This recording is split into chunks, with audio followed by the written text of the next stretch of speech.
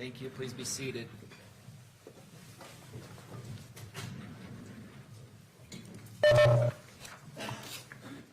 Good morning, everybody, and welcome back. For the record, it is March 13th, 2026. This is case number 251-401-132. State of Utah versus Sundwall. I'm sorry to have my back to you, Your Honor. I forgot a few things from my... You're fine. Counsel, the jury is here and ready to go. Yesterday evening, you were sent the court's proposed curative instruction. Have there been discussions on that? I think the ball's kind of in the state's court at this point in time. Yes, Judge, we reviewed that. I saw that Mr. Williams emailed and said that he agrees to it. It does not resolve the state's concerns. It does not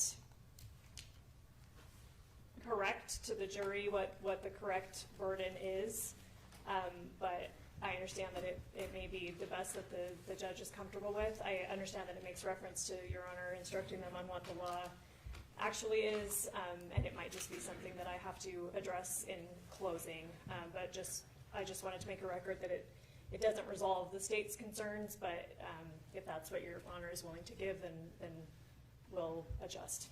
And let me tell you a little bit about why I'm suggesting this. I'm worried about overcorrection, if you will. Making it bigger than it needs to be. They've got their instructions. They already know. So I'm really worried about that. I have already indicated I think you're entitled to a curative instruction. The question then is, when do we want to do that? Do we want to read that to them this morning and put it in their binders?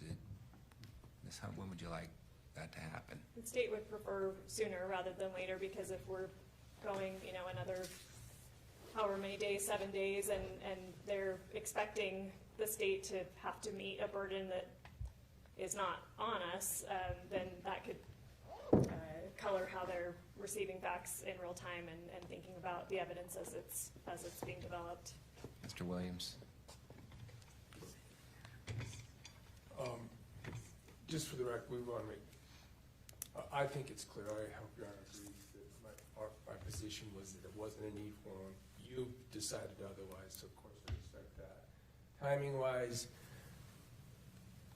as you said, I mean, they have their preliminary instructions. It includes this concept. They'll have them in closing. If this curative were to be part of something, it seems it would normally be in closing instructions. But I'll just defer to the court about what you think, as you've obviously given a great thought about this issue, whether timing, how it relates to what Your Honor believes the purpose of this. Thank you. I intend on reading this to them this morning, and then we'll have it included in their binders, just to alleviate any concerns that the state may have and to clear things up. Again, I wanted to keep it simple. All right, anything else we need to cover before we bring them in? Yes? I'm more queuing this up. I'm not sure if you want to address it now or perhaps at next time.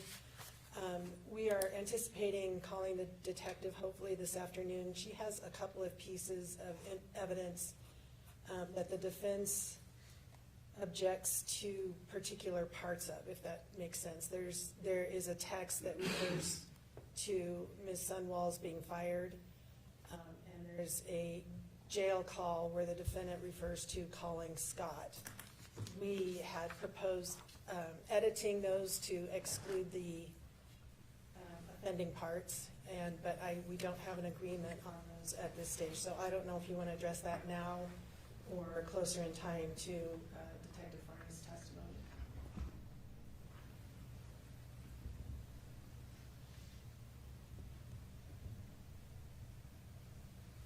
So haven't I already ruled as it relates to any statements as to Ms. Sundwall being fired? Yes, Judge, and that's why we were taking out that word. Okay, Because she says in her text, I was fired, and our proposal was to substitute lost my job, which I believe was consistent with your order. But the defense has not, it requires obviously editing a piece of evidence, but in context, that's the only way it makes sense. Mr. Williams? Judge, on that particular feature, I had proposed, and this is obviously just a suggestion, perhaps we could get the proposed exhibit around to you and me in its edited form. Maybe that happened, I didn't see it. What I wanted from the state was just to see exactly what they were gonna give, and then I could tailor my concerns to it. Okay, So maybe, and then if you're going to have to rule on something, you're going to need it. Yeah. You're gonna need to see it and then it be part of a separate record if it ultimately is, or, I mean, depending on the ruling. So that's my response to that. Ms. I don't Thompson, think we need to do you do it think you now. can get that to Mr. Williams? We have and to the sent court? it, I mean, the evidence is voluminous, so I can't fault him for overlooking it, but he has it, I'll bring his attention to it and see if he has an agreement on it. The other piece is defendant in a phone call said, maybe I'll just tell Scott, blah, blah, blah. Obviously, he doesn't want his name in there as the attorney.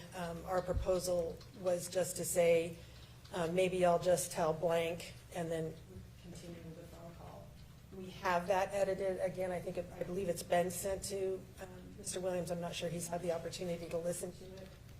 I think we'd need to follow the same course on that too, so he'd get a chance to hear it. Yeah, and that one is extraordinarily fraught.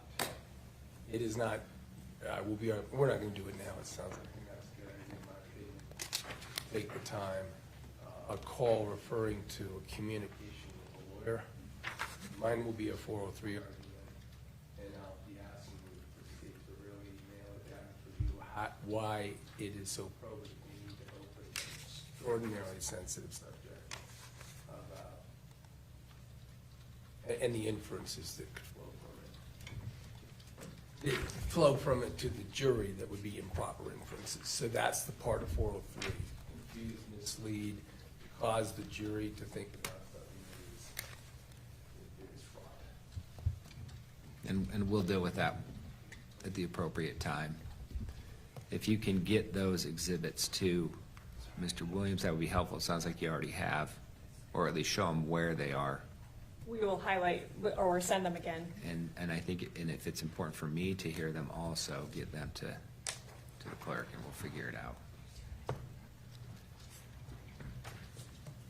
Anything else we need to cover, or let's talk about the plan for this morning. What do we got? No, thank you, Judge. We are still a little bit behind schedule. I believe we're making up time. We have our witnesses ready to go for today. I don't know if Your Honor has any other questions about. I would, since we're gonna have that extra day, I would really, really, really hope that we can have that Tuesday for deliberations. That is our absolute goal. We've even talked about witnesses that we can cut or streamline. We are doing our best to obviously make sure that the jury has enough time to have the case and deliberate and be released as their subpoena indicates. Thank you. All right, well, what the plan is then is we'll bring the jury in. I'll indicate to them that we have a new instruction that will be included in their binders. I will read that to them this morning, and then we'll just jump right in, and I'll ask you to call your next witness. We all on the same page? Yes, Your Honor. All right, let's bring them in.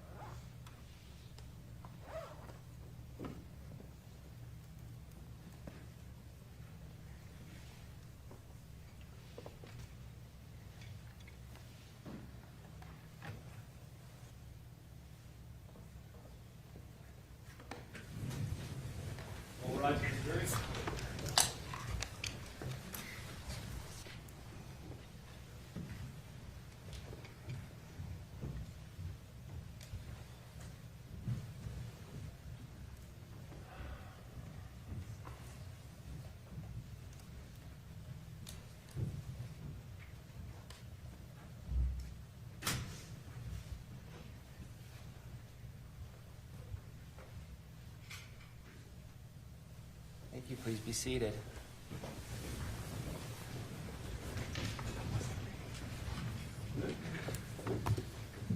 Ladies and gentlemen of the jury, welcome back.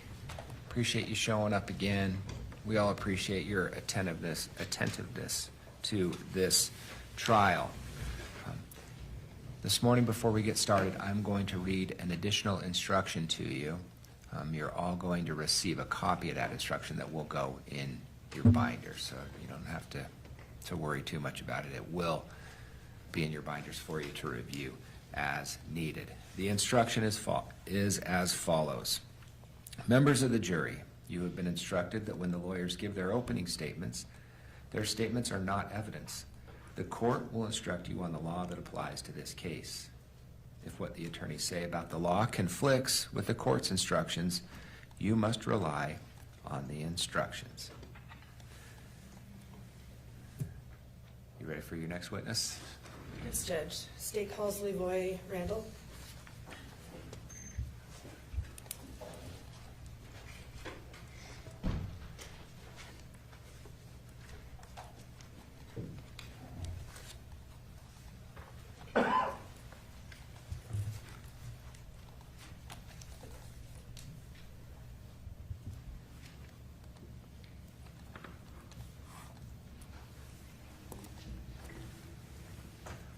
Please come forward, sir, up here near the clerk, and we'll get you sworn in.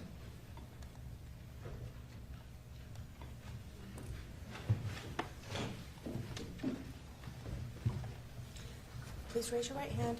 You do solemnly swear your testimony you shall give in the case now before the court will be the truth, the whole truth, and nothing but the truth, so help you God. I do. Thank you. Come on over here, sir, and have a seat.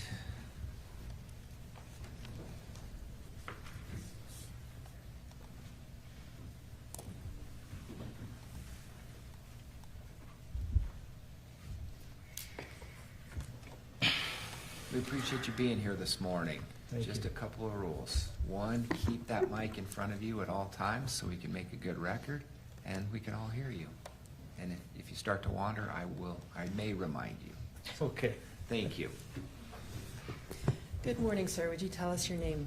Lavoy Randall, And how do you spell both names, please? Levoy Randall. And do you go by something else? Lee. Lee. And what would you like me to call you today? Lee's fine. Okay, thank you. Sir, what city do you live in? You don't have to give us your address. Payson, Utah. Have you lived there a long time? 11 years. Have you been from Utah originally Yes, and lived here most of your life? most of it. Are you acquainted with Meggan Sundwall? That's my daughter. All right, and could you identify her for the record? Just tell us where she's seated. She's sitting right there by her attorneys Okay. I guess what position at the table is she seated? on the right-hand side. Thank you. Could you describe for us your relationship with Ms. Sundwall?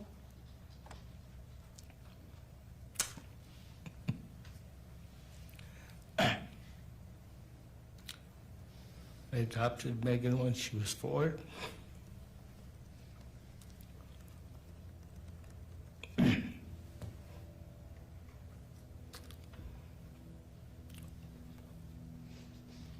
We're close.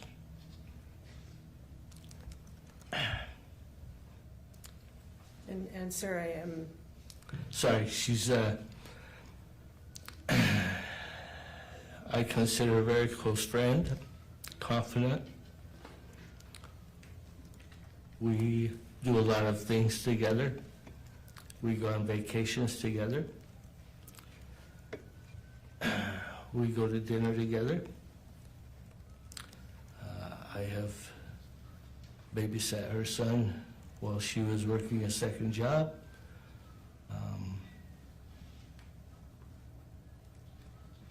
Did that answer your question? Yes, sir. And I am deeply sorry for the position that you find yourself in today. Were you also, excuse me, acquainted with Kacee Terry? Yes, How did you come to know Kacee Terry? through Meggan. They worked together, so she introduced us. We've known Kacee for 10 years, 11 years. She came to our house for Christmas, Easter, Thanksgiving, birthday parties. So we knew her well. Okay. 10 or 11 years since now or since the date of her death? Oh, I'm sorry.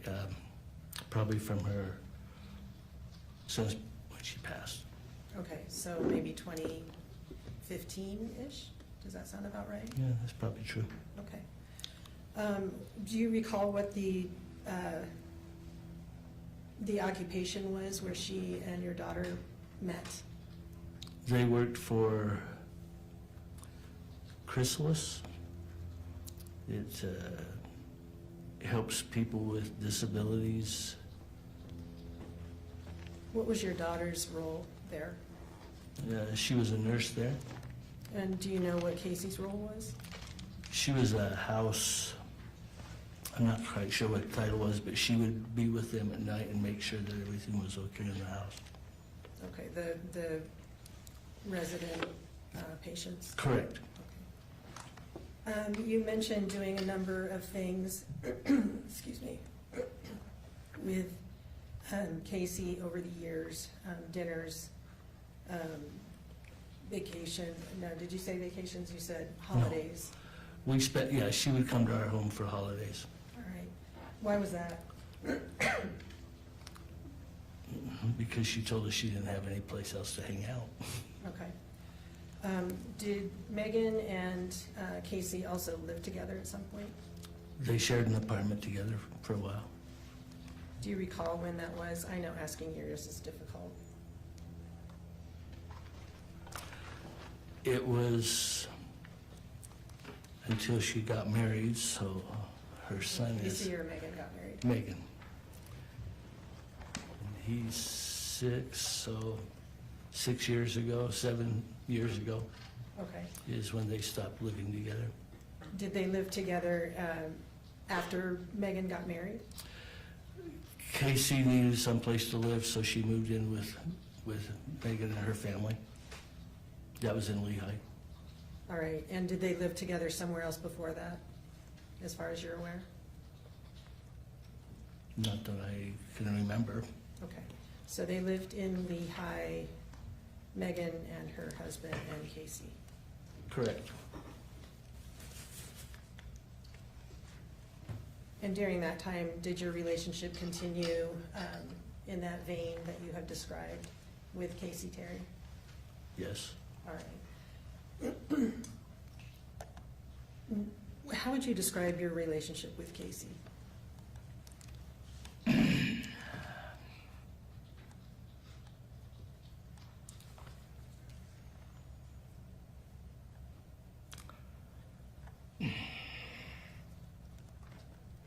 She said I'm the closest thing she had to a dad, so she called me Dad. Were you aware of what had happened with her own parents? She didn't tell me. Meggan told me, and so I knew through her. All right. You were aware that Kacee did not have parents? Correct. All right. Were there times that that Kacee and you, I guess, shared any religious beliefs? Yes. Can you tell us what that was? Kacee asked me to give her blessings a few times, several times. Tell us what a blessing is.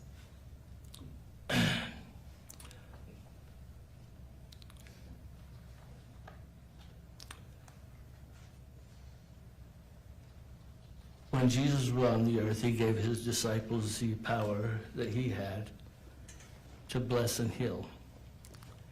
That power has been restored to the earth. I have that. Kacee asked me to come and give her blessings. You said to bless and heal. Yes.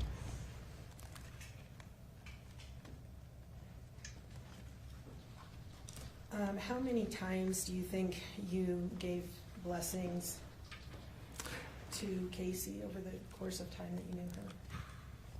Several, maybe a dozen. Several to a dozen? And how many of those did she ask you for as opposed to Meggan asking you for? A lot of times, I object to the question in terms of asking about I a can comparison. I can rephrase that. My apologies. Thank you. Lee, how many times did Kacee directly communicate to you a request for a blessing?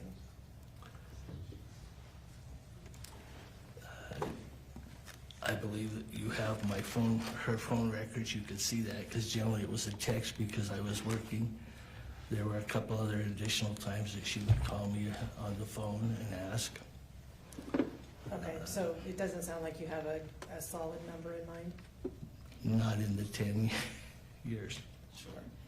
When is the last time you recall giving her a blessing, other than August 12, 2024?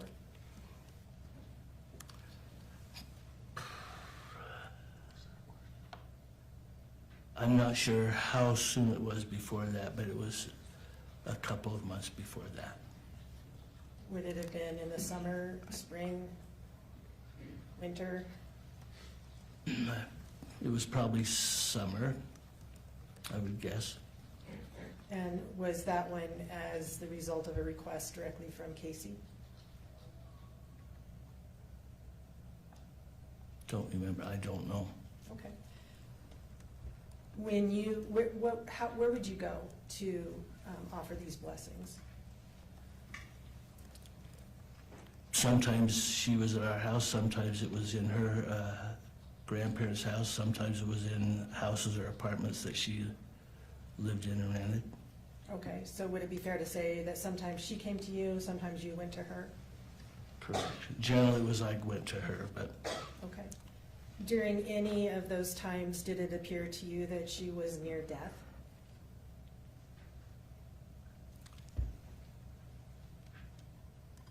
no.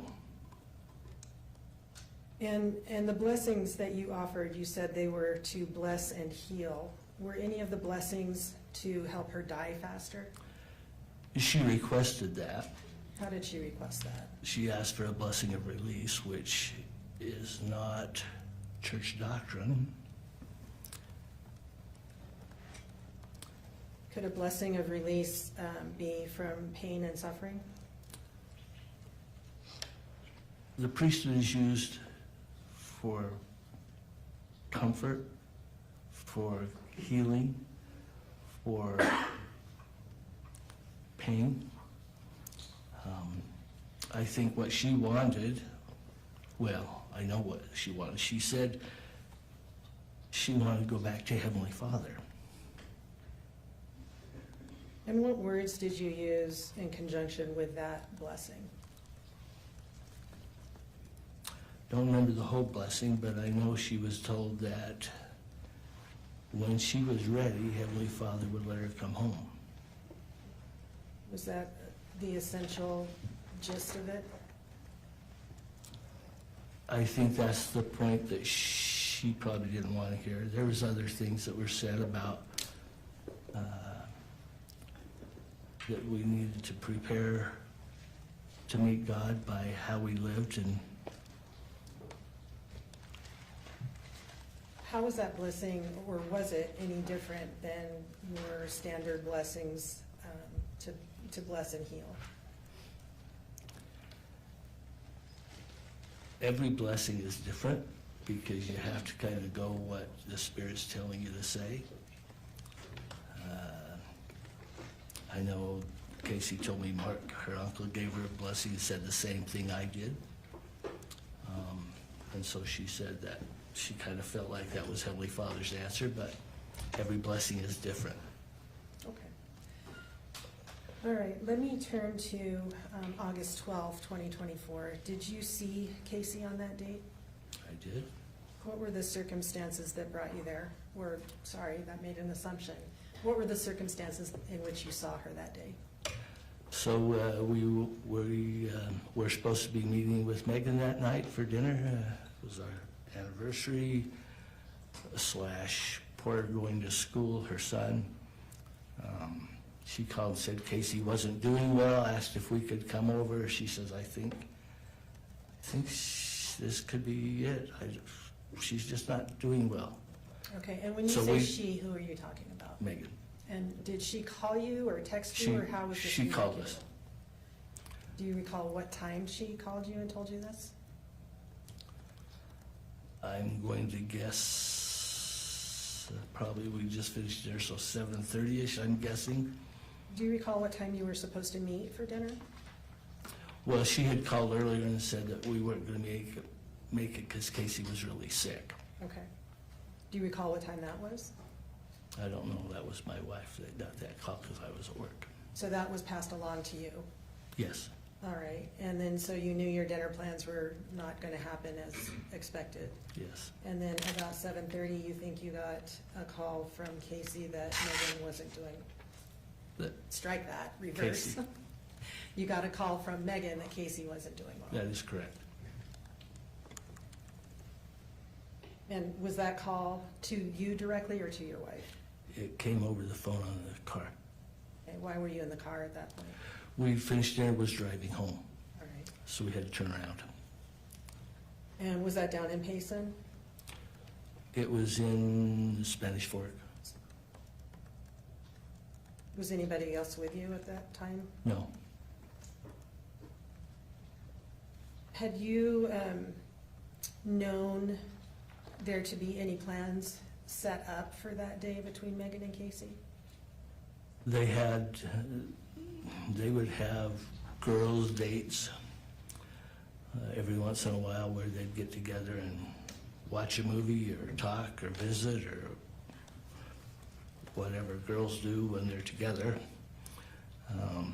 It was just something they always did, and now that she had it got a little harder for her to do, and she was working, so. And by she, who are you Meggan. referring to? But they were planning on having a girls' day, girls' event, getting together for that. How was that conveyed to you?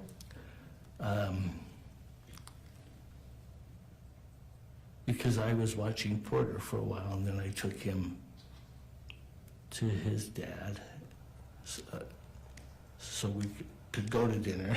We were all gonna go together, but when she canceled that, then I took him home. Okay, so earlier in the day, Meggan had asked you to take care of her son so that she could go have this girls' day with Kacee, is that accurate? Yes, yes. Do you recall what time of day that was set up? I don't know, I babysat him a lot right through there. I don't know. Was it set up the day before or a week, was it set up that same day or when? No, it was set up before that. I don't know when, but I was retired, so it was easy for me to do. Okay, so the plan, as you understood it before August 12th, 2024, was that Meggan was going to be spending the day with Kacee so that you would be taken care of? That is correct. But you don't recall how many days in advance that was I set do up? not. All right. Okay, you said you got this call and turned around. Where did you go from Spanish Fork? Where you We went got the call? to Kacee's house Where's Kacee's house? in, I think it's Lehigh. Do you recall how long it took you to get there?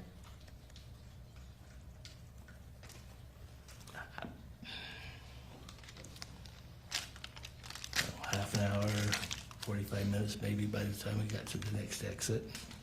Were you driving or was your Was. wife driving? I was driving. When you got to the location, what did you do? We parked in the front of the house Did you park on the street or on the driveway or in that No. circle drive? on the drive, on the park strip. Okay, so on the street, directly in front of the house? correct. Okay, and then what did you do? We walked around to the back of the house. Why did you do that? We were asked by Kacee to come to the back so we didn't disturb her grandpa. Did you, so you talked to Kacee that day? No, we've been there before, Okay, and she just says, hey, when you come, don't bother my grandpa. It's hard for him to get to the door, just come to the back. okay. What was the back? You walk up the driveway around the house, down some steps to a little, like patio. And so normally Kacee would meet us at the door. Okay. Did Kacee meet you at the door this time? She did not, Meggan did, So Meggan met you at the door? correct. Did you have to knock, or was she just there waiting? No, she was there waiting. All right.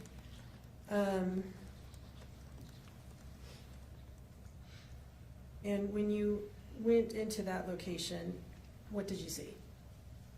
Right when you first went in? Kacee was lying on the bed. Sorry, before you got to her room, tell us about the. It's dark. The lights weren't on. Casee's room was at the end of a hallway, the light was on, and so we just walked back there. How do you proceed from that door to where Casee's room was? Can you just describe that for us a little bit? There's some kind of a big room when you first walk in, and then you just walk straight, you go right across the room to the hall. There's a couple of doors off that hall.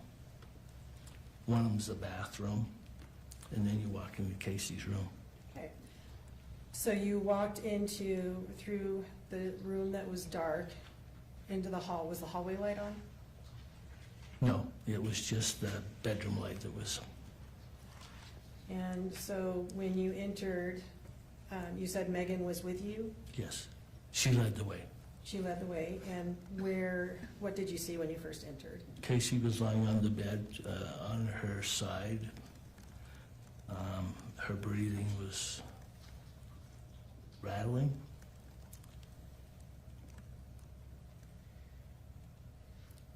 What do you mean rattling? It wasn't, I don't know how to describe it. I call it a death rattle. It was very labored and very kind of jagged. It wasn't smooth and even. What did you think when you saw that?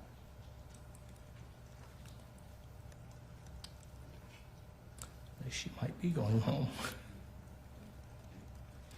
The only time I've heard that breathing is from somebody that was going to die soon.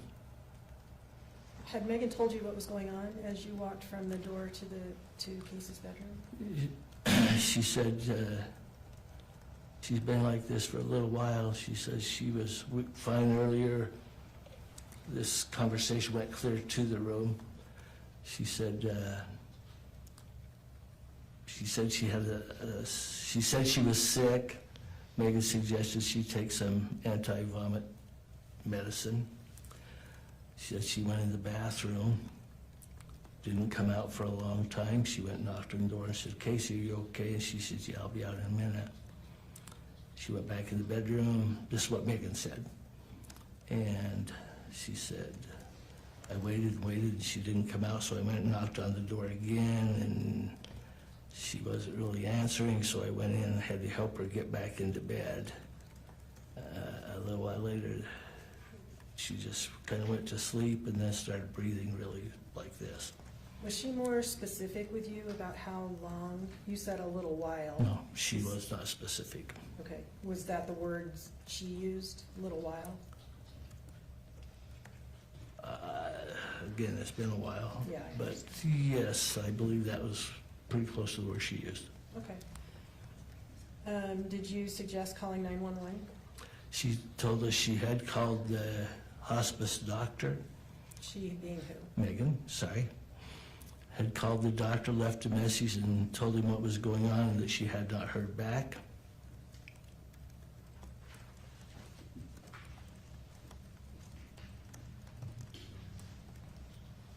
Did you suggest calling 911? No, because Megan had told us that there was a DNR, so she did not want to be resuscitated. Did she show you a DNR? No, we didn't ask her to. Okay. Had you ever seen a DNR for Kacee? No, And what is a DNR? do not resuscitate. All right, so Megan told you that she had called the doctor and left a message, but not to call 911 because she had a DNR. We didn't talk about calling 911. You didn't talk about it, okay. Did you indicate any concern about Kacee's status? Well, we were worried, we were wondering if there was a way we could turn her on her back, or if she could maybe breathe easier. But that was all. Okay. If Megan had not told you there was a DNR, how would you have responded in that situation? If Megan had not said there was a DNR, she would have already called. But she had told us long ago that there was a DNR, Okay. long time. You said you wanted to move her to make it easier for her to breathe. Did you do that? No, she was too hard to move. And so what did you do? We talked about when the doctor might call back. We talked about how she was suffering. And it wasn't too long after that Mark came down and asked what was going on. All right, I'll come back to that. Okay. Did you actually do the blessing? Do you recall? I don't recall, we talked about this in your office, I don't recall if I did, but I would guess with my own family, I would have. And would the words you expect you would have used be the same that you talked about just a few minutes ago? It probably would have been more along the lines of, Kacee, if you're going home, don't worry, we're okay. All right.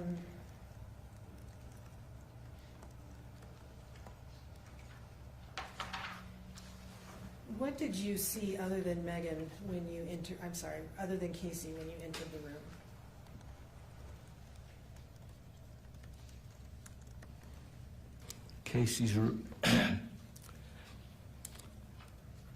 Casey's room was always very spotless. She was very good at keeping her, I mean, whenever I was there.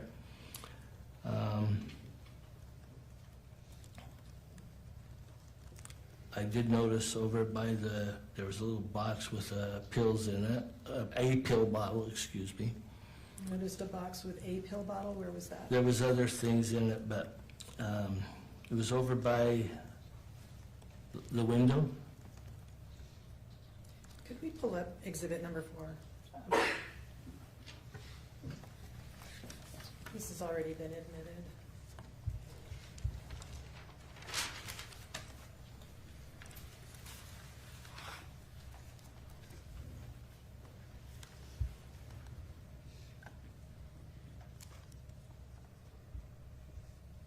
Let me know when you see that on your monitor, sir. Okay. Well, it was there, but, okay. Okay, I think it's gonna stay now. All right. Do you recognize that, what that depicts?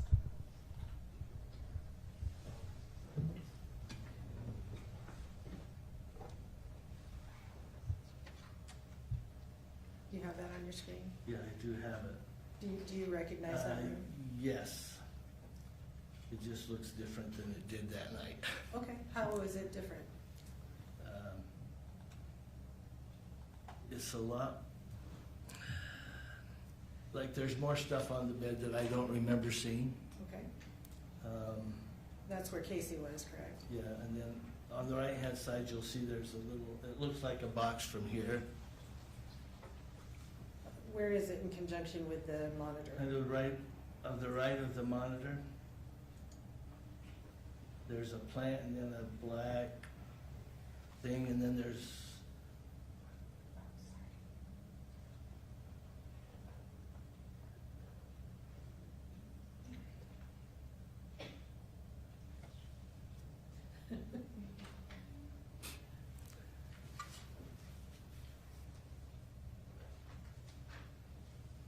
I'm not sure we're gonna, anyway, I think that's the box, and the only reason I recognize the pill bottle, there was a logo of like Walgreens or something on the top. okay. I don't know what was, but it looked like a pill bottle from that, and then there was a bunch of other stuff, which I don't know what was in it, but it was a pretty full box. All right, is the box still there, or are you describing the location? No, it still looks like it's still there. Okay, next to the gray lamp? Right above the mouse. Gotcha, okay. All right, so you noticed there was a pill bottle in that particular container, Right? and that there's more stuff on the bed now. And Kacee was on the bed. How was Kacee? So Kacee was laying kind of on her side. I could see the scar from her leg. Okay, In fact, I went and looked at that specifically because I had heard she had broke her leg. I didn't know the scar was going to be like that or that big. okay. And then the blanket, there was this white blanket, and there was it was like what's it called? Like a care box. Whatever they got together, they had treats. They kind of partied. Okay. As Was in- it literally a box? I don't know if it was a box, but it was bigger than the shoebox. And the blanket, when Meggan showed us the box and said, "This is what Kacee got me for our visit today," Where was the box when you saw it? Meggan picked it up off of the table, and I think the table is on the left of the recliner there. Okay, to the far left side of Exhibit 4. Yes, it's kind of out of the picture, you don't see it.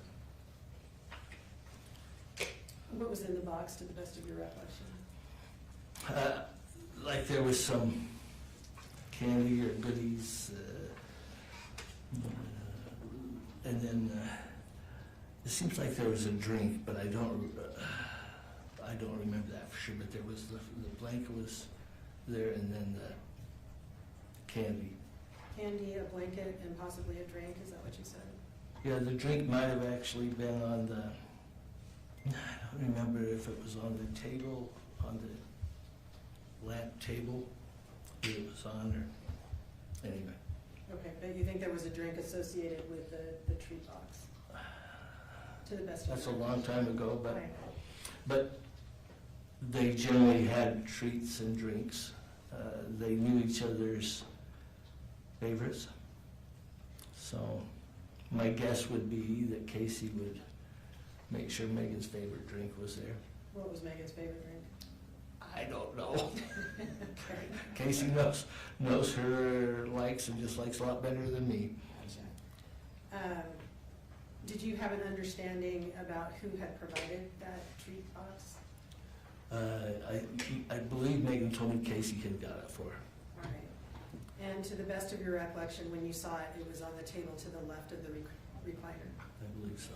In the photo, I guess in real life, that would be to the right of the recliner. In the screen is the left of the, Meggan had been sitting in the recliner, did sit in the recliner, and it was off to her right, so it would be left of the screen. Right, gotcha, okay. Did you notice anything on the floor in front of the recliner? I did not. And you said Meggan, once you entered the room, did she go and sit in the recliner? We did, eventually, I mean, we were talking for a while, kind of going through everything, and then she did sit there. There's well, you can kind of see behind the door, there's like a desk chair, and my wife sat in that. And we're talking about the far right side of the, of Exhibit 4 It was, yes, that just ran away from us? yes, but yes, And so your wife was in that kind of desk chair, Meggan was in the recliner, where were you? standing. Where were you standing? I was moving around. I had back surgery not too long before that. I sitting or standing in one place very long, so I paced. Okay, all right. And you said you were there until Mark came in. Until after Mark, because we talked. I had never met Mark before, but he came in, told us who he was. I shook his hand, told him who I was, and he asked what was going on. What brought Mark into the room? Are you aware? I don't know. Okay, he just came down, came in, and what was his immediate statement? I think he was going, well, he said, "What's going on?" Because she's on the bed, breathing hard, and I'm standing there. He didn't know who I was. Meggan said that Kacee was not doing well and that she thought she was, because we all thought she had cancer, we thought this was going to be when she was going home. And so what did Mark do, to the best of your recollection? He said, we need to call an ambulance. Meggan said, there is a DNR, just so you're aware, at American Fork Hospital. And he said, well, I don't want her dying in this house. And so he went upstairs. I don't think he had, I think he went upstairs to call. Did he make any phone calls before he went upstairs? I don't think he had his phone. Okay, so he went upstairs, what happened then?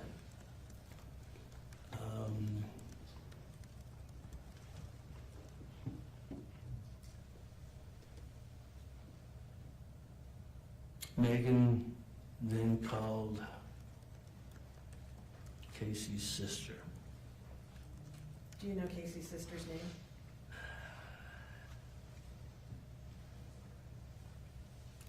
Kylie? I think it's Kylie. I'm testing you today.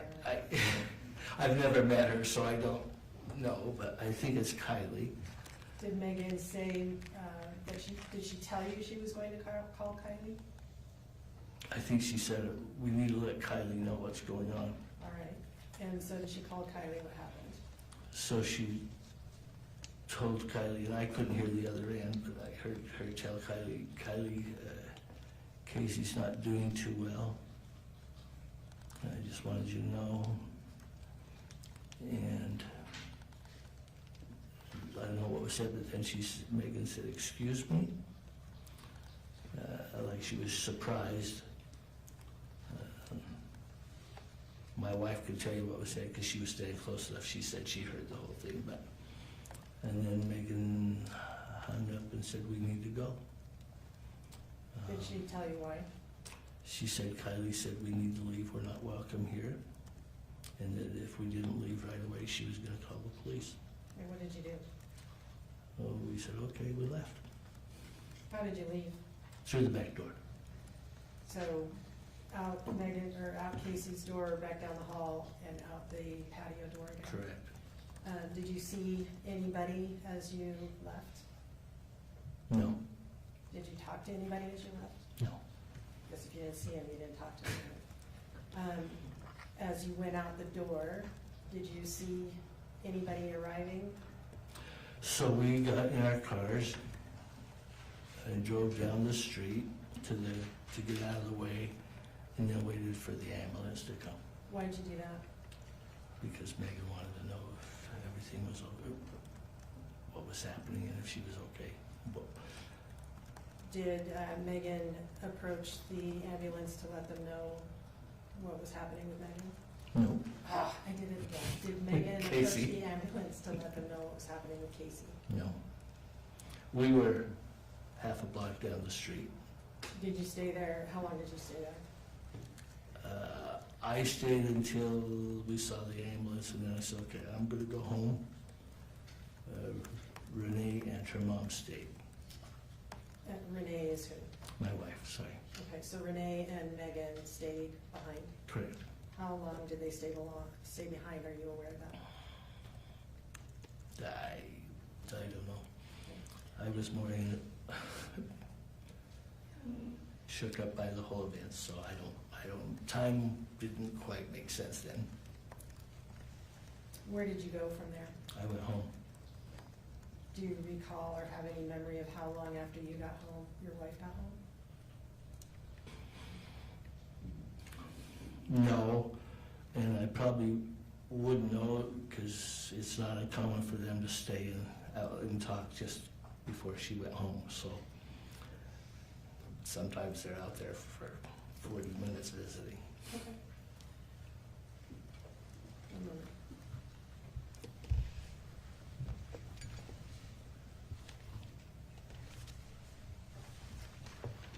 I did not make clear, do you recall what time you arrived at Kacee's house? And we kind of did talk about, we were eating dinner, probably left about 7:30, halfway home, it was 30 to 45 minutes after that, so 8:30 maybe? Okay. Do you have a memory of how long you were in the room before Mark came in?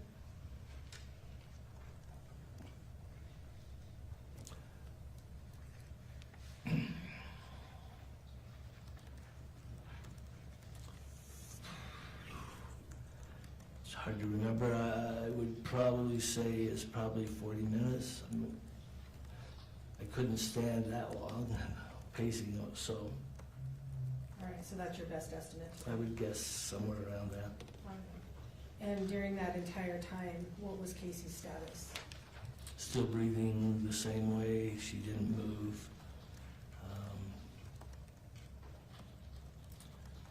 She didn't move a muscle. Was she conscious? No, Was she ever conscious during any of the time you were there? no, Were you ever able to get a response from her? nothing. One more minute.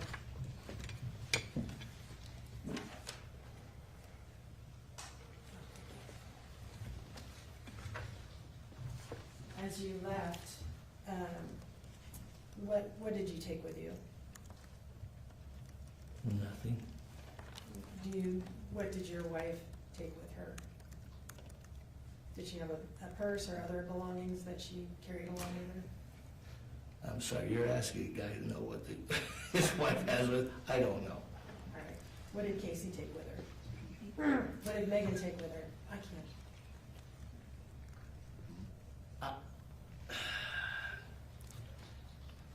Until you showed me that, I thought she took the blanket and stuff with her, but the blanket's right there, so.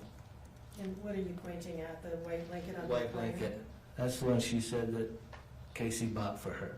All right. Did she take the treat box with her?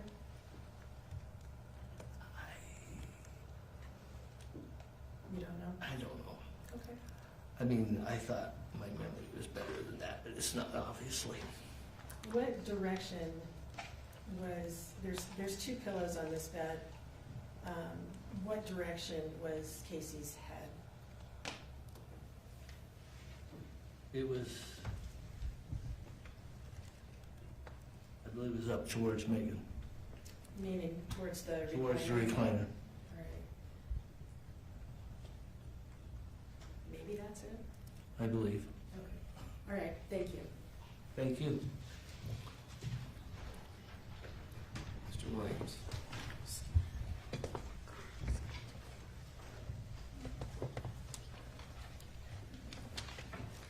Accordingly, as Megan's father, we've certainly had plenty of times to talk, right? Yes, You've also talked to the police within, I think, a day of Kacee's passing, right? correct. They came and asked me several questions, about an hour's worth. Also, just recently, maybe a couple weeks ago, you agreed to go and be interviewed by the prosecutors in this case, right? That's correct. And you, notwithstanding the circumstances, you went there and submitted to another interview right before this trial, right? That is correct. I'm actually gonna start sort of on the same subject that Ms. Thomas did, but ask you to expand on it a bit. You told us about adopting Meggan and raising Meggan, right? Yes.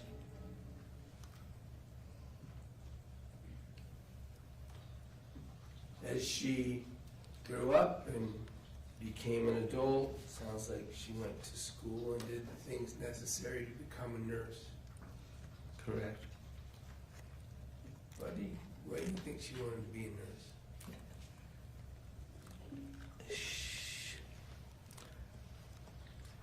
She was one of those kids that if she saw a stray cat and thought it was hurt or scared, she'd bring it home and hide it. So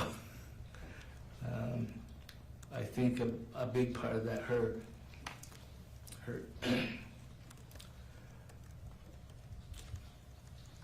her grandfather, who she lived with before we got married,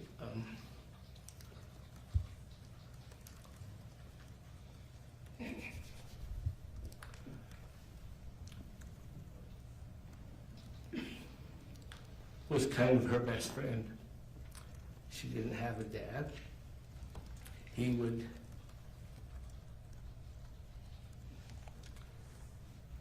check her out of school and take her to the zoo, or they just were buddies and they hung out. He got cancer. So she, as growing up, sort of her dad and her best friend,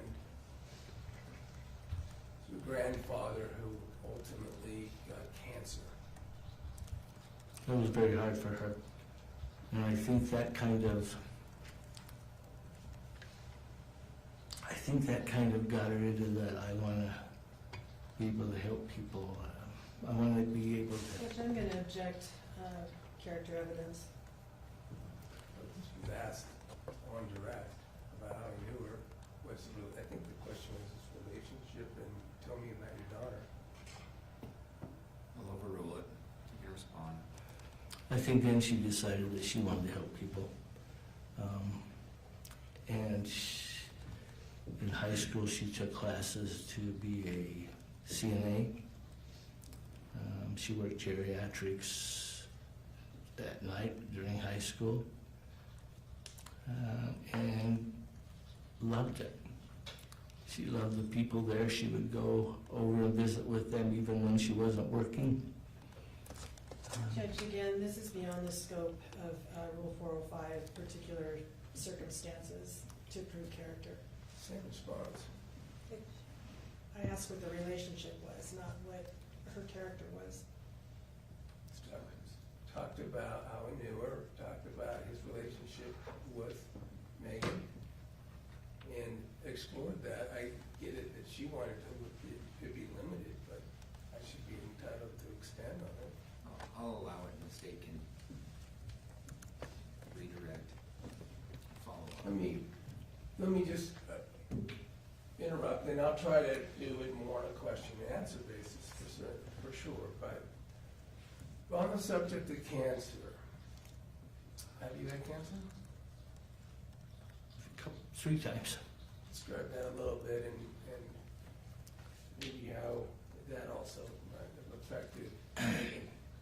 I've had oral cancer 3 times. Most of my tongue has been removed and been replaced by a part from my wrist. That was after the 3rd surgery. I had to relearn how to talk.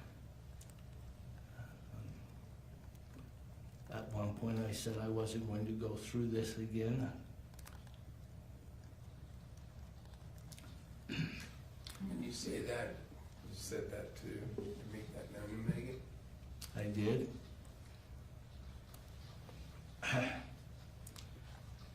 Her response was that it was a hard decision to make,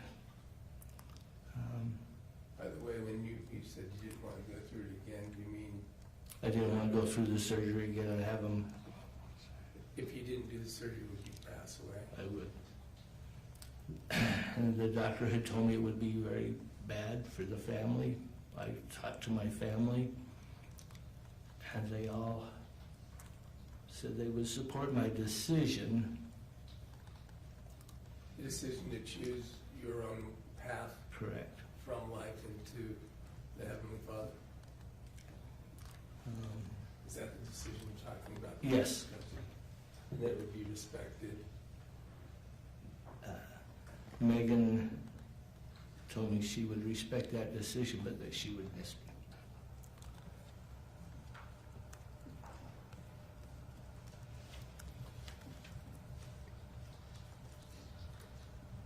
We're glad you're here. Let's turn to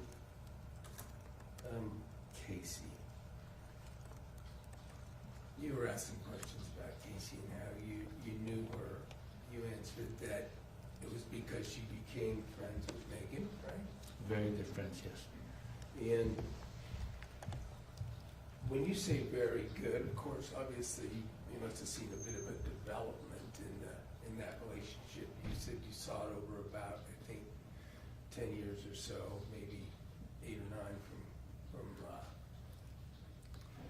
Kacee's passing, but did it develop into a pretty remarkable friendship? Yeah. They talked almost every day. Meggan talked to us about Kacee quite a bit. She came to birthday parties with my grandkids and bought them gifts. So we were like her adopted family. And I wanted to flesh that out a little bit, but when the way Meggan acted with her best friend, her grandfather, who ultimately died from the cancer, you describe that as essentially unconditional love. Yes, definitely. As Meggan, in her relationship that grew, would you agree that she became best friends with Kacee? Yes. I believe they shared things with each other that they wouldn't tell anybody else. Would you say it got close enough that you would characterize it as one of unconditional love? I do believe it was. Now, when she was having, through the course of this relationship, Kacee certainly expressed to you, and it was your understanding that she was sick, right? Yes. That started really at the first. That she was going to die from cancer. That's what you understood, right? Yes. For years that was regularly and constantly given by Kacee to you as her condition, right? That is correct. Not only that, Kacee would regularly and constantly press upon you and the family that she wanted release from great suffering. Is that right? Yes. Now, you described it as the adopted family. Did you know that on her phone contact for you is Dad? I didn't know that, but whenever she texted me, it started with Dad.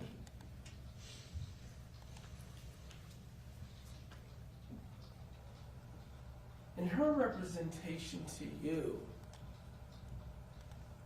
was that she needed an adopted family. She needed a family because she didn't have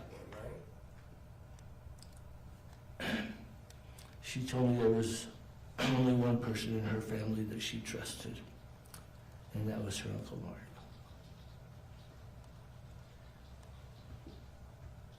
And I'm sorry in advance a little bit for this, I guess, because, I mean, it sounds like you got very close to Kacee, right? Not as close as Meggan, but, yeah, I helped her move a couple of times. I mean, it's just kind of what you do for your kids, so we tried to make sure she had a good Christmas, had gifts, made sure she came to Thanksgiving dinner, those kind of things. Did you also want to provide her comfort and care and connection with what you know now was all a complete lie, but in connection with what she was convincing you was cancer? Do you want to care for her? We just didn't know what to do. And look, this happened over a long period of time.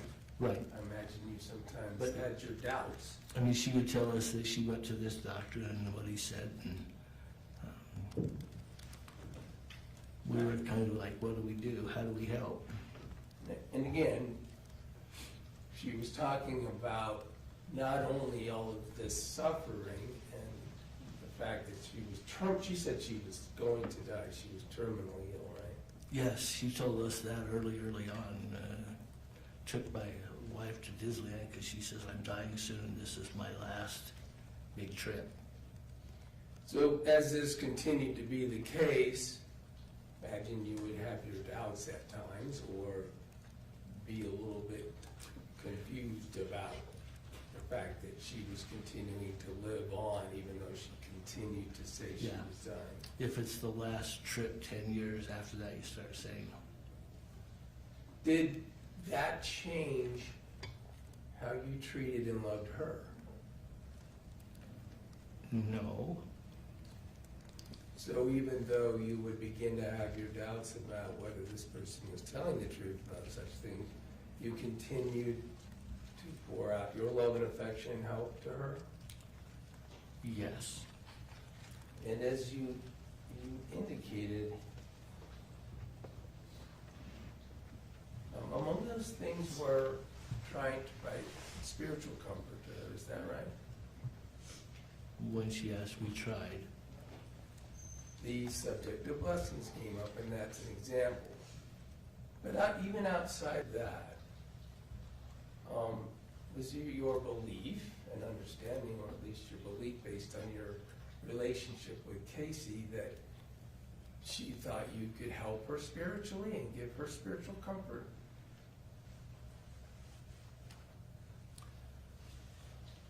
I think she was hoping that I would be able to give her away, A way to go from this get world. what she wanted. So in general, did you feel like she would sometimes not only,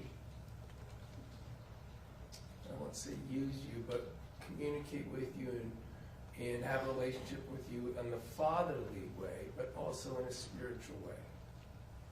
Yes, there were times when she would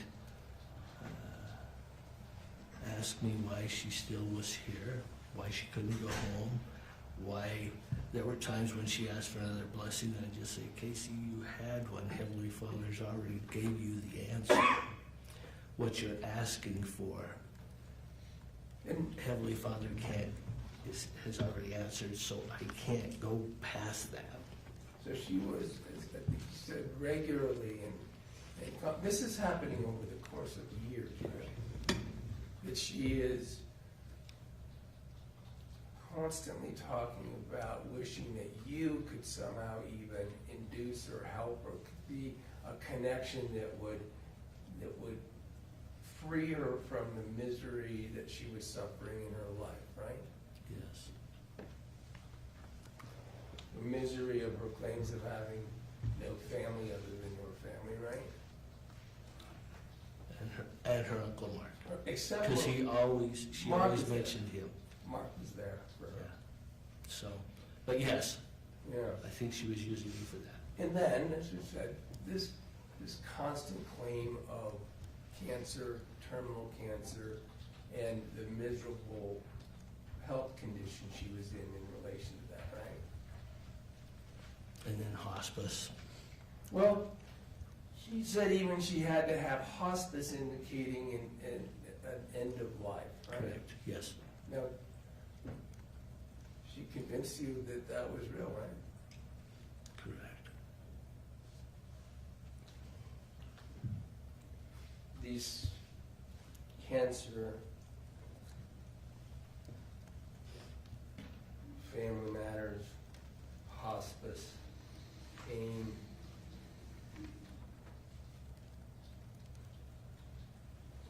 you now know it's all false. Right? Yes. But you believed it then? Yes.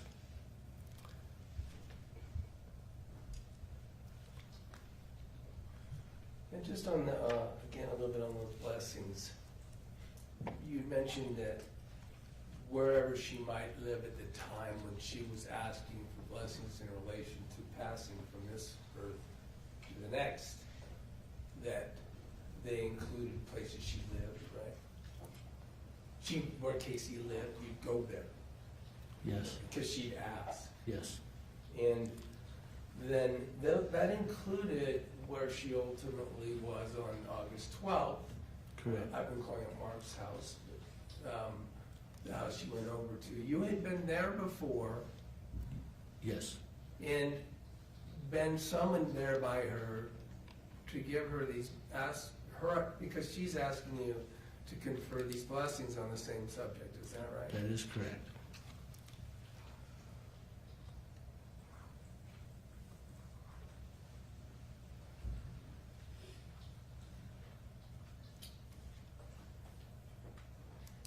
Now, Kacee never spoke to you directly about suicide, right? No. And for that matter, Meggan never spoke to you directly about suicide, right? Or of Kacee's suicide. What she would say is Kacee wants to go home so bad. Meggan would communicate to you the same things that you're describing Kacee did in terms of the constant and communication from her best friend that her best friend wanted to pass. Correct. Because she was in misery, right? Yes. Because of her cancer and health problems. Yes, including showing the emails from Becky, who was supposed to be the hospice nurse. Sometimes there was even some events that Meggan shared with you related to Kacee's constant outreach on the subject of passing, of dying, of being miserable, of wishing Meggan could help her somehow, and asking Meggan as a confidant. You saw those communications that came from Kacee? Some of them. Some. Not everything. I think there were some confidences that she But- didn't share. Let me talk about that. Never the word suicide or the discussion that either Kacee would commit suicide or Meggan would be agreeable that that was okay, right? No. And in your church doctrine, suicide is wrong, right? That is correct. And that is a teaching Of the church, of yes. the church. Yes.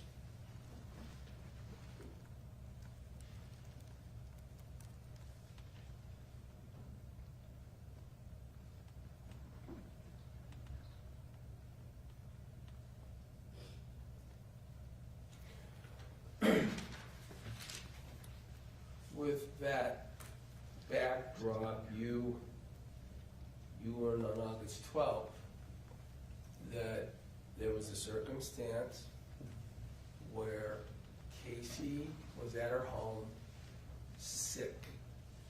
That's what your understanding was, right? That she was not doing well, yes. And frankly, might pass, might die. Correct. Yes. And that, consistent with other times, was her desire to have you be there to give a blessing. remember? And that call, the communications you got to be summoned over to that house included you for the ability to provide a blessing. No, that's not what, Meggan called and said she's not doing well. I think she might go. Okay. Can you come over? It was at the house after you It got wasn't the any, blessing? there was no Okay. mention of a blessing. Okay.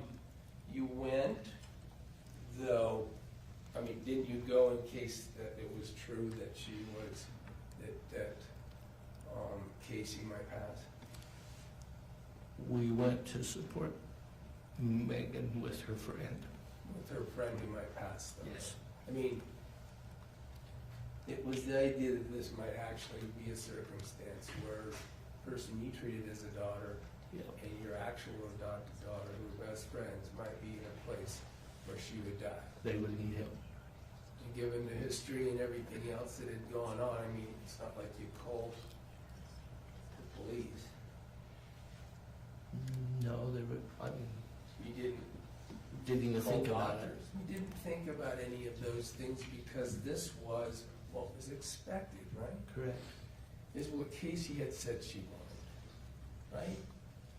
She said she was dying, and And what hospice said she was dying, and Kacee would work very hard to make clear to you that if she died, she did not want to be resuscitated. Right? she had made that clear to Meggan, and Meggan had told us that. Well, she had talked to you directly. Well, she had about it. said that she wanted to go, and For years, she asked several times, can you please give me a blessing of release? for years though, I think you said for years she had talked to you about that, notwithstanding that was her desire, that she had a DNR. It was assumed that, yes. And that belief that she had a DNR, I mean, you never asked to see it, right? No. But to you, didn't that mean that even if I was at a doctor's, I wouldn't want any help, I would want to pass? Correct. I take it that was probably not very surprising, given how much she had told you that already, right? Yeah. And asked for blessings and stuff, right? My parents had DNRs, so I knew what they were, I knew what that meant. So when you arrived there, the point is that if it appears that Kacee is in a condition that she might die, it was never your intent, with all of that history and knowledge, that you were going to call the police, right?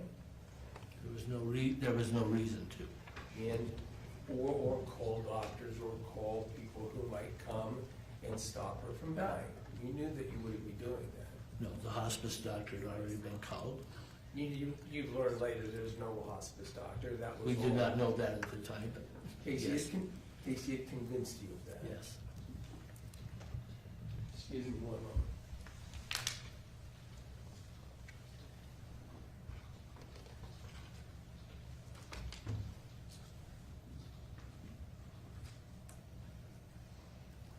When you got there and went in the house, and you have described some of the things you saw,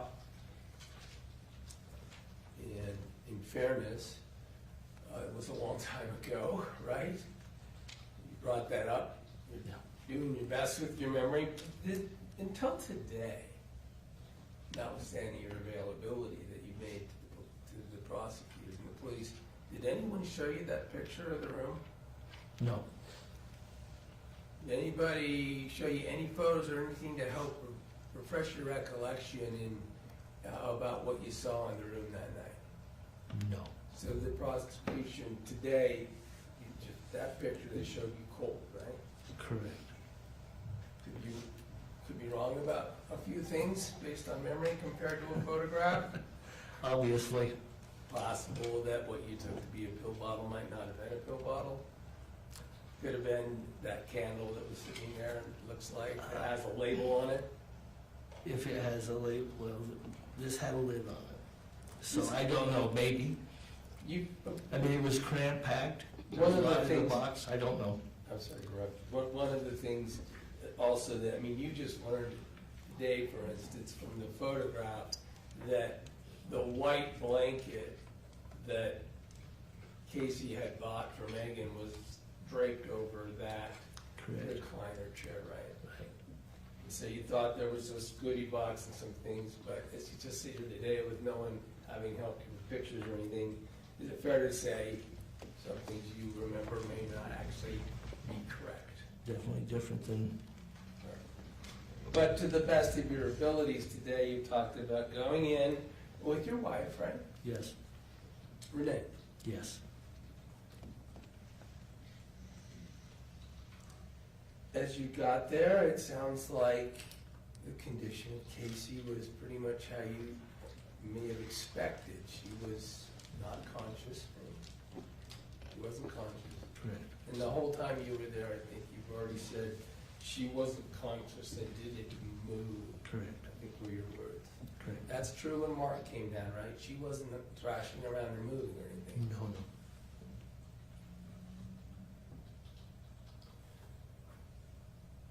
And while you were there,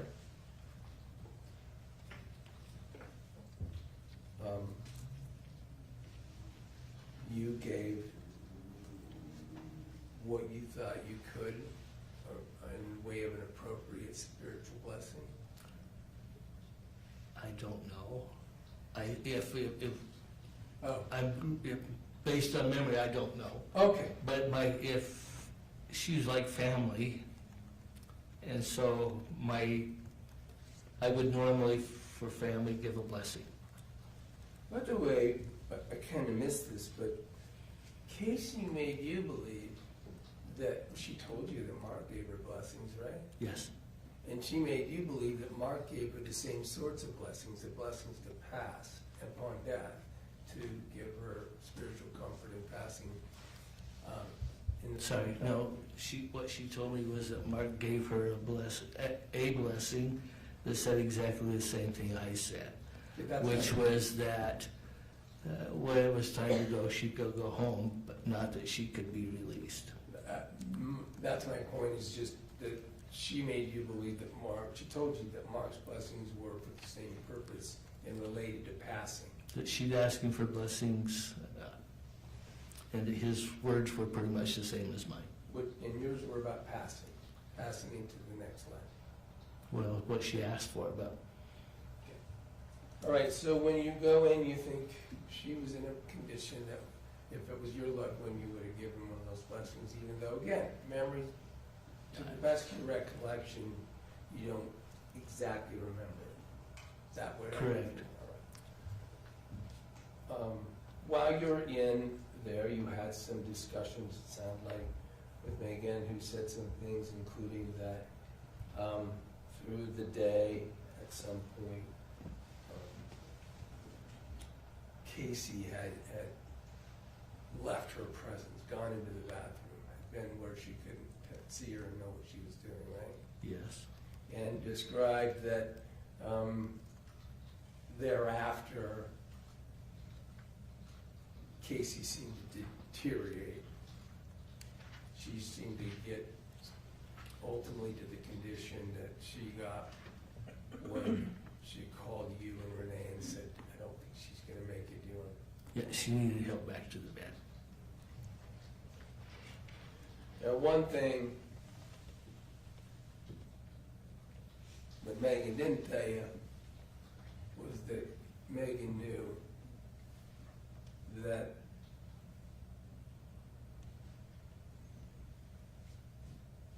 Kacee had asked Meggan to come over to be part of Kacee committing suicide, right? Meggan didn't tell you that. No, Meggan didn't ever tell you or show you all the messages that had to do with Kacee committing suicide, right? no, Suicide, according to your religion, is wrong. that's correct.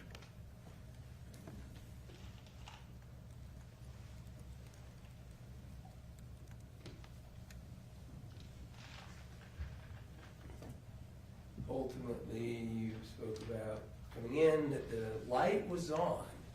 In the room where Kacee was, the light was on, right?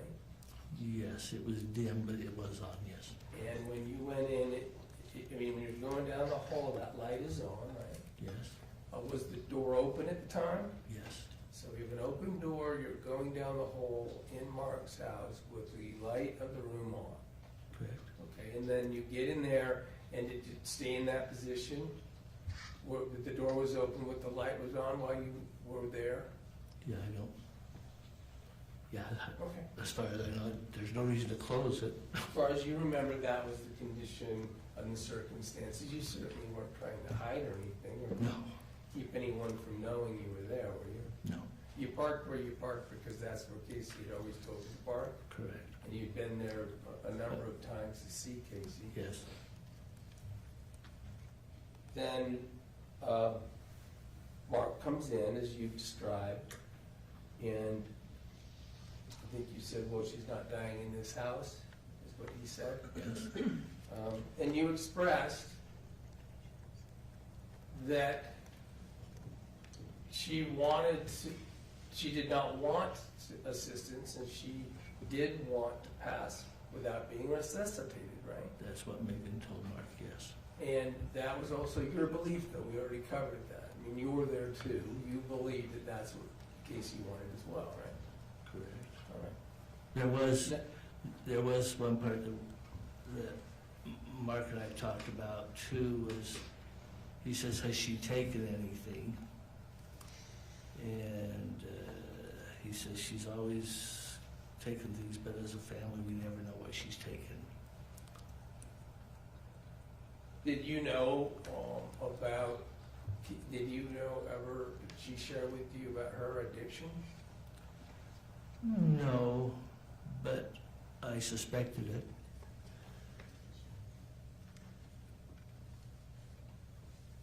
And her, I'm talking about, if it wasn't clear, sorry, Kacee's addiction. That's what we're talking about, right? Yes. Okay, so you've described, we'll walk you through again, but this phone call happens in Meggan. Do you remember that Meggan initiated the call to Yeah, Kacee? she's the one that called. So she calls Kylie from that room at that time with all of you there. Yes, And then you're not privy to the full call, but you see the reaction that Meggan has, right? yes, And I think you said it was stunned or shocked. correct, She got emotional, yes, she being Meggan. yes. Did you understand that at that time it was because of what was being told to her on the phone by Kylie? The tone of voice told me, when she said, excuse me, told me that it wasn't what she expected. So your interpretation was that she was calm, she called Kylie, and then everything changed after that phone call? Correct, yes, And your understanding was made clear that from that phone call, it was an accusation that Meggan had done something to cause the death and had done something wrong, right? it was that we've got to leave. She says we have to leave or she's calling the police. Did Meggan talk to you about the fact that she had accused her right then and there of killing Kacee? I'm not sure of that. My wife said she heard the whole phone call, so she mentioned it. Now, when you left, you didn't pick up anything off the floor or take anything away from that room, right? No, You saw your wife Renee, she didn't pick up anything off the floor or take anything out of that room, right? As far as you know. I don't really pay attention to those things. Okay. I assume she had her purse, but You did say that, and you're not sure exactly what Meggan came or left with in terms of that. I was Certainly didn't too see. focused on other things. As you left, you certainly didn't see her holding a big orange Fanta box. No, Think you would have seen if that was the case? yes, All right. So as you guys walk out together, you're still together when you walk out onto the patio, back to the cars and leave, right? Is that right? correct. And certainly didn't see anybody discard anything in a garbage can or anything like that. No, I didn't. Then when you left, you said you parked down the street a bit, right? Correct. And Meggan and Renee ultimately stayed there for a while. and you left and went home, I think you said, you know, you were suffering, is that it?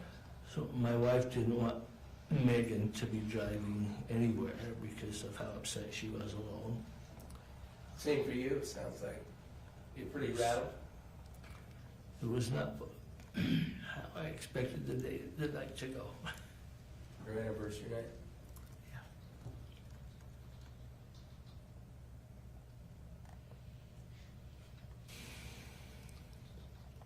I mean, had anybody wanted to speak to you or interview you, you would have, right? I'm sorry about, If had anybody wanted to speak to you or interview you, you would have answered the questions that you knew, right? about Kacee and About anything, that, what yes, happened? yeah, yes. I You think went the home. officers were there for quite a while. Your understanding is that their EMT were there for a while and left? Were you still there when the ambulance left? No, I left as soon as it turned the street because there was nothing I could help. Well, but I mean, you stayed there in the area sufficient to see that ambulance leave and turn the street, or come? Come. Okay. As soon as the ambulance turned the corner Right. to come to the house, All right. I left. I'm sorry about that. So you're out there, see an ambulance arrive, and you left, right? Correct. Your understanding is that Meggan and your wife were there a little longer, Yes. and then saw that the ambulance then left. I don't know how long they stayed.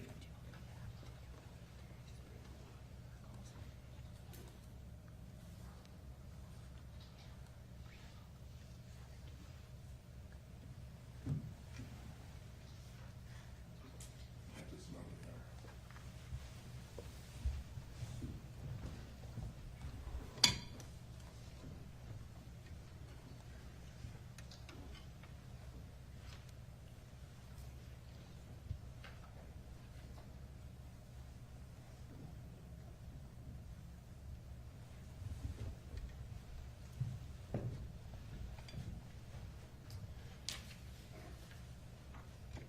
Thank you, Lee. You agree?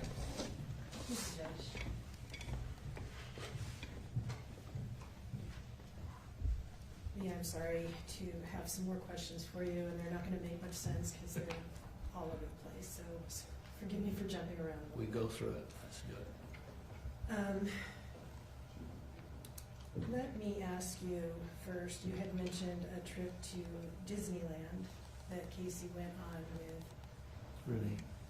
with Renee and with Megan. Megan. Yes. When was that? Let's see, it was for my wife's 60th birthday, so that would have been a while ago. So it was for her 60th birthday, so October, November-ish I've read timeframe. here. Not to give away any secrets. Let's see, yeah, that would have been 2014? Okay. And you said it was for your wife's 60th birthday, but you had also said it was because Kacee said it was gonna be her last big trip. That's what my wife said she told her. All right, who paid for that trip? Kacee did. All right, so this dying woman was paying for 3 people to go to Disneyland? Says that she might as well spend it while she had her time. Mr. Williams asked you about a lot of questions regarding your relationship with Kacee, and after you found out the truth of some things that you felt she was using you. Is that a fair statement? I'm sorry. Can you Yeah. kind of clarify that? Because that kind of takes me by surprise. Say that Okay. again. Your relationship with Kacee, she was treating you eventually as a father, and you treated her sort of as a daughter, correct? Yes, yes. All And that seemed to you to be important to her, that relationship? I believe all of us are that way. Yes. Right. And did it appear to you to be filling a gap in her life that you were filling for her? Again, I believe all of us want people that love us in our lives, and Okay, but Kacee specifically, so. yeah, but I think it filled a spot that she needed. All right. You felt that you and your wife filled a need in Kacee for attention and love? Love, yes. Okay. You talked about Mr. Williams talked a lot about the blessings, but let me just clarify that for just a little bit more. You had told us that Kacee had asked you for blessings before, correct? Correct, yes. Did Meggan also ask you for blessings for Kacee? There were times when Meggan would say, hey, Kacee was wondering if you could come and give her a blessing. She's available on this night. Okay, so Meggan would convey that There were to you. times, yes. Any idea how often that happened? I didn't even know how many blessings I gave her.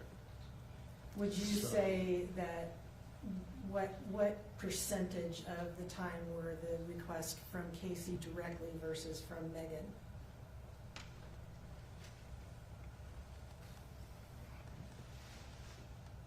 I don't know, probably 50% of the time. Okay. I would have been hard to get a hold of at times, so they talked every day, it would have been easier. And your understanding that they talked every day came from Meggan, correct? Is that yes? Yes, sorry. You talked about with Mr. Williams that it is a teaching of your church that suicide is wrong, Correct. and Meggan grew up in your faith as well, That is correct. so Meggan would have also known that. That is correct. She served a mission for the church, so she's aware of its doctrine well. All right. And so in that vein, she had told you that day, August 12th, Meggan told you that she was going for a girls' day Correct. with Kacee. Yes. She didn't tell you that she was going there to watch or help Kacee die by suicide. She did not. Did you learn that later at some point in time? Much later. Or how did that come to your attention?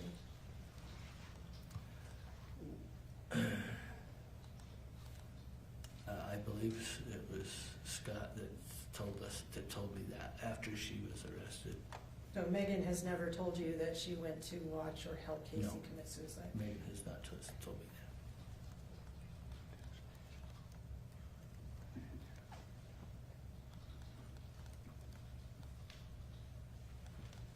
Mr. Williams tried to characterize the blessings. Objection to characterizing what I tried to characterize, Judge, that's commentary. I'd ask that it be question and answer. I'll rephrase, thank you. Mr. Williams asked you asked you about blessings to pass. Yes. Do you recall those Yeah, questions? blessings of release. Right, is what- it was a blessing of release, not Yes. a blessing to pass, correct? That's what Kacee wanted, and that's the term she used, was blessing of release. Okay, but there's no such thing, is There there? is no such thing in our doctrine. So you did what you could do within what you believed your parameters were, That is correct. which is a blessing of comfort and, I can't remember how you Peace. phrased it. Comfort and peace. So when we talked in your office, you asked me if I would have, if anything would have changed if she said she wanted a suicide. Remember us talking about that? Well, let's talk about my next question, if you don't mind. Okay. you said that when Mark came into that room, I really am all over the place, I apologize. No, it's fine. Mark asked when he came into the room whether Kacee had taken anything. Do you Yes. recall that question? Yes. Did Meggan tell him what Kacee had taken? Afterwards, he said that she was supposed to take something because of her nausea, Okay. but that's all that she said. She didn't tell Mark what Kacee had taken? No.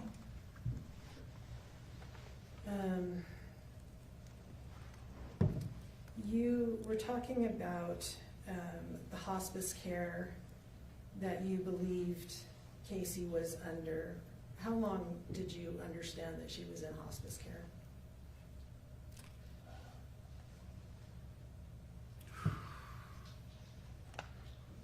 Goes to memory again, 5 months, 6 months? Okay, so just toward the end of Yes. her life, you believe Yes. she was in hospice? Correct. Was that information conveyed to you from Kacee or from Meggan?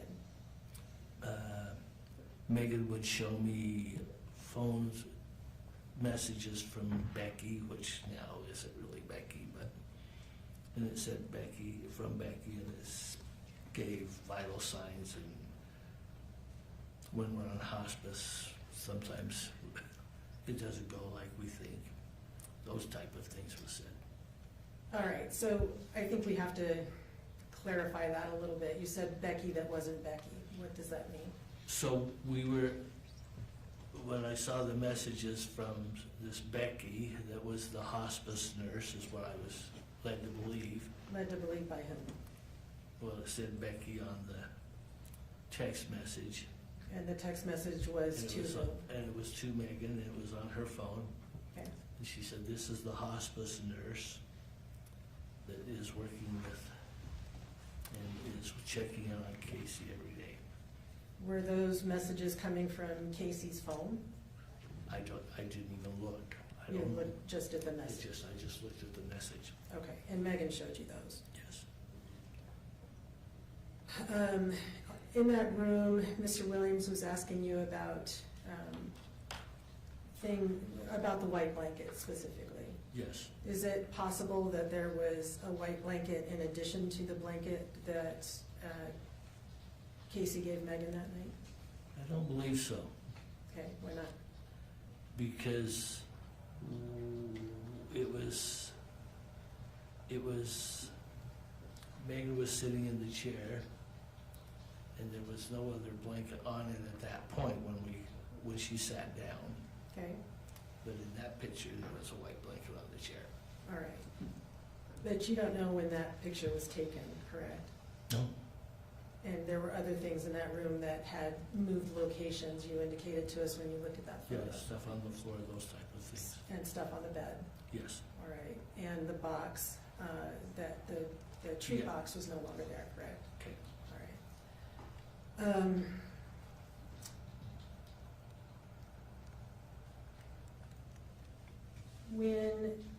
After Meggan talked to Kylie and hung up and said she told us to leave or she was gonna call the police, is that Right. a fair summary? Did you ask why she would be calling the police? No, we left. Okay, did. The last thing that I wanted to do was cause, it's hard enough when you have somebody sick to cause more rift in the family. All right, but why would police need to be called? I didn't ask. Did that concern you? Needed to leave first and ask questions later. All right. When you came in and you saw Kacee in this condition and understood it to be near the end of her life, is that a fair statement? I was a little surprised, but yes, Why were you surprised? because I have not seen, I mean, for all the time I've known her, she's been sick, and now all of a sudden, she's looking really, sick. Okay. She doesn't look that way ever, and I think both of you asked me that question. All right. This is the first time you saw her so close to that. And breathing like that. All right. Did you suggest to bring Uncle Mark, her uncle that she said she cared about, into the room? I didn't even To know be with her? I didn't even know he was there. Okay, but you didn't We suggest that to didn't go to Megan? the front because of Grandpa. I've been there several times and I've never met Mark, so Did I you- didn't even know if he was there. Sorry. Did you suggest that any family might want to be with Kacee if she was near the end of her life? No. This DNR that you talked about,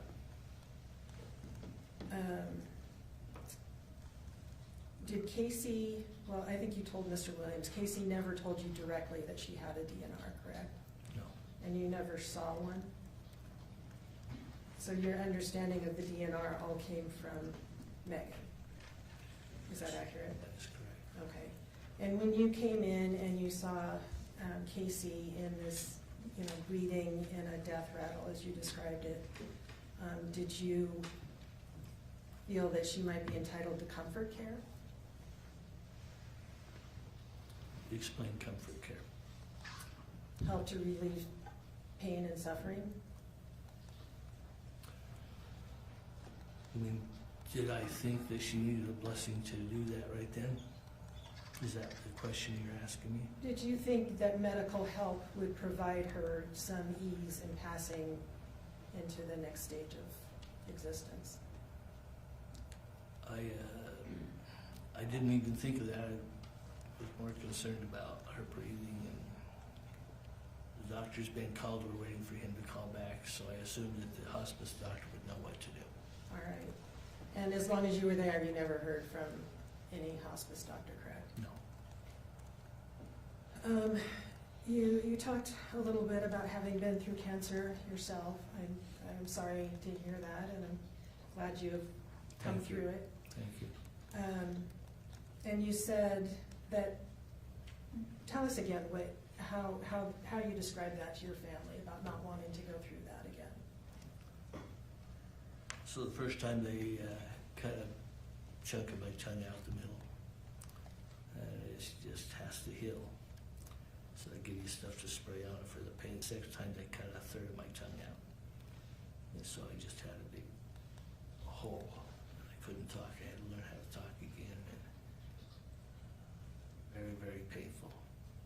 Sounds like it would hurt like the dickens. The third time they cut a piece out of my wrist, made a new tongue out, cut my throat, and a vein, and put a vein in over into the part they put in to make my new tongue, and then stitched it onto the existing part that's still remaining. I didn't want to go through the pain again. And so what did you express to Meggan specifically about that? So I just told my family that I didn't think I could handle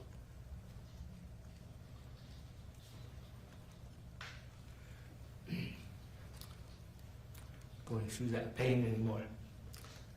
That took months for that, and I didn't want to have to learn how to talk again, especially if it was going to come back in 2 years and go through the same thing again. In expressing that to your family, specifically to Meggan, were you expressing an intent to die by suicide? No, What was your intent? no, not to have the surgery done.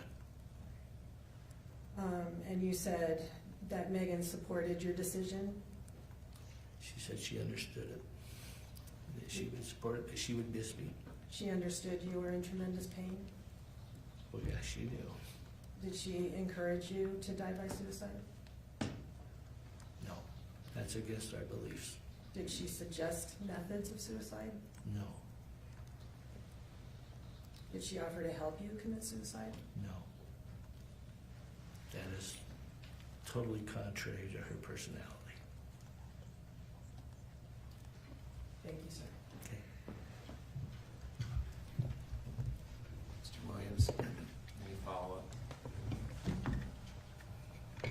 No, thank you, Your Honor. This witness step down, Yes, be released. as far as the state's concerned. Yes.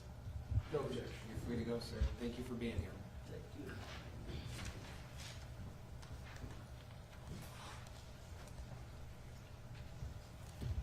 this is a good time for our mid-morning break. Ladies and gentlemen of the jury, we're going to take a short break. You were admonished by the court that it is your duty not to converse among yourselves or to converse with any other person on any subject of trial. And it is your duty not to form or express an opinion thereon until the case is finally submitted to you. This includes no individual research on the parties, attorneys, or claims. All rise for the jury.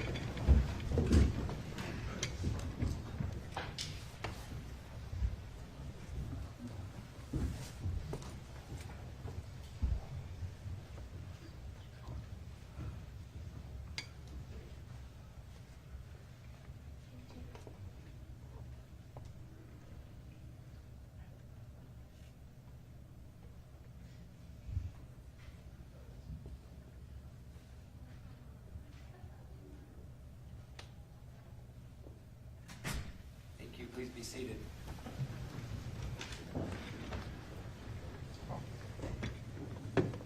Let's come back at a quarter till. Is the state going to be ready with your next witness? Yes, we will be, and I just had a question. Last night you asked the jury about the possibility of adding Monday the 23rd. I was wondering if any of them, if they had been, if any of them had issues scheduling wise with that. I'm not aware right now, but we will find out. Okay, thank you, Judge. Your Honor, I have no objection to you pointing out without putting them on the spot in open court, and I hope that's legal, but I don't object to you doing it without doing it in open court. We'll find out one way or the other. Okay. So, anything else, counsel? Nothing to see. All right, great. All right.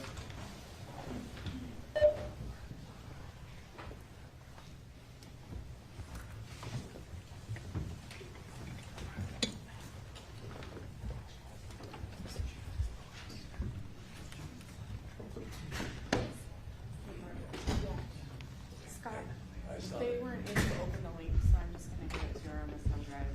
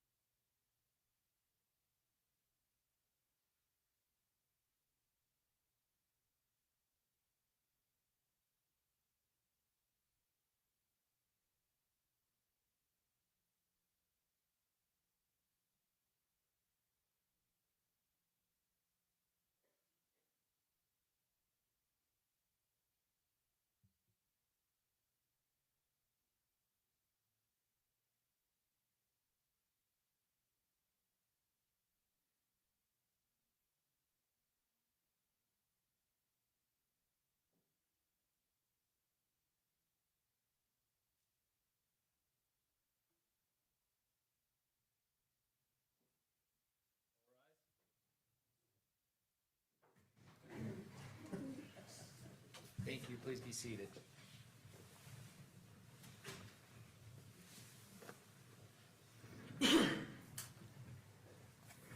We're going to go back on the record on case number 251-401-132, State of Utah versus Sundwall. Council, we had a discussion back in chambers as it relates to juror number 1, Mr. Alexander Davis. For the record, the court is in receipt of a note from Mr. Davis as it relates to a question he had about some actions he had taken. I had a chance, counsel, for your understanding, I had a chance to talk with Mr. Davis, and he indicated there was no other issues with any other jurors as it relates to the note that he has provided to us. So juror number 1 has been excused. If we need to make any, does either attorney wish to make an additional record? No, I think what we've said in chambers would be sufficient. Agreed. All right. Are we ready to bring the jury back in and Yes. go until lunch? Yes.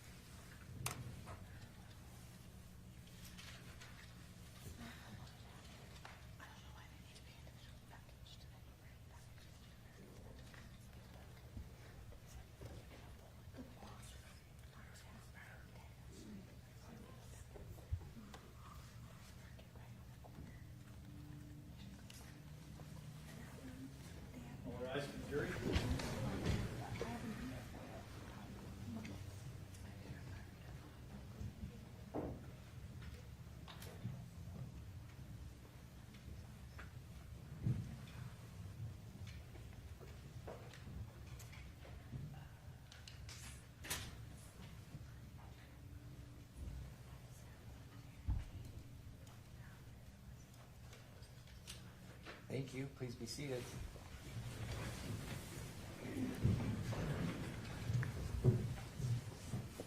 Ladies and gentlemen of the jury, thank you for your patience. We are gonna start with our next witness and go until lunch. Ms. Thomas? Thank you, Judge. State calls Renee Randall.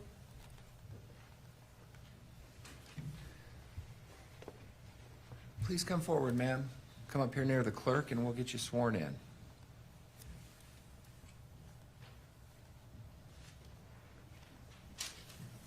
Please raise your right hand. You do solemnly swear the testimony you shall give in the case now before the court will be the truth, the whole truth, and nothing but the truth, so help you God. Come on over here and have a seat on the stand.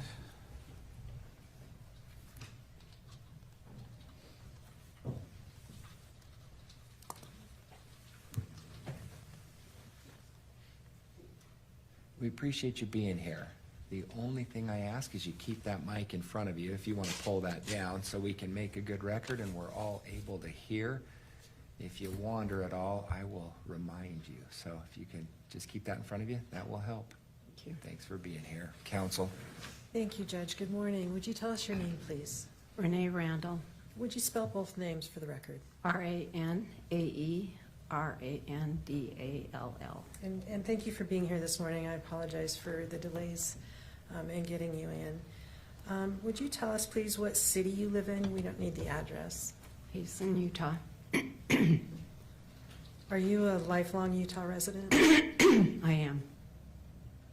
Always in Utah County? No, Salt Lake. Originally? Yes. Okay. and then at some point moved down to Utah County. Yes. How long have you been here?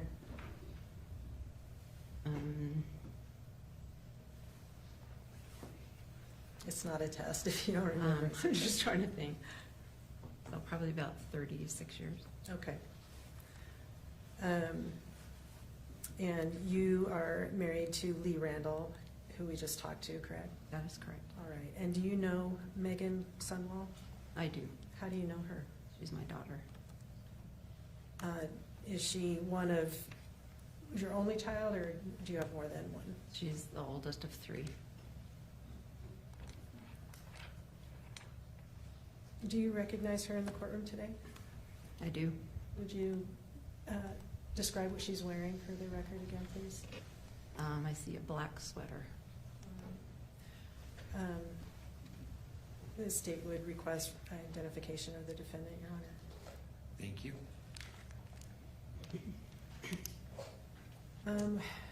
Mother-daughter, describe your relationship with Meggan. I would say that we are very close. We've gotten closer. She's gotten older. A few years in teenage years, we're teenagers, but we've always been close. Survived those teenage years and got closer as she got older. Yes, All right. Were you also acquainted with Kacee Terry? I was. How did you get to know her? She was my daughter's roommate. Do you recall about the year that you met Kacee? It was probably about 2014. And when you initially met her, was it as Meggan's roommate, or did you know her in some capacity before that? It's her roommate. How did you understand them to have met each other? I believe through work. When you got to know Kacee as Meggan's roommate, where were they living? In Lehigh, in an apartment. Was it just the two of them? Yes. How long did that last? It was probably a couple of years until Meggan got married. And what happened when Meggan got married? She moved in with her husband. All right. Did Kacee and Meggan live together at any point after that? Yes, Mitch and Meggan let Kacee come live with her when she was too sick to work, or her family wouldn't let her come and live with them. Okay, you referred to Mitch. Who was that? Meggan's husband. And you said that Kacee came and lived with Mitch and Meggan when she got too sick. Do you recall about when that was? It was probably about 2018. How long did From there. Kacee live with Meggan and Mitch? I'm not sure if it was a year, year and a half, 2 years, I'm not sure. All right, so nobody's going to pin you down to these dates, but approximately you think they lived together from about 2014 to 2016, and then again from 2018 to about 2020? Possibly. I'm not sure it was that long, but Okay, roughly? maybe 2019. I'm not sure. 2019 or 2020? Okay. Yeah. What brought about the end of, you said the first time they lived together, Meggan moved out because she got married. What brought about the end of their living situation the last time they lived together? Kacee's grandparents finally allowed her to come and move with them, as from my understanding. Your understanding was obtained from whom? Kacee. Okay, so she told you that her grandparents were letting her come to live at their house? Yes. And that was in roughly 2019 or 2020? Mhm. Yes. Did your family help her move to her grandparents' house? No, we were out of town. Where were you? Do you recall? We're in Jackson, Wyoming. Who was with you? Meggan and Mitch and their son Porter.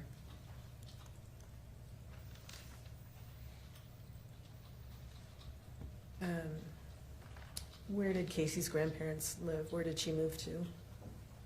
Highland, Utah. What kind of relationship did you have with Kacee? She called me her mom. Very close. She confided in me a lot.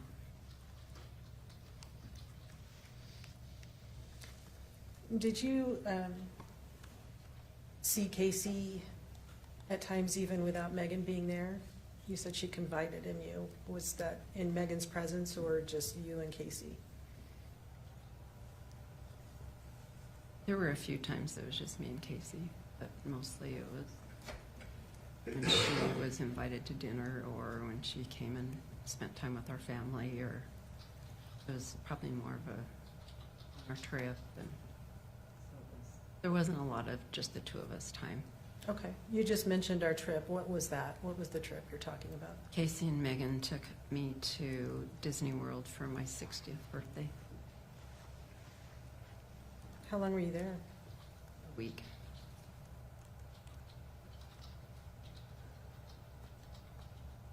Did Meggan pay for that? They both did. How did you get that information? They gave it to me for my birthday. Nice birthday gift.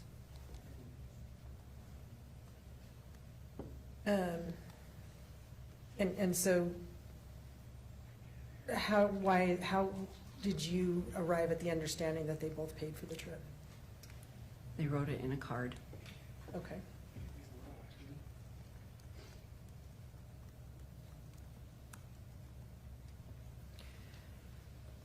Were you aware of any plans for Meggan to see Kacee on August 12th, 2024? Yes, I was. When did you learn that they had plans? I know that, I don't know if it was 1 or 2 days before, Meggan asked if my husband would be able to watch.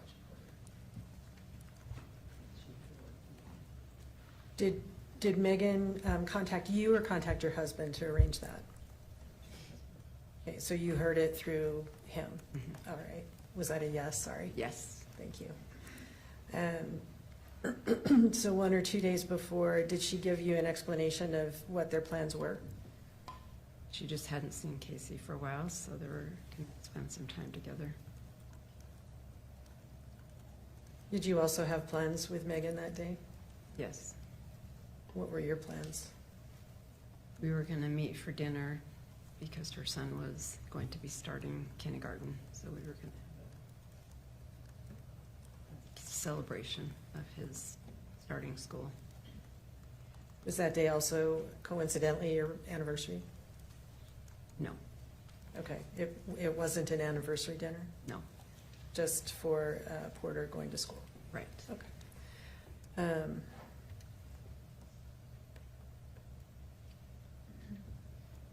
What time were you supposed to meet? We didn't have a time set. It was Did- just going to be after work. After work for who? B. What time did you usually finish work at that time? 30, At 3? 4:30 or 5. I really misheard you, I'm sorry, 4:30 or 5. Okay. And where were you going to meet? We hadn't decided yet. Would it have been, sorry, where was Meggan living at that time? In Santa Quinn. Okay, so you were in Payson, she was in Santa Quinn, presumably it'd be in the south part of the county somewhere. Actually, I work in American Fork. Were you anticipating that they would come up and meet you in American Fork area for dinner, or did you think you would be down south? We weren't sure. We hadn't made definite plans, just that we were going to meet. Okay. At some point, did those plans change? Yes. What happened to cause the change in plans? Meggan didn't feel like she should stay with Kacee, and my husband and I just went and met for dinner. How was it conveyed to you that Meggan felt she should stay with Kacee? Through text. When was the first time you heard from Meggan about wanting to stay with Kacee? It's about 4 o'clock. 4 o'clock. Do you recall a text earlier in the day that, well, let me just show it to you. If we could just show Mrs. Randall Exhibit 27, please.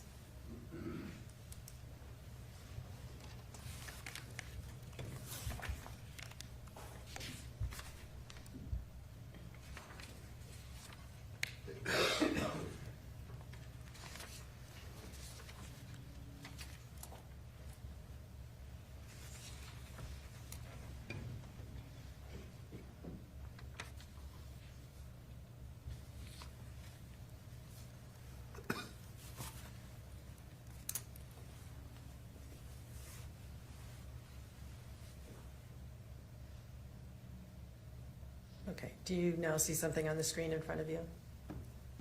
Yes. Do you recognize that document? Yes. What is that? We were just discussing where we were going to dinner. Is it the content of a text message? Yes. Does it reflect your memory of what your communication was that day from Meggan? We were talking about going to Spaghetti Factory. Okay, but before we get there, Oh. I have to jump through certain hoops. Sorry. Does this reflect your memory of what your communication was with Meggan that day? Is it accurate? Yes. All right, state moves to admit Exhibit 27. No objection. Court will receive states 27, wish to publish. Yes, please.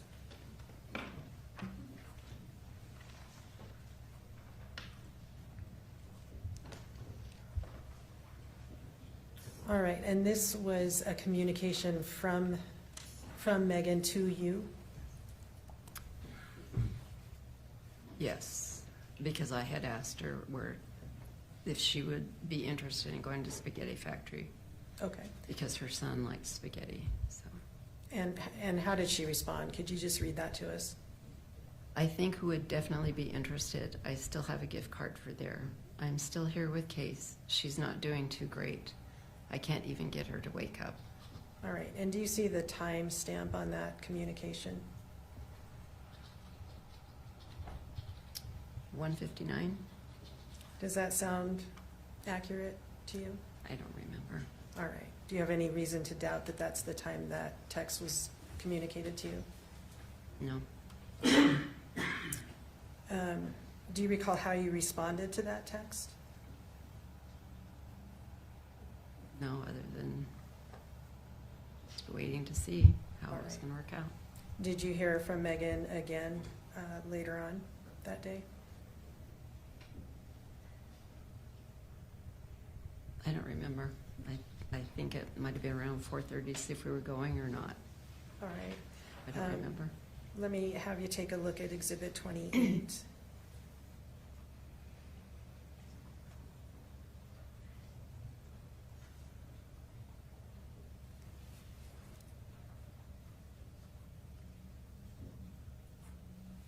Let me just ask you if you recognize that communication. Mm-hmm. Yes. All right, and what is that? You want me to read it? Well, first, just tell me, is that a communication from Meggan to you? Yes. And you recognize it from that day? Yes. All right. State moves to admit Exhibit 28.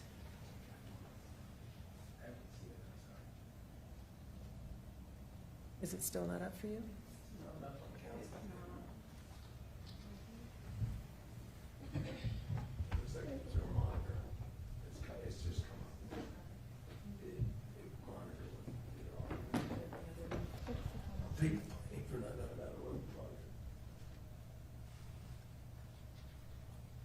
No objection.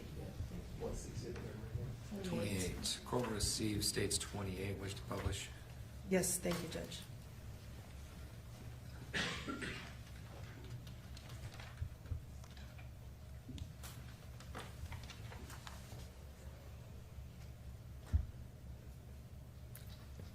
All right, could you, and this again was from Meggan to you. Yes. Would you tell us what Meggan said in that text?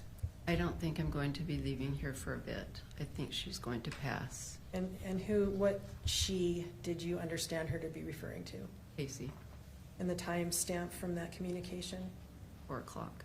That's pretty accurate with your memory of that communication? Yes. All right, how did you interpret that? Well, I knew that Kacee hadn't been doing well. All right, did you take this as canceling your plans for the evening? Yes. Right.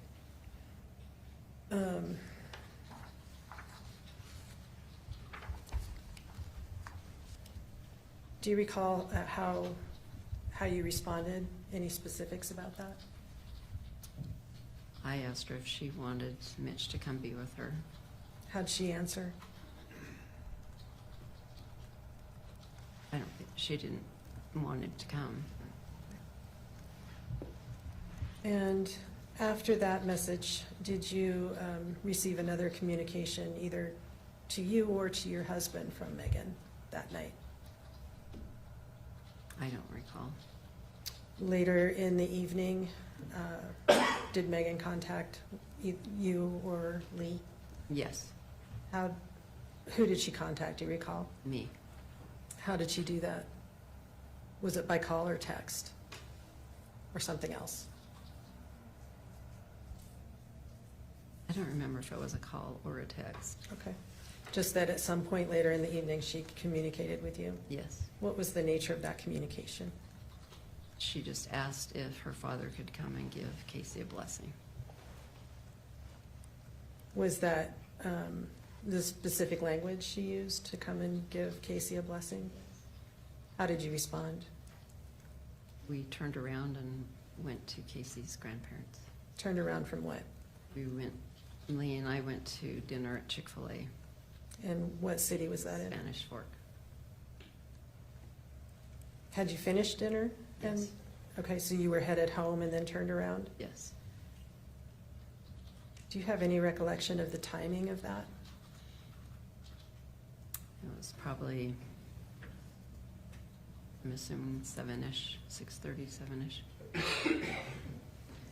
And so you went, as soon as you got that message, you turned around and headed up towards Highland? Yes. Any idea how long it took you to get there? 25 minutes. All right. And where did you go?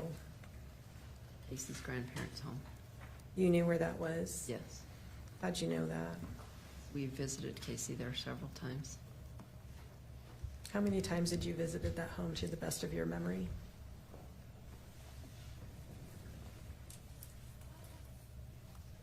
Probably 5 or 6 times. And that would have been between her moving there in 2019 or 2020 up through 2024? Yes. 5 or 6 times? Okay. What were the reasons for you having been there previously? Going to see Kacee.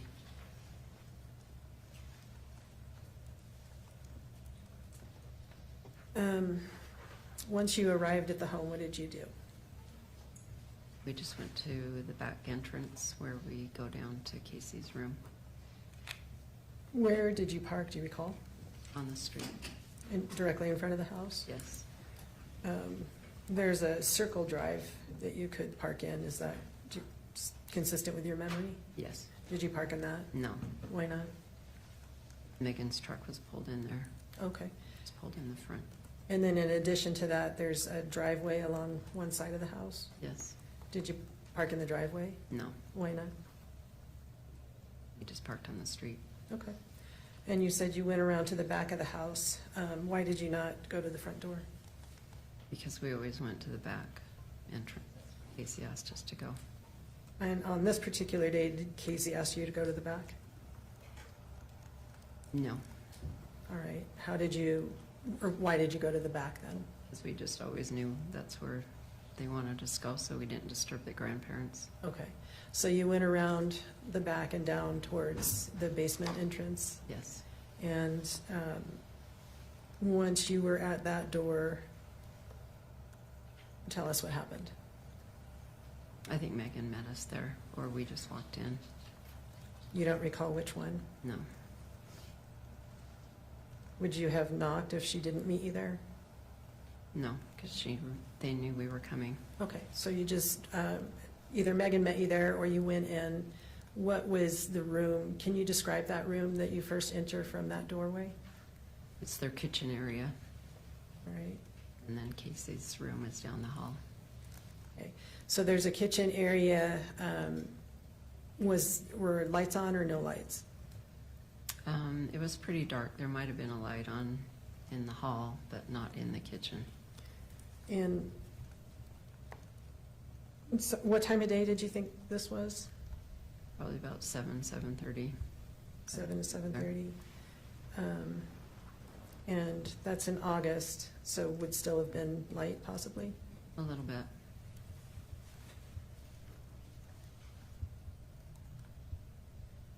When you went in, did you notice anything or pay any attention to the kitchen area?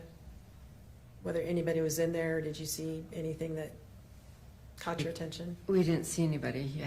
They have a taxidermy duck scene in glass. They kind of have to walk around, so. Is that situated right in front of the door, or how is that? Kind of off. Off to you're gesturing to your right? Would be as you're walking through on your right, yes. Okay. And the hallway to Case's room, is that also on the right? Yes, Past that display case? yes. All right. So you went down the hallway, what did you see? We just walked to her room, Was her door open? yes. Was her light on? Was the hallway light on? I don't remember if the hall light was on or not. And when you first went into her room, what did you observe? Kacee was on the bed. Let me have you look at Exhibit 4 if we could. This has already been admitted. Okay, do you recognize that? Yes, that's Case's room. All right, does that look about like it did that night? I really don't know. Okay. I mean, yeah, that's the position of her bed, and The furniture is but situated? it didn't seem to be, it wasn't that light. Okay, Yeah, that's her room. okay. All right, the furniture is where you remembered it and those kinds of things? Yes, All right. The bed is situated in a way that the head could be either direction, is that fair to say? yes. Which direction was Kacee laying on that bed? Towards the pillow. Which pillow? The head, oh, there is two pillows. She was towards the chair. Her head was towards the Okay. chair. All right. What was Kacee doing on the bed? She was asleep. All right. Would you say asleep or unconscious? I would say asleep. Did you try to wake her up? No, Did she ever wake up while you were there? no. What did you notice about her breathing? When we went on the trip, I learned that she has horrible breathing in her sleep, that she definitely needs a CPAP or some kind of breathing help, because it is a very deep rattle and almost very eerie. I didn't get to sleep much on the trip because of her breathing. All right, so you're describing an eerie, deep rattle, breath, Yes, breathing. Okay. And that's what she was doing that night? yes, Was that the entire time you were there? yes. Were you alarmed by her condition? I was not. Why not? Pardon? Why not? Because I had experienced being on a trip with her, and it was the same. Okay. It wasn't anything that was alarming or different than when we had been on the trip in When this you- room. I'm sorry, I didn't mean to interrupt you. No, I just said it was the same as when we were on the trip, when we were trying to sleep, and breathing was exactly the same. When you were on the trip, and she was breathing like that, were you able to wake her up? I never tried. All right, but she did wake up, correct? Yes, And this time, she didn't wake up? we didn't try to wake her. But while you were there and coming and going and noises going on, she didn't wake up? No. What did you do once you came into the room? I took a chair. Which chair? I think it was a folding chair that she had in her closet. Do you see the chair in this photo at all? I don't. All right, you think it was a different chair than the one closest to the door on the far right of the photograph? The rolling chair? Yeah, No, it wasn't a rolling chair. it was a folding chair. Mhm. Do you recall anybody sitting in that rolling chair once you No. came in? It stayed empty? Yes, All right, where was Meggan? in the recliner. Did you notice anything by the recliner? There was a small table. Is the table in the photograph? I believe that's the table right there. On the far left side of the photo? Yes, It looks like it has a cloth on it and a green thing. yes. Is that the one you're talking Yeah. about? Yes. All right. Was anything on that table? I think there was a little lamp. Did you ever notice a treat box there? Megan had mentioned that Kacee had gotten her a little, like a little plastic basket and filled it with some of their favorite treats. Did you see that plastic basket? I believe so. Where do you think it was when you, what's your memory of where it was when you were in that I room? just remember there was a Pepsi and some M&Ms. Was it on the floor, on the table, somewhere I else? don't remember if it was on the table or floor. You just remember seeing it? Mhm. All right. Because Megan was very touched that she had gotten her that. How do you know Meggan was touched about that? She showed us specifically to tell us that Kacee had gotten her the goodie bag. Okay. And so when you came in, that was part of your conversation. What was the first, how did she first begin communicating with you that evening when you first got there? And she was just happy to see us. Did she tell you anything about Kacee's condition? No, she just said that Kacee started not feeling good during the day, that they had watched movies and had had a nice day. All right.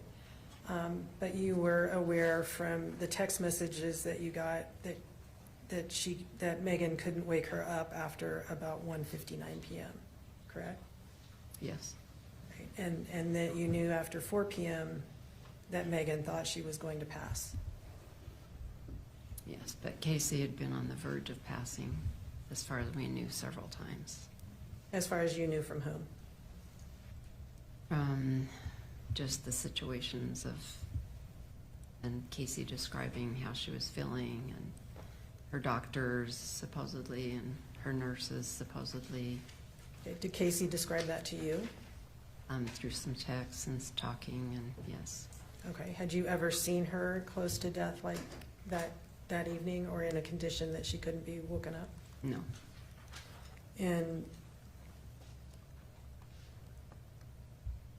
And so Meggan told you that she hadn't been doing well, and that was the extent of her explanation about what was wrong with Kacee that night? but we had always known Kacee not to be doing well. Okay, and that was consistent with what you had learned about Kacee through the time you knew her? Yes, Did you notice any medications that caught your attention? no, Did you notice any syringes in the room? I did not. Did you consider calling 911 for Kacee? I didn't have any reason to be alarmed. Once you were all in the room, what did you all do? We just visited. Lee gave gave Kacee the blessing, and we just visited with Meggan. Do you recall the language of the blessing? I don't. I know it was of comfort and peace, but I don't remember the specifics. All right. Where was he situated when he gave her that blessing? He was by the black chair. Near the head of the bed, Yes, standing or sitting? standing. And where were you at that point? I was on that gray rug chair, folding chair. All right. And what about Meggan? Where was she? She was over by the black chair as well. Did either you or Meggan participate in the blessing? No. We listened. Was that the first thing that happened when you came into the room, or was that later on after some time had passed? It was about 5 minutes after we had come. And after the blessing, what happened? We just stayed and visited with Meggan. Visited about what? What her and Kacee, the shows they had watched, and the series that Kacee liked. They watched a couple of episodes from that. Meggan said that they had watched that evening or that day. That day, yes. What was the series, do you recall? I don't remember. When you arrived, or when you responded to the request to come give a blessing, how long were you planning on staying? We weren't sure. Did you have any idea in your mind what you would do after you got there and did the blessing? Played it by ear. Okay. How long were you there? Probably an hour and a half. What brought you to leaving the room? We were asked to leave. By whom? Kylie. All right. Did something happen before that? Mark came down and asked who we were, because we'd never met him before. And so by Mark, who are you referring to? Casey's uncle. So you had never met Mark before? No. Just some person you didn't know came in the room and said, Well, I knew her uncle lived there, so I assumed it was him. all right. And was the door open when he came in, or had it been closed? It was open. And were you surprised by his entrance? No. What did he say when he came in the room? He just asked who we were and what was going on. Who responded? Meggan. What did she say? She introduced us as her parents and said that she was Meggan, her friend. What happened after that? He asked about Casey's breathing and what had happened, and What did Meggan tell him? that Kacee wasn't feeling well and was very nauseated, and so she took a pill for nausea and then went into the bathroom, and she was in the bathroom for a long time, and she was trying to get her to come out or to see if she needed help. She finally got her to open the door, and Meggan got her out and helped her lay down. Did Meggan tell Mark about what time that had happened?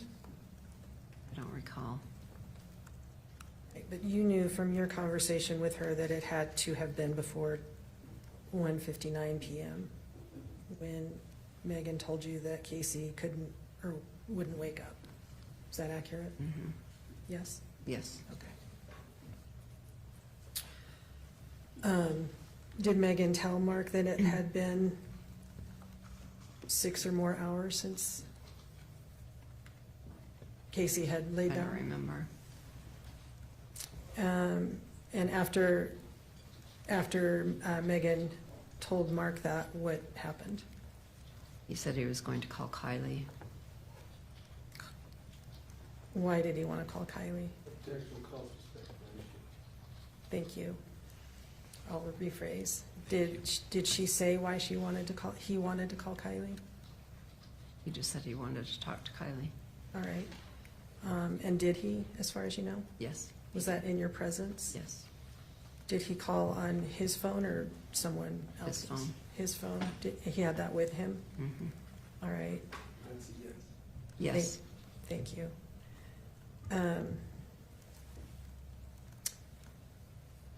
What happened when Mark called Kylie?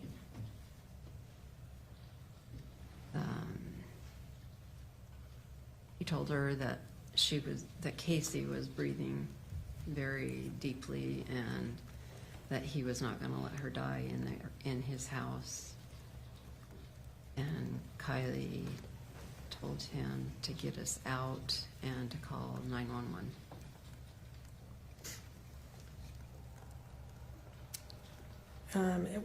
Could you hear that, or was that something you were told later? No, I could hear it. All right. When Mark first came in, did he mention calling 911 or calling for an ambulance? No, All right, so the first thing he did was call Kylie, and Kylie told Mark, from what you could hear, to get you out of the house. yes. What happened after that? He left the room, Mark yes. left the room. And Do you know why he left the room? I don't, Okay, he left the room, and what happened? and then Meggan called Kylie and asked her if she knew that Kacee had a DNR. And that was when Kylie told Meggan that she was going to destroy her and to get her out of the house. And again, that was something that you heard from where you were standing? Is that a yes? Yes. Sorry, I was talking over you, I apologize.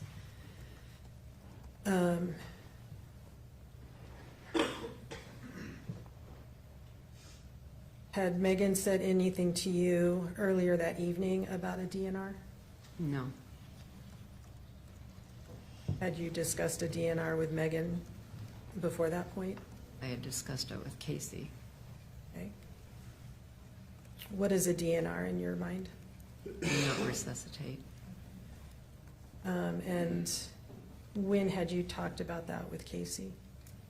She had mentioned it several times that she had one When? in our conversations Okay, through but the years. over the years? Yes, Had you ever seen one? no,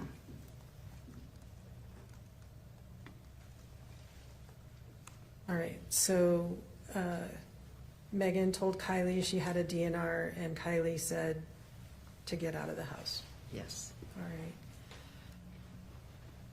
What did you do at that point? When we could hear the ambulance coming, we left because we didn't want to have a scene or cause any problems. Okay. You didn't leave as soon as Kylie said to leave? Well, it was shortly after that we heard the sirens. Okay, so the times all kind of merged together, I guess? Yes, All right. How did you leave? out the back entrance. Okay, the same door you came in? Yes. What did you take with you? I might have taken I don't remember if I took my purse in. I don't think I did, but we didn't take anything. Okay, there's nothing in your hands? No, Anything in Lee's hands? no.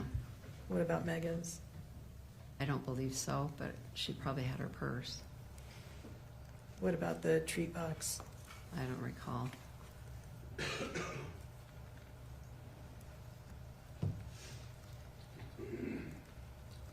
Did you see anybody coming in as you were going out? No, And so you walked around the side of the house, and you said you had heard the ambulance arriving. Was the ambulance then in the driveway when you got up to the driveway area? not yet. Did you see it approaching? No. Okay, you just could hear it. Mhm. Yes. What did you do? Thank you. I got in Megan's truck with her because I didn't want her to drive home alone. and my husband left, and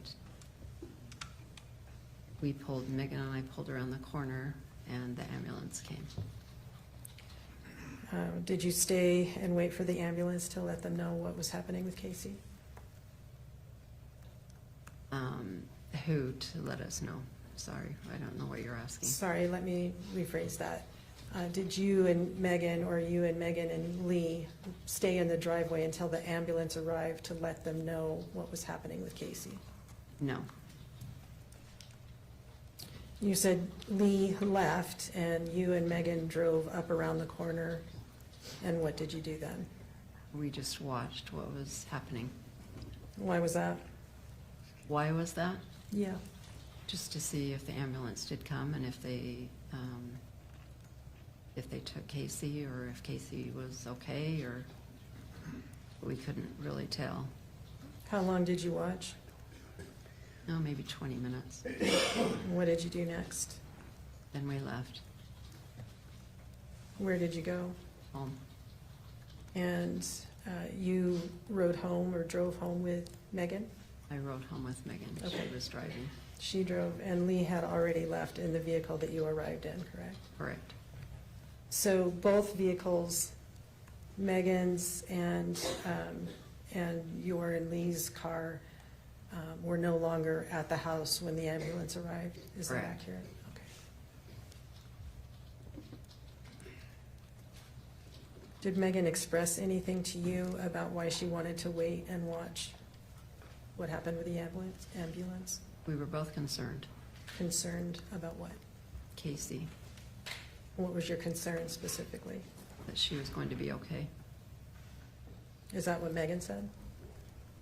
We both discussed it and talked about it.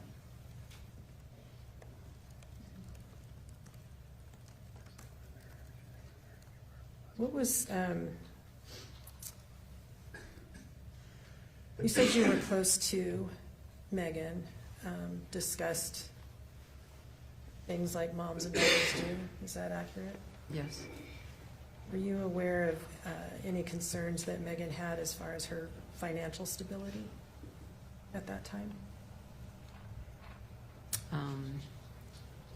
I know that everyone struggles at some point in their life. I don't know anyone that doesn't. I know that Mitch had been out of work, and they just were worried about making all of their obligations, not in a desperate way, or not in just a concern, just like I am every day with mine. Had you had conversations with Meggan about that? Yeah, life can be very challenging sometimes. And when was the last time you had a discussion with her about financial concerns? Before August 12th, 2024? I don't remember. Would it have been close in time or months and months before that? Do you have any gauge? No, it's just things you talk about. Okay.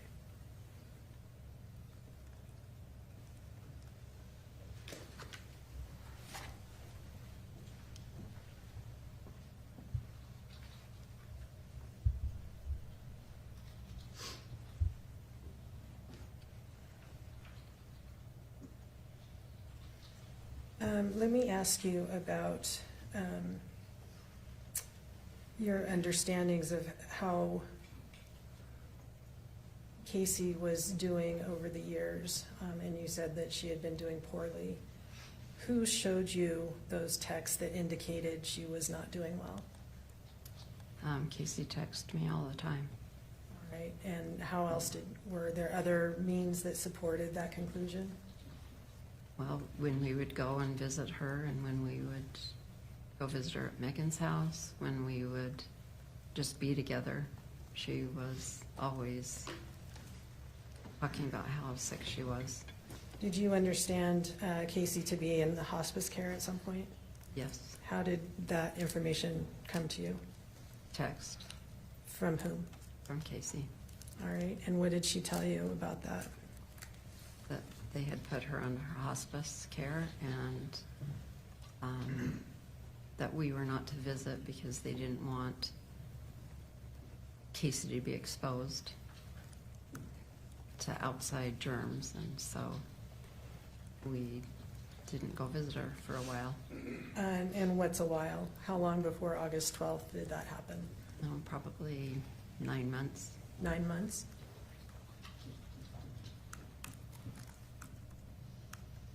All right, so you had not seen Kacee since at least December or January 2023 into 2024 then? Probably. We dropped her Christmas off to her, but we didn't go visit her. Did you see her at that time? Did not. Just dropped off? Yes. Okay. And as you were leaving the house, did you see Mark again Leaving the house when? on August 12th, 2024? We did not. Okay, you don't recall calling Mark despicable? Oh, I'm sorry. I do remember walking by him, and I didn't call him despicable. I just said something to the effect that he didn't realize what a special friendship they had, and how Meggan is was probably the most important person to Kacee.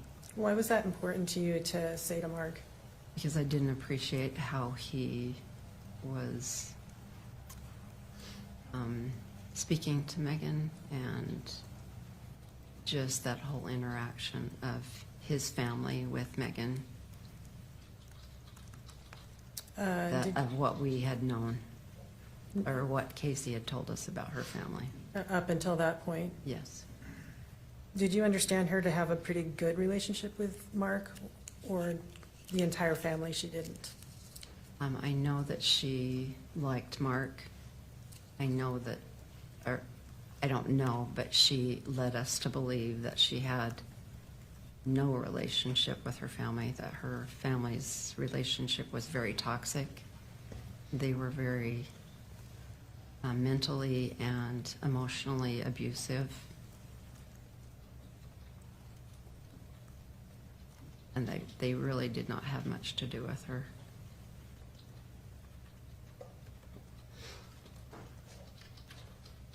And that's the information that Kacee had conveyed to you over the course of years? Exactly. All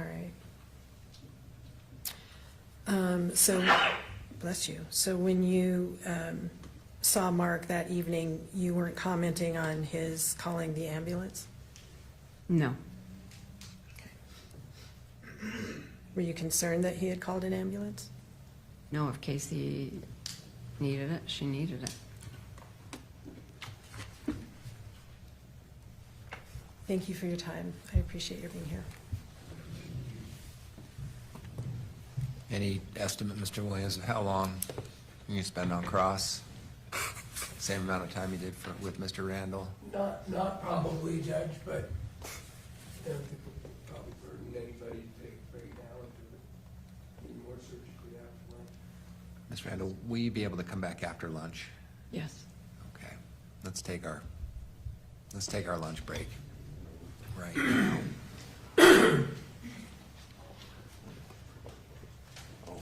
Ladies and gentlemen, jury, if you could be back here at 1:15. 1:15. We'll get started again. You are aware by now that juror number 1 has been excused. Oftentimes in trial, things happen that make it so someone will not be able to continue to serve. It's part of the way it works. So juror number 1 will no longer be participating in this trial. Might I remind you that you are admonished by the court that it is your duty not to converse among yourselves or to converse with any other person on any subject of the trial. And it is your duty not to form or express an opinion thereon until the case is finally submitted to you. This includes no individual research on the parties, attorneys, or claims. Have a good lunch. All rise, jury.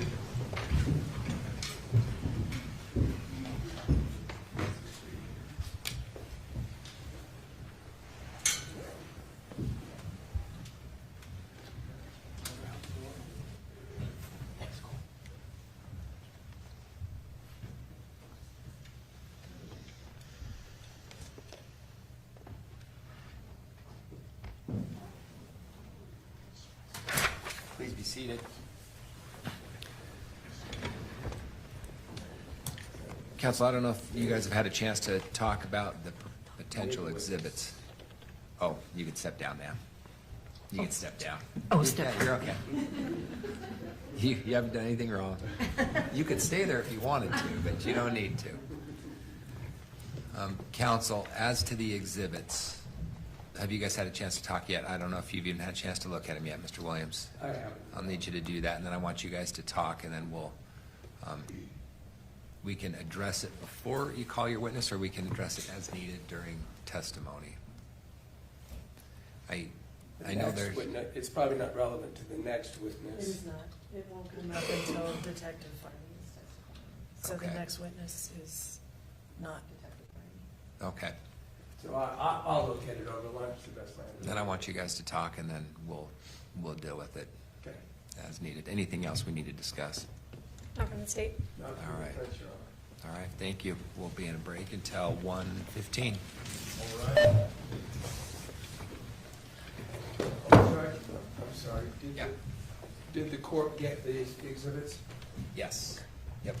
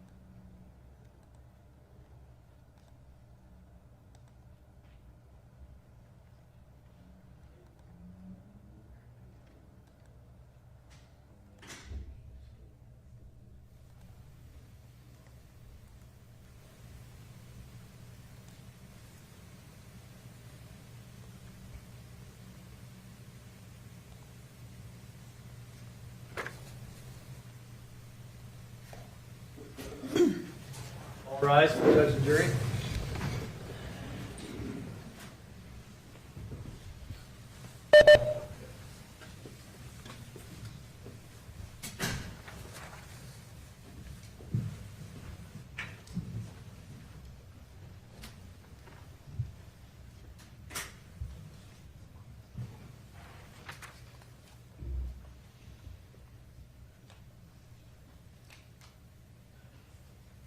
You can scoot over. Stay in your same order, but just, you might as well use that chair. Everybody can be seated.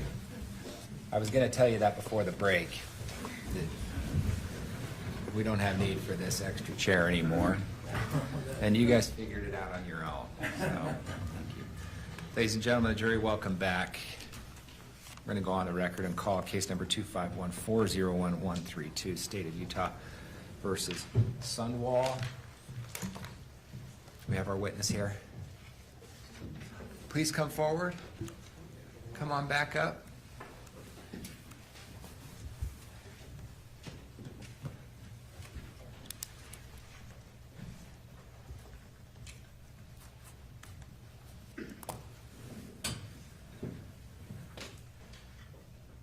Mr. Randall, I appreciate your patience with this, with the lunch break and everything else. So thanks again for being here. Keep that mic in front of you. Believe we are about to start cross. Thank you, Your Honor. Hi, Renee, how are you doing? Good. Holding up okay? Yeah, thank you. You bet. I'm really not gonna take you back to August 12th, 2024, with the exception of just one thing, okay? Okay. Because it was sort of towards the end of your testimony where this issue was brought up, about a remark that you may or may not have made in some fashion to Mark as you guys were leaving the house on the 12th. Okay? You had explained it a bit, but I'm not sure it was fully understood, at least by me, so I'm gonna go back there. You agreed that when you and Lee and Meggan, after having been told in no uncertain terms to get out, made some comment about the circumstance to Mark, right? Mm-hmm. Yes? Yes. And so, when you were reminded of that, it sounds like you sort of disagreed with some of the wording that was assessed to it, but that you did make a remark to Mark Farnsworth that you were upset with how things were being handled, I think. Is that a fair characterization? Yes. And you were upset about it, you said, because, well, strike that you said, you were upset about it because they were intervening in what you thought was Kacee's desires, right? In a way, but I was upset with the way the family had treated Meggan. I'm going to get to that. You were of the belief that if she was going to pass, and I'm going to talk about this a little bit more later, I guess in a broader way, but that if Kacee was going to pass, Kacee did not want to be saved, did not want to be medically resuscitated. She wanted to pass into the realm of her Heavenly Father, right? That is exactly correct. And then you made a comment to Mark. Did you feel like they were interrupting that desire that you understood that Kacee had by getting in and intervening in the process as the family? No, I was Okay. upset with, they didn't know what a good friend Meggan was to Kacee. So Many, many years. at the point that, I get it now, I think maybe, at the point that you're making the comment and walking out past Mark, this drastic phone call between Kylie and Meggan had already occurred. Yes. All right, and the caustic inflammatory nature and the reaction you saw in Meggan caused you to be upset that that was being done by the family. Yes. All right. And you had started, at least on this, explaining it then, that the reason then, what you knew then, what you thought you knew then, was that Kacee's family was very abusive to her, right? Yes.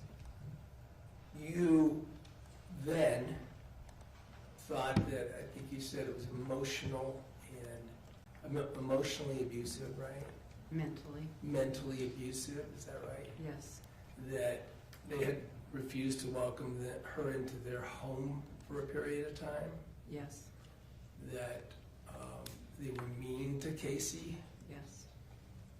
That the grandparents didn't want her around, those sort of things, right? Okay, so when you left the room that day, that's what you understood about how that family was and how they treated Kacee, right? Yes. And the reason you believed that on that day is because for years, that's what Kacee had been telling you, right? Yes.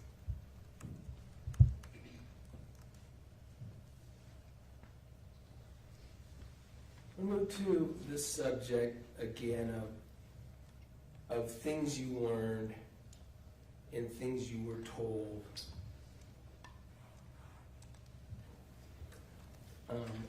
by Kacee about herself and her situation. You haven't been able to sit in here because you're a witness, and until someone testifies, they don't get to sit in and watch their trial, right? Right. So I might have to help you a little bit along, but the jury's gonna already know some of the stuff we're talking about. And it is this subject. From as early as the time of your 60th birthday, getting to know Kacee was getting to know a person who told you directly that she had terminal cancer, right? Yes. Told you directly about suffering from that, right? Yes. She told you in connection with that she wanted to pass away, right? Yes, many times. Many times over years, right? Yes. She was very specific and graphic in discussing her suffering and pain to you, right? Yes. And that was associated, among other things, with the terminal cancer, right? Yes. Now, I know that you know now that that was all a lie, but at the time, did you believe her? Yes. I didn't have a reason to question her. Did you have empathy for her? Yes. Did you feel like she accepted and encouraged your empathy for her? Yes.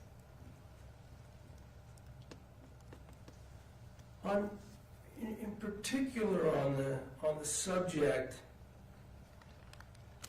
of this, whether she would ever want to be resuscitated, whether she wanted to pass to relieve her suffering, the subject of a DNR was brought up today to you. And you had said, Kacee repeatedly over the years told you she did not want to be resuscitated. We just covered that, right? Right. And in fact also said, with regard to her medical situation, hospital and such, that she had a DNR, an actual DNR, right? Yes. And you believe that and took it to heart, just like the other things that she said? Yes, I didn't have any reason to question her. So over these years, did you strike that?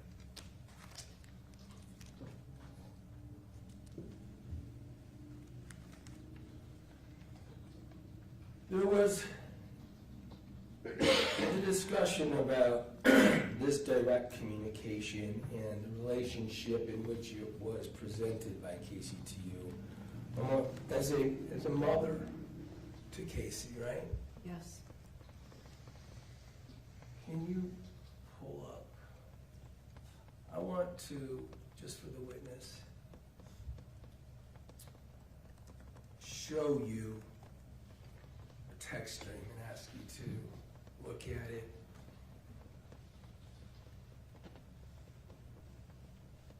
And we're gonna work together to make sure that you think you know what it is. You see on the screen that is in front of you a text that is from Kacee girl to someone named Meg's mom. And there's a number by Meg's mom. Did you know that she had you in her phone as Meg's mom? Yes.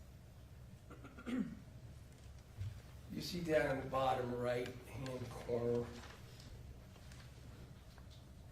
the date was, on this particular text, was May 14th, 2023. You see that? Yes. I'm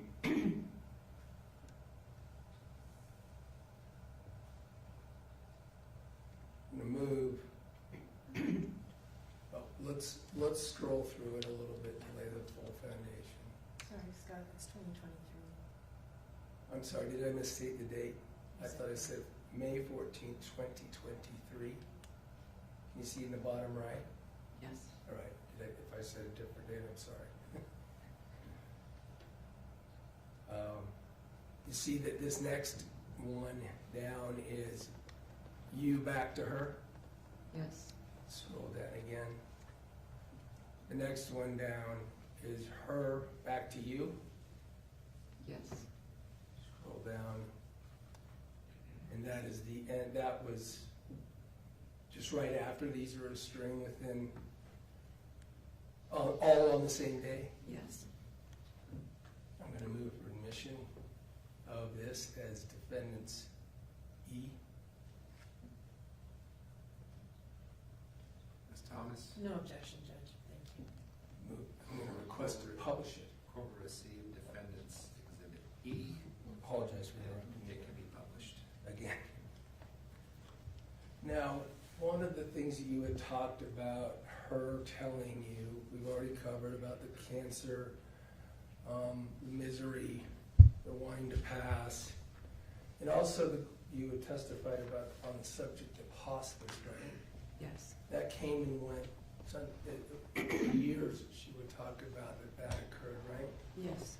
It occurred with various providers coming and going, being available and such, right? Yes. And that was directly from Kacee to you at times, right? Yes. You also had communications, I think you said, with Meggan about it sometimes too. Yes. But I want to use this to help clarify the sorts of things as far back as May of 2023 that Kacee would say to you and how. So we'll go back to the top here, the first of defendants E. Mother's Day. She sent you a text on Mother's Day, right? Yes. Or at least about Mother's Day. Yes. I didn't double check whether this is the actual Mother's Day. Happy Mother's Day, Mom. Your kids are sure lucky to have you as their mom, and I'm incredibly grateful to have you as a mom figure to me as well. Thanks for being a part of my life and treating me like I am one of your kids. You have no idea how much it has meant to me. I sure miss you. I hope you are having a wonderful day and get to do something fun with the family. Love you lots. That's what she sent to you, right? Right. And scrolling to what you sent back. Thank you, my sweetheart. We are actually just driving back from our week in Jackson Hole. Let me just stop there. You had mentioned Jackson Hole in connection with the time that Kacee actually moved out. Remember that? Yes. Was this an annual trip that you would take? Yes. We've had a week timeshare for 45 years up there. So this is 2023. I won't ask you if you remember if Mother's Day you went there, but it sounds like, does this refresh your recollection that that's one of the timeshare trips you were able to take? Yes. It's always the same week. She said, I miss you. You interpret that as she knew you were in Jackson Hole. Yes. We usually go this week, but every once in a while, the calendar puts us a week ahead of Meg's. She is going this week. I think about you and wonder how my girl is so much. I hope you're doing okay. I love you, Kacee. That's what you said, right? Yes. And scroll to what Kacee said back to you in relation to mom. Meg's mom. On or about Mother's Day. Long, right? Yes, I'm going to read it anyway. From Kacee. Lucky. That sounds fun. I hope you guys had a good time. Be careful coming home. Honestly, I haven't been doing well at all. A couple of weeks ago, I ended up losing a ton of blood because the stents that I had in my spleen ripped out. So I had to get a whole bunch of blood transfusions and then surgery to have new stents put back in. After that, I started getting really sick and having fevers, like 104, 105, and it was just so sick I couldn't even stand up to walk. So my hospice nurse talked with my doctor, and he came over to my house to see me, and he talked me into going to the emergency room so they could run some tests, because we had talked about having me get admitted to the hospital to be put into an induced coma and get medications to help me pass away, because they've been giving me those medications at my home on hospice, and I still haven't passed away. And honestly, I think it's because my anxiety is so high and I'm afraid to die. I don't want to die alone, and I'm alone here at my grandparents' house. Like I'm downstairs in my room by myself, and they don't ever come down and check on me. And so I've just had really bad anxiety and depression. Like it's so bad, all I do is cry and can barely even bring myself to come out of my bedroom. Anyway, I went to the hospital because I had to get testing done to prove to my insurance company doctors how sick I really am so that they would admit me. Anyway, they did a bunch of tests and some blood work and found out that I had a really bad kidney infection, and it had spread into my bloodstream. And I went septic, which made my kidney function go from stage 4 kidney failure to stage 5. And they wanted to do emergency dialysis because my kidney was basically done. And they also needed to give me IV antibiotics to help my sepsis go away because the infection had moved to my chest port. And so they had to remove my port and then put it in a PICC line so that I could have my medications. And then as soon as the infection was gone, then they were able to go back and put a new chest port back in on the other side so that I can get my medications. But because of my bleeding disorder, they had to give me shots to thicken my blood, which caused me to get blood clots in my lungs. Septic is scary. It causes your organs to shut down. So along with everything else, it also put me into liver failure.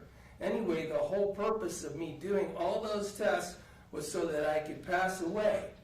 So there was no point in doing the emergency dialysis, but I had to do the antibiotics if I wanted to have the new chemo port put it back in so I could have the medication that I need to help me pass away peacefully.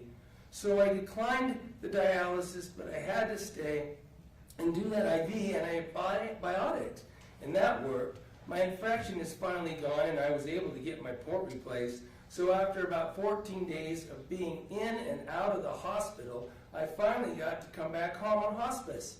And then they were going to admit me up at Huntsman to put me in an induced coma so they could start the medications. And then for some reason, my primary insurance, Select Health, changed. And so they wouldn't pay anything. And because they wouldn't cover anything, Medicaid wouldn't cover anything either. So right now I'm back at home, and I'm on hospice, and we're just working with my insurance, trying to get them to change my insurance plan so that they will cover everything, and then I can be admitted into the hospital. So I've had to do a whole bunch of paperwork, and they are taking their sweet time on getting things figured out So as right now, I'm just back at home super sick because I got a new hospice company and my nurse ended up stealing my medications and not coming to my house to give them to me for days. And I only found that out because I finally called the pharmacy to see if maybe I just didn't have prescriptions ordered. And that's why my nurse was never showing up. And she said everything was ordered, so come and find out she'd been stealing them. And so my charge nurse came out the other day, and she called the cops and had me file a police report. And she finally gave me my meds. They ended up firing that nurse, but the last 3 or 4 days they've been short-staffed, so they haven't really even been coming out. They're supposed to come out every morning and at night. In the last 2 days, I've only been able to get them to come out at night time. So then I'm just super sick all day long. I finally talked to my hospice doctor this morning, and he's going to call me in the morning on FaceTime. And we're going to figure out a new hospice company to go through until we can figure out if my insurance will approve me to be able to go into the hospital to be put in an induced coma. But anyway, my doctor said that we'll talk about everything tomorrow, but he is just going to have one of his nurses come out and give me my medications that I need every morning and night until we can get a new hospice company. That way I can be comfortable and I won't be in any pain. So anyway, yeah, I've just been really sick and I haven't had any medication to help me feel better. It's been a rough couple of weeks, but hopefully things will work out soon. Honestly though, I've been so sick that I really thought I was going to pass away. And I had prayed all day long for days at a time, asking Heavenly Father to please let me come home. I am so confused on why I'm still here. I don't understand why it's taking so long, and it's been really hard on my mental health. I'm super depressed. All I do is cry. I'm just so sad and scared and feel so alone. I'm just having a hard time. Anyway, there's an update on what's been going on with me. I hope you're doing okay. I hope you know I think about you guys all the time, and I really miss you. I sure love you. Did I appear to read that? Yes. Does that fairly characterize the way Kacee Terry would communicate her hospice, her desire to die, her pain, her suffering? Is that consistent with the way she did it over these years? Very consistent. And except towards these last months, before the 12th, she actually told you because of this hospice, she didn't deny that she was having it. She said, don't come by. They don't want anybody in contact with me. Don't come by the house, right? Right. So she was communicating all the same things, but trying to keep you away from whether a place where they were happening, supposedly happening.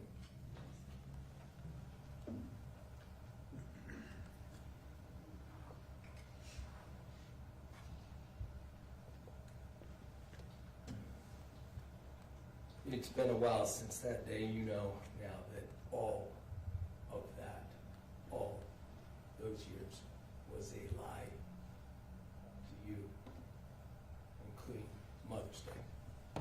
Yes.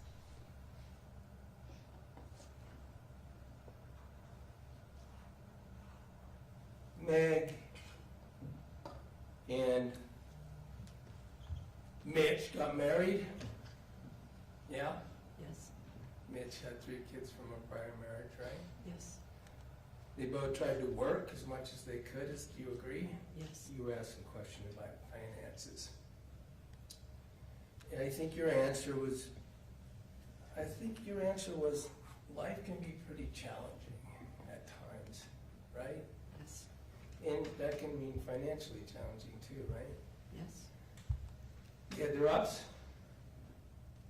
Sometimes things were going better than others financially, right? Yes. Mitch did tax preparations, can be seasonal, right? Yes. Meggan worked various jobs, right? Yes. Did you understand her to always work full-time? Yes. And Mitch to do everything he could to work full-time? Yes. Sometimes times were hard, Yes. sometimes times are better, Yes. but overall, as these ebbs and flows happened over the course of their life together, was it pretty much a constant that it was never too high or too low?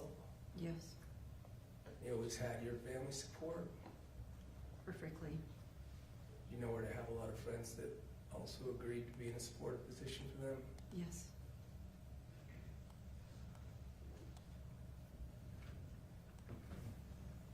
Ms. Renee?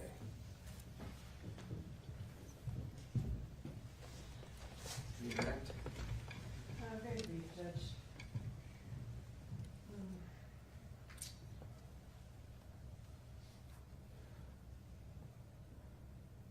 Sorry, trying to gather my thoughts. The long text that Mr. Williams just read that Kacee sent to you, and you said that was a sort of standard how she communicated with you, is that fair to say? Yes. All right. She frequently sent long, boy, that was long. I can't imagine typing all that. But she sent texts to you like that on a regular basis Yes. that complained of her medical condition. Yes. And knowing all that, was that consistent in your mind with her having the DNR that you said she had? Yes. So if she had a DNR, did you wonder why she was having surgery for a spleen splint, or having sepsis treated, or going to the hospital, or having a coma induced, or any of those things she described in that text? Well, it really wasn't for me to question. It was her story, not mine. Right, but you thought she had a DNR at the time? At that time of the text, it was later that we talked about the DNR. Okay, this was in 2023. Right. All right, so it was sometime after that that you believe she had a DNR? Yes. All right. But again, you never saw that DNR. No. During that text, she expressed that she wanted to be comfortable, Yes. that she didn't want to be suffering, Yes. and that she wished she had medications to help her feel better. Yes.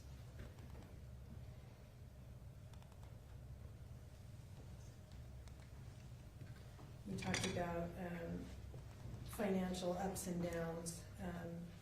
You understood that Meggan had lost her job in January 2024, Yes. and did she have some concerns about finding a new job? No, she was very well trained. All right. She also had some concerns about her husband's child support increasing, Yes. and some concerns about owing taxes that year, Yes. and having her car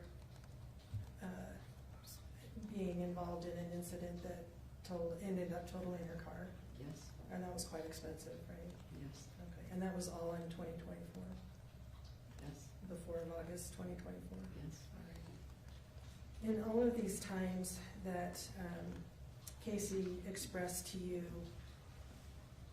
you said just wanted to pass away, that she wished for death, and you told Mr. Williams that that was all associated with her terminal cancer. Is that accurate? Yes. Did she ever tell you that she wanted to commit suicide? Yes. And how did you respond to that? We listened. We suggested that she get some help, counseling, to go see her bishop, just speak with someone who is a professional, because I wasn't. Okay. You didn't ever suggest a means of doing it, right? No. Did you ever suggest that you would help her do so? No. That's all I have. Thank you for being here. Can this witness step down and be released? No objection. No objection from the state. Thanks for being here. Thank you. Step down.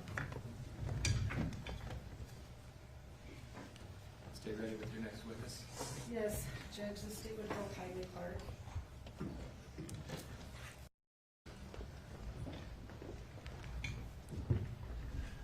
Please raise your right hand. You do solemnly swear the testimony you shall give in the case now before the court will be the truth, the whole truth, and nothing but the truth, so help you God. Come on up and have a seat. Oh, sure.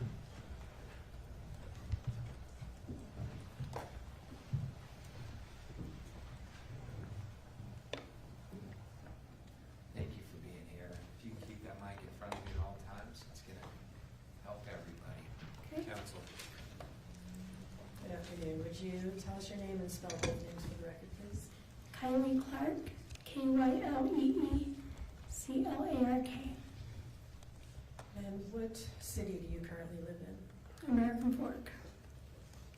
Have you lived in American Fork for a length of time? We've been there about 6 years. Were you in Utah County before that? Yeah. How Born long? and raised in Alpine my whole life. Okay. And you said your whole life. Do you have family also in the area? We do. My husband's family lives in Utah County, some of them. My grandparents live in Highland. Kacee was in Highland. I've got an aunt in Saratoga. We've got some cousins around that live in Utah County as well. All right. And you mentioned Kacee. Who was Kacee to you? My sister. Do you have any other siblings? I do not.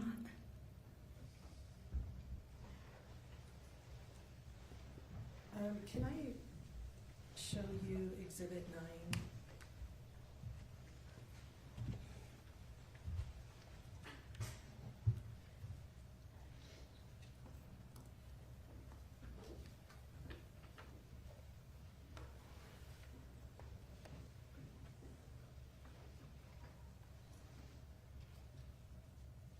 It always blinks on and off for a minute while it's trying to wake up.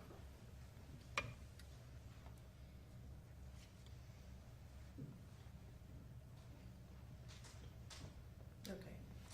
Do you recognize who is depicted in that exhibit? Yeah. Who is that? Kacee and Bella. Do you recall when that photograph was taken? It's probably 5 years, maybe.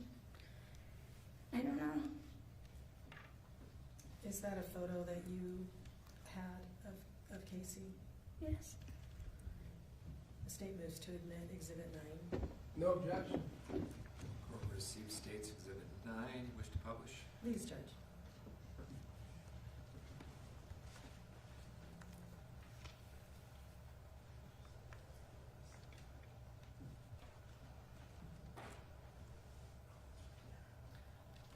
All right, you had mentioned that this is Kacee with Bella. Who's Bella?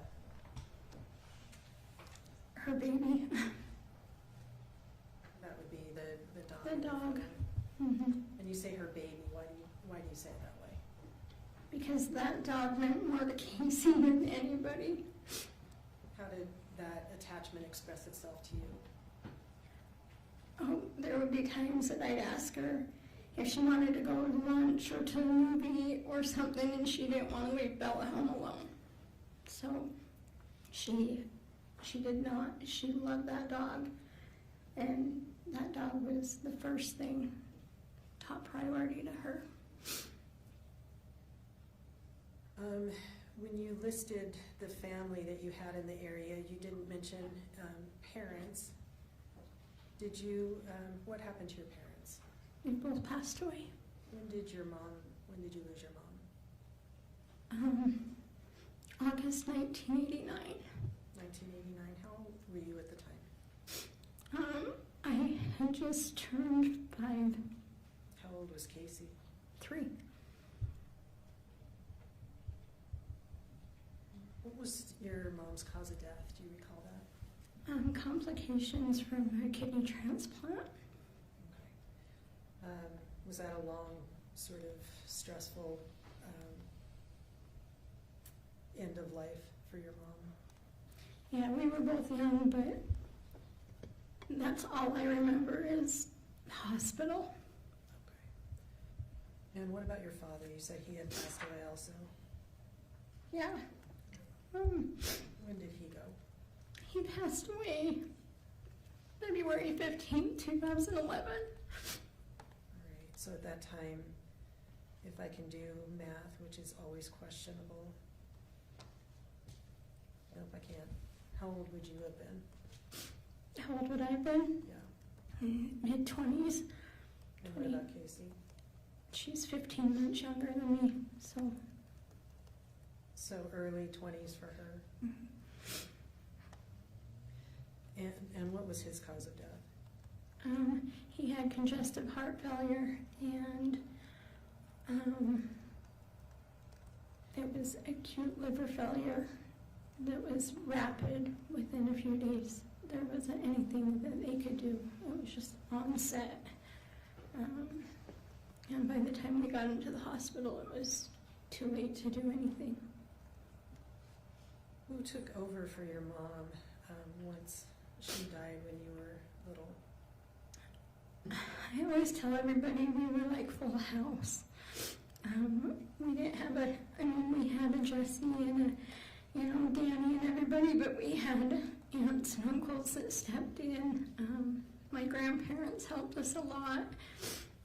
My dad was a single dad. He never remarried, and he just raised me and Kacee by himself. And so we had aunts and uncles. We were lucky enough to have our cousins that lived a few doors down that, were like extra siblings to us. And we had people in our ward that we were lucky enough to have our cousins that lived a few doors down that, were like extra siblings to us. And we had people in our ward that stepped up. And we didn't have a mom, but we had family that stepped in for sure. How would you describe your relationship with this extended family? Well, your and Kacee's relationship with this extended family. We were all really, really close. Okay. And how did that express itself?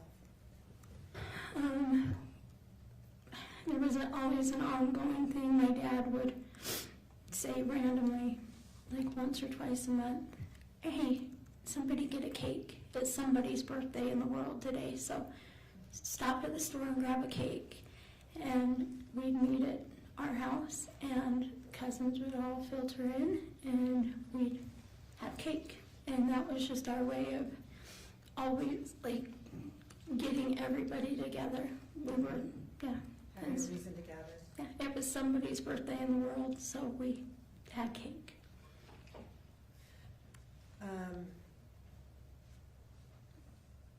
You have been present through this trial so far, is that accurate? Yes. And Mr. Williams had mentioned that typically witnesses are kept outside until they testify. You have not stayed outside? No, Why? because I am the only left living in our family. Okay, you are the representative for Kacee? Yes. Right. And so you just recently now have heard your family dynamic described as being abusive to Kacee? Yeah. Is that accurate? No. Were your grandparents abusive to her? No. Were you? No. Any other family members mean or abusive to Kacee? No.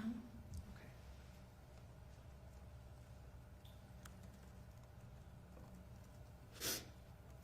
Up until 2024, up and through 2024, what was your relationship like with Kacee?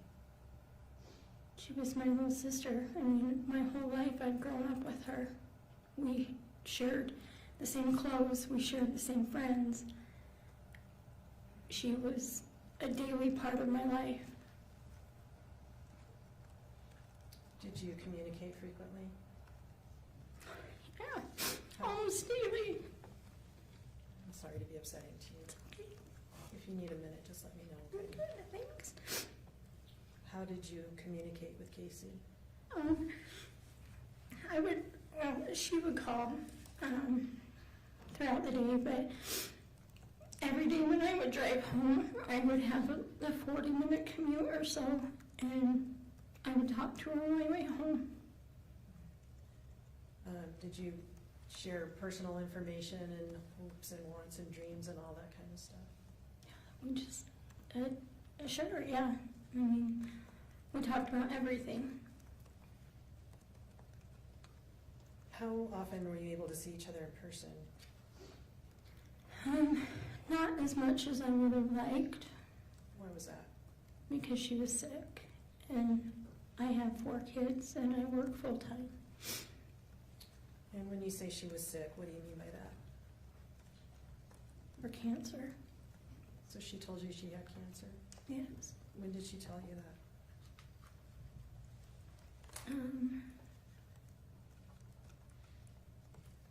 Maybe around 2015-ish. 2015?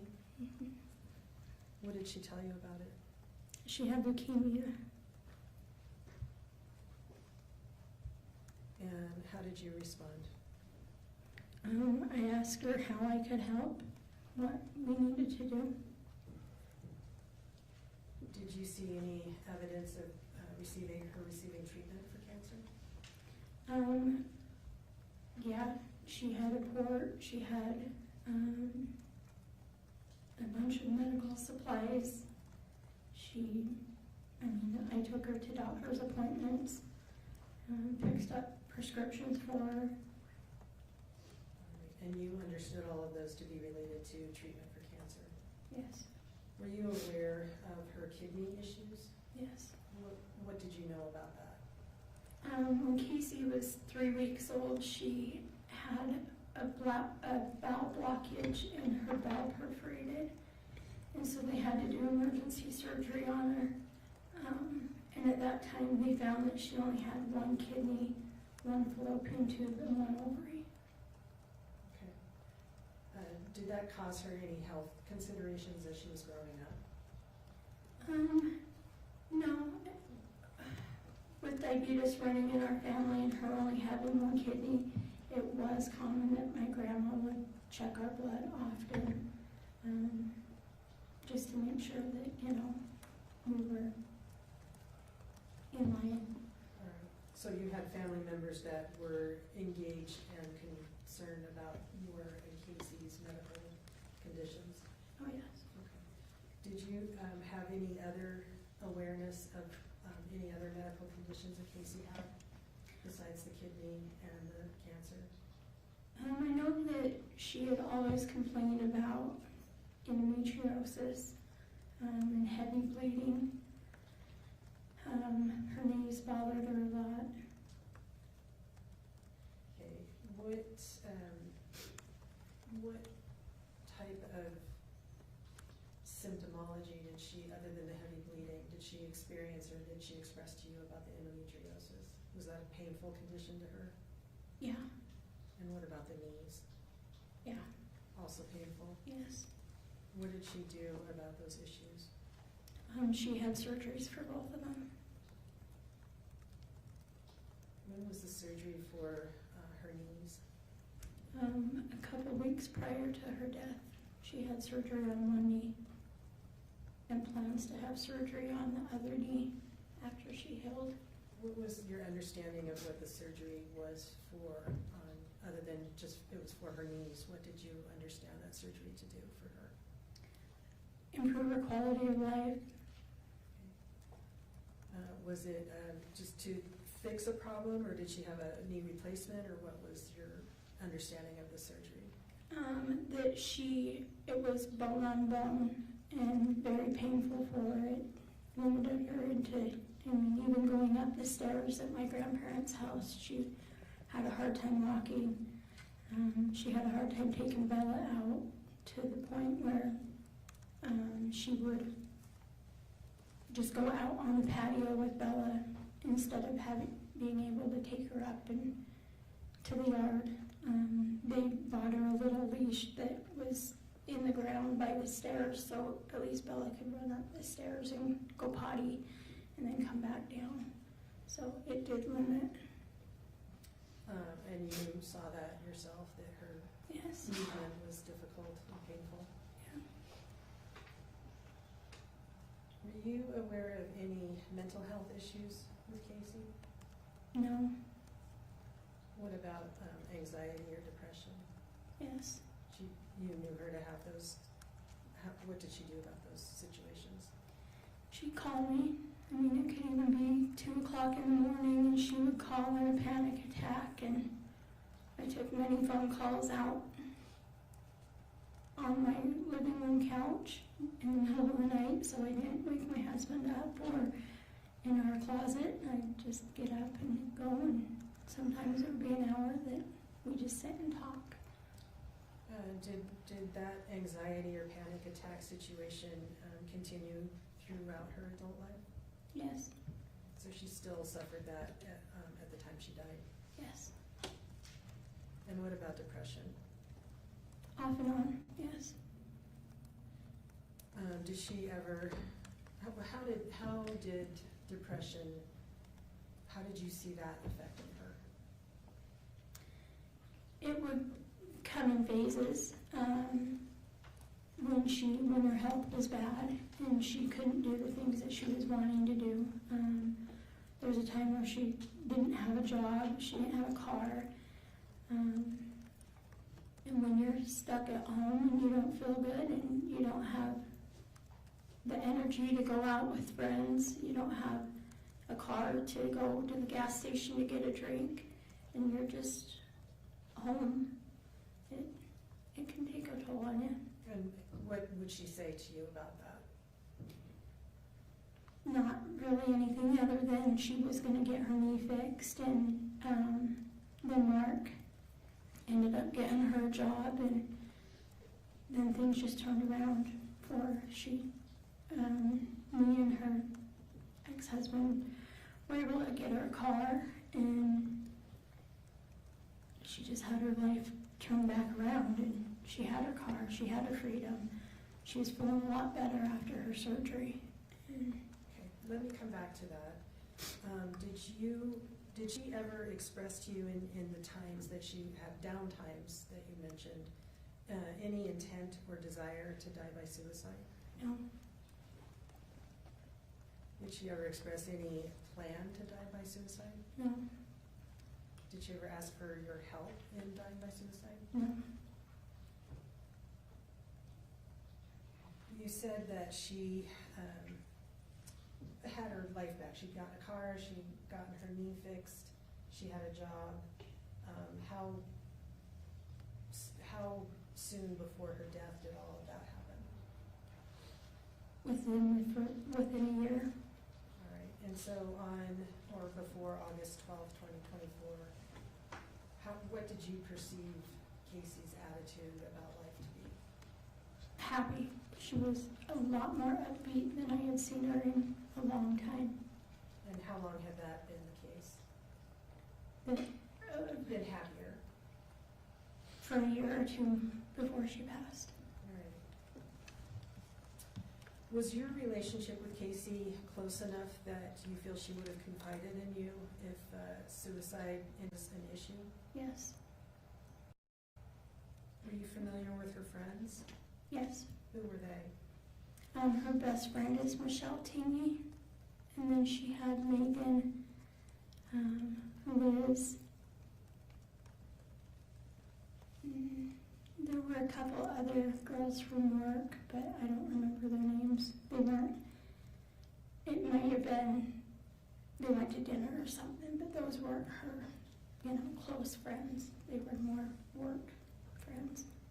You've heard Meggan being described as Kacee's best friend. Was that your perception of their relationship?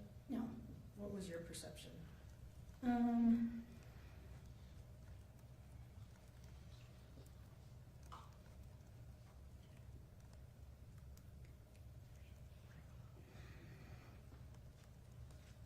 They started off as good friends, but their relationship throughout the years changed a lot.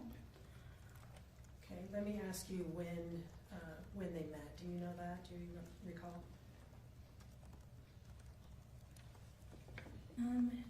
I believe it was a couple of years after my dad died, so maybe around 2013 or 14. Okay.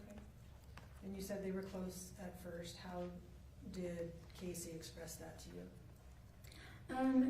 They were roommates. Kacee had an apartment in Lehigh, and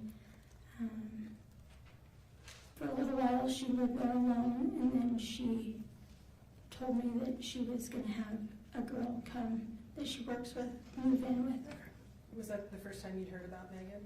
Yes. Was when she said Meggan was gonna move in with her? Mm-hmm. All right, that's a yes? Yes. Okay. And how did things develop from there as far as you could perceive? I mean, they were friends, they worked together. At that time, things were good for about a year, and then Kacee started questioning things a little bit, whether she trusted Meggan or not about the procedure she had done. I guess that was closer to when she was about ready to get married, is when things kind of started getting, Kacee was questioning their real friendship. She felt like Meggan was lying to her. All right. And so you said that that Meggan moved out. Do you recall roughly when that was? I don't. After Meggan moved out, did that seem to improve their relationship? Maybe I don't know. At that point, they just worked together is all I knew of. I didn't know, like, how often they hung out or did anything. All right. Were you aware of Kacee moving back in with Meggan and her husband at some point? Yes. Do you recall when that happened? So after she lived in Lehigh in the apartments, Meggan and Mitch got married. Kacee couldn't afford to live there by herself, so I helped her get a place with another friend, Liz, in Provo. She lived there for a couple of years with Liz and then moved to Meggan, so it would have been maybe around 2015, I don't know, maybe 18? Okay. I know it's hard to remember years. Maybe 18, yeah. Okay. Why did she discontinue living with Liz, do you know? The renters so Kacee lived in the upstairs of the house and Liz lived in the bottom. And the renters, I think, were trying to up their rent cost or something, and they just couldn't afford to live there anymore. All right. So she went from living with Liz then to moving into Meggan and Mitch's home.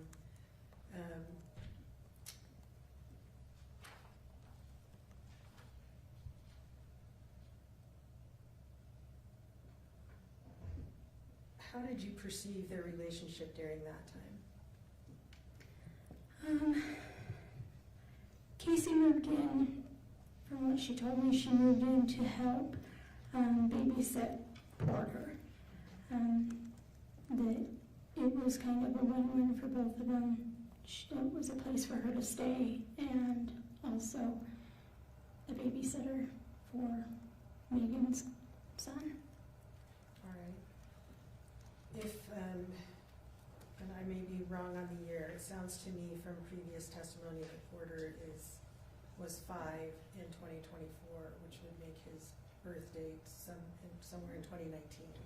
Does that help you pin down when Kacee moved in with Meggan and her husband? You're all right. I don't know if it's purposeful, but stays left for sure. The exhibit of. Oh, I'm sorry, we can take that down. Probably not. It didn't show up on my screen, so I didn't realize. I don't think it's. Is your monitor not working? I don't know. We'll jog it again. It wasn't on. That's why I didn't realize that the picture to make a record of it. What exhibit is it? 9. Exhibit 9 has been shown. It's off now. I don't think. I'm just trying everyone's attention to it. It's been remedied. Thank you. Apologies. Do you remember the question I just asked? Oh, too bad. I'm sorry. I asked if that reminded you about when she would have moved in with Mitch and Meggan. Yeah.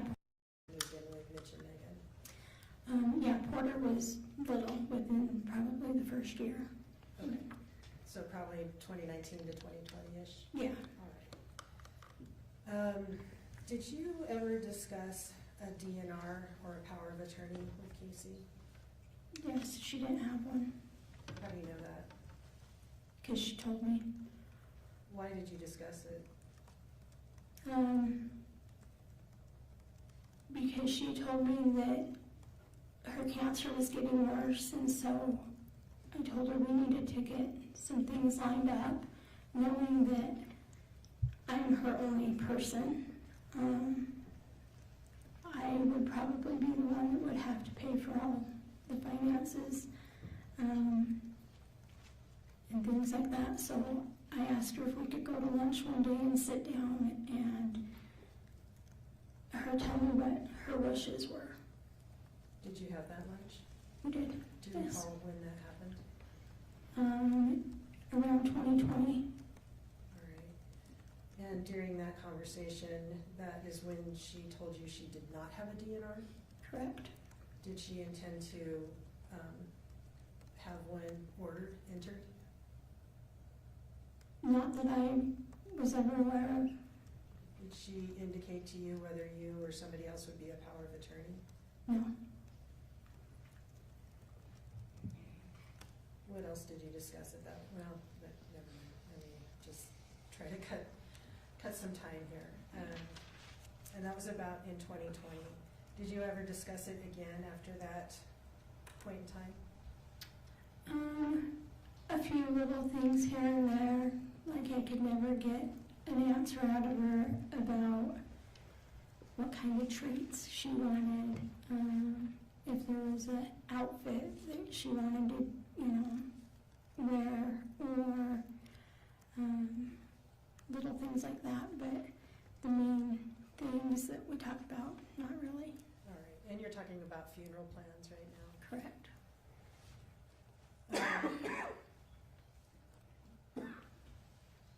Having known her for her entire life and most of your life, who would you have expected that she would appoint for either a power of attorney or a DNR? Me. You just described yourself as her only person. Yes.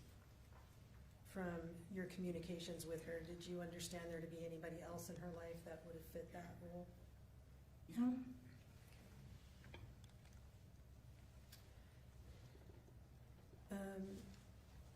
How would you describe her interactions with Meggan from 2020 on, as far as you observed?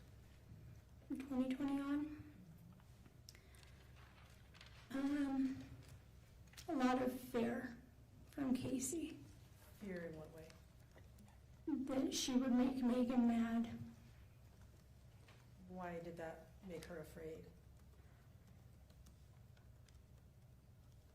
I'm not sure. She was always worried that anything she would do would make Meggan mad. And that was her biggest fear, of Meggan being mad at her, letting Meggan down. And Quest Foundation. Sure. Did you and Kacee have any discussions about her relationship with Meggan from 2020 on? We've had multiple talks, yeah. Would that be on the phone or in person or by text or Facebook or some other means? All of the above. Okay. And during those conversations, did she express to you her feelings about Meggan? Yes. And what kinds of expressions did she convey to you?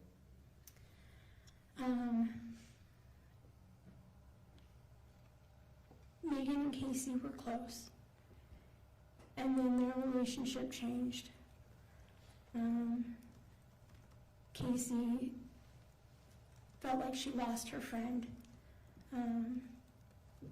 She would tell me that she felt like she just couldn't die fast enough for Meggan's liking, and that their relationship changed from being a friend that used to call to check on her with sincere reason or take her to lunch. All it was, how's your health? It always went back. She told me multiple times, I wish I just had my friend back. And everything is isn't just health. Did you and Kacee ever have any conversations about life insurance? No. Let me show you, it has not been admitted yet, so just for the witness, Exhibit 30, please. Did you say 30? 30, yes.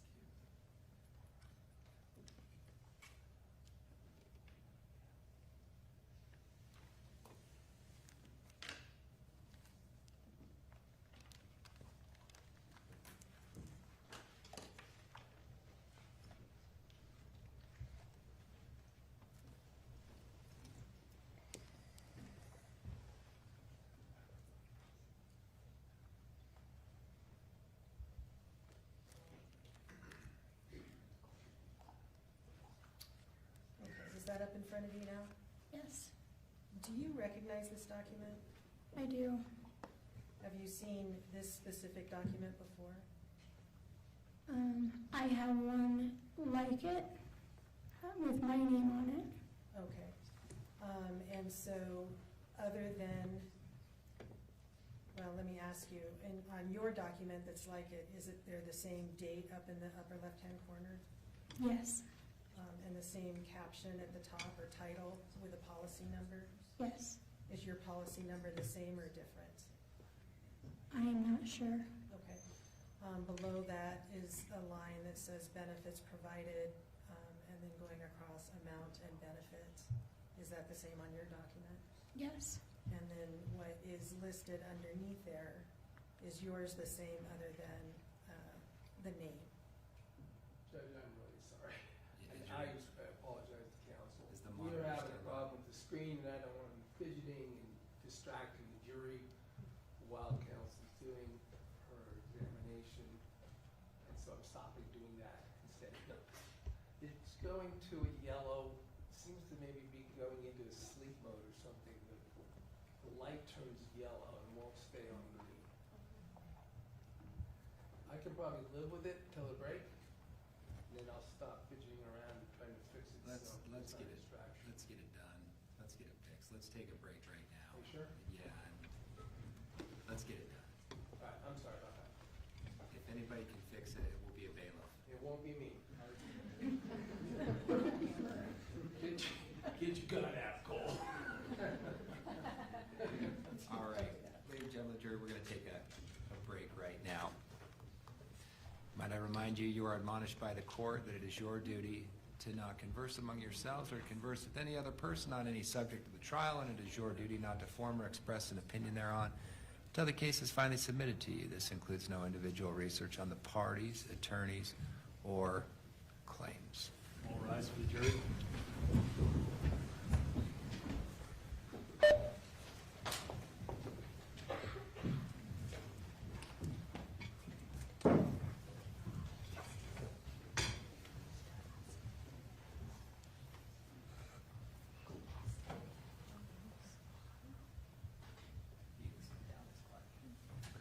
Please be seated. We'll see what we can do. Great, thank you. Just know when we're ready. Thanks.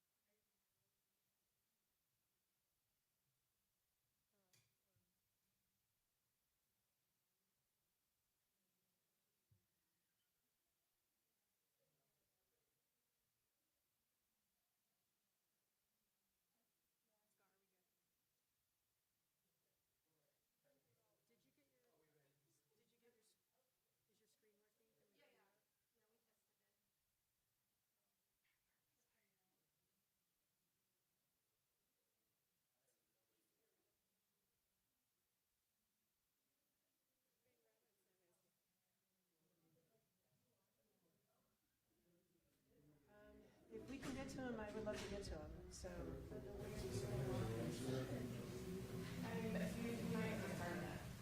Oh, okay, so. He's, yeah, it's all good.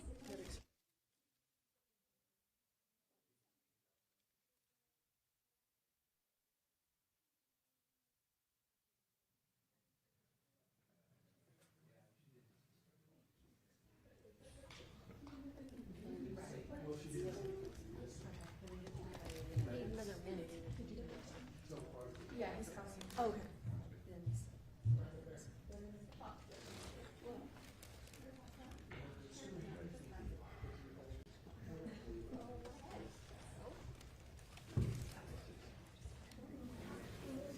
No, yeah, you just, yep.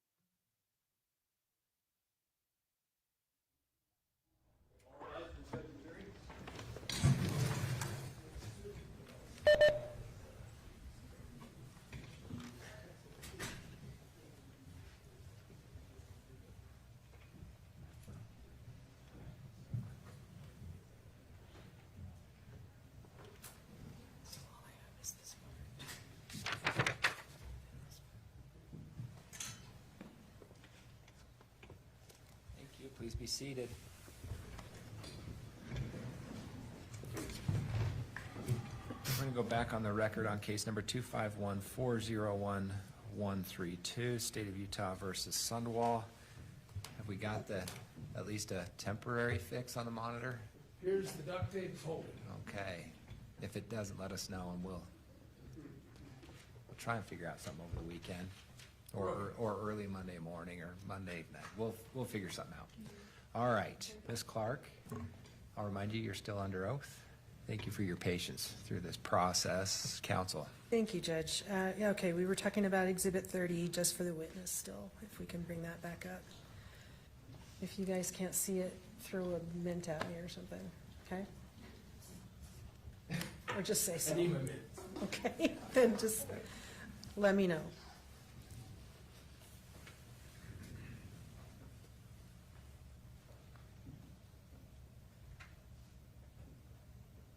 It's up.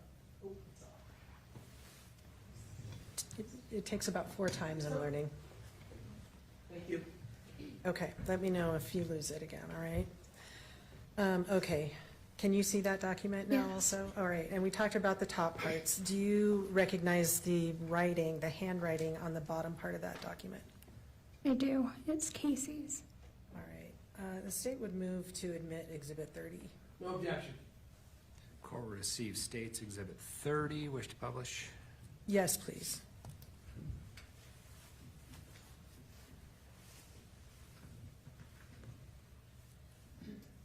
All right, you mentioned, Kylie, that you had the same document at home. What does this document represent that you and Kacee both had, each in your own names? So this is an insurance policy that my dad had started for me and Kacee in 1996. And sorry, that's the date up at the top, 3/19/96? Yes. Okay, and what happened with that policy? I would say in about 2007 or 2008, he asked if we wanted to take over payments on him. It was a policy that he had for one for me and one for Kacee, but he no longer wanted to pay the premium on it, and he offered, we could cash it out early or continue to make the monthly payment on it if we wanted to keep that policy going. And both me and Kacee chose to cash out on those. How do you know that Kacee decided to do that? We were both together. All right. And you believe that was in 2008-ish? I got married in 2006, and so it was around 2007, 2008. Okay. And you said you and Kacee cashed out at the same time? Correct. All right. Okay, we can take that document down. Thank you. We had talked about Kacee living at Meggan's house where she lived with her husband. When did Kacee, as far as you're aware, move out of that house? Me and my husband moved her out around 2020. Why did you and your husband move her out? Because Kacee no longer felt safe living there. How did she express that to you? There were multiple phone calls that she felt like Meggan was trying to poison her. She just didn't feel comfortable being in that house anymore. Did she indicate to you why it was she thought Meggan was trying to poison her? She said that she felt like she had had a stroke one time, that she was having a hard time talking, coming up with words, and she's like, either I've been drugged or I've had a stroke. Did she express to you anything that she believed she had been poisoned with? Insulin. When you moved her out, was Meggan present at that time? No, Where was Meggan? on a vacation. All right. What, as far as you know, was Meggan aware that Kacee was going to be moving out that day? No, Why is that? because Kacee didn't want to make Meggan mad. Okay. And so for a few days, I gathered up boxes and totes, and then she packed things up. And then once Meggan and Mitch went to their family cabin, me and my husband took our trailer over there and moved her Where did you move her to? to my grandparents' basement in Highland. When you were at Meggan's home moving Kacee out, did you personally see any indications that supported Kacee's fears that she had expressed to you? Yes, Kacee showed me a bottle of insulin in Meggan's fridge. Did anybody else besides you see that? I was the one there. I've been told that she has also shown. Anything she was told is hearsay. That's fine. Sustained. All right. So you saw that and nobody else was with you at the time? Correct. Okay. Let us turn to August 12th. What was your first indication that day that there was something wrong with Kacee? From the phone call or just in general? What was your first indication that there was a problem with Kacee? I did not get any phone calls or anything leading up for the whole day. I was not aware of anything that happened until later that night when I received a phone call from my Uncle Mark. What time of day did you receive that phone call? Around 9:30 at night. What did Mark express to you in that phone call? That he had gone downstairs to check on Kacee. It was, he was wrapping up for the night. He went downstairs and found Kacee. She was making some weird noises and kind of having a hard time breathing. What did you think at that point?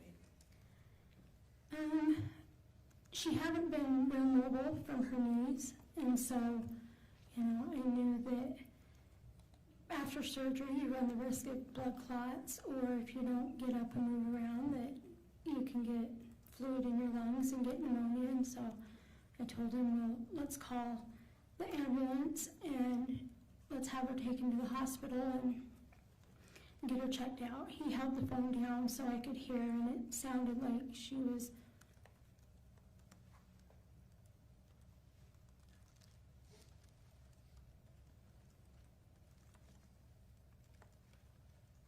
Take your time.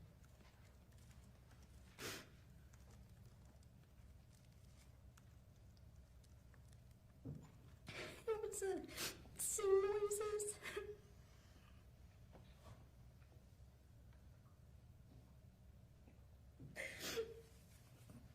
That I heard when I watched my dad die. He was struggling to breathe. She sounded like she was drowning.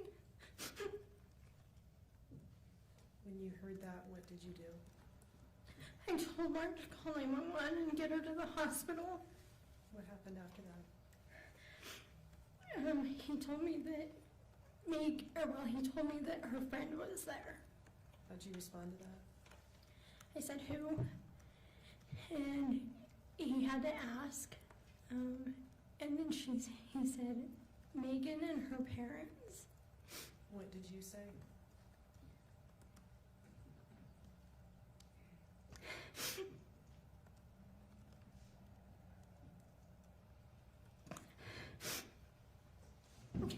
Get them out of there.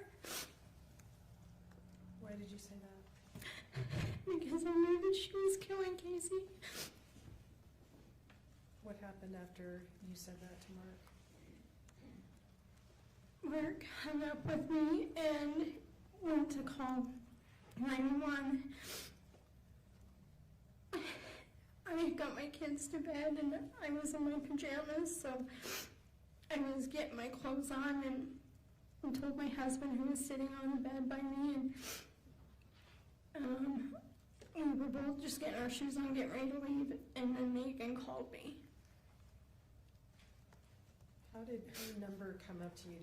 Did you have her in your phone as Meggan? Did you know who was calling when the phone rang? Yes, All right, what did you do? I answered it. Tell us about that conversation. She said, "This is Meggan. I don't know if you know this or not, but Kacee's not doing well." And I said,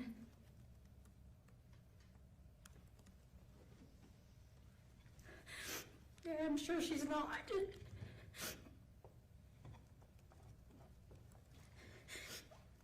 And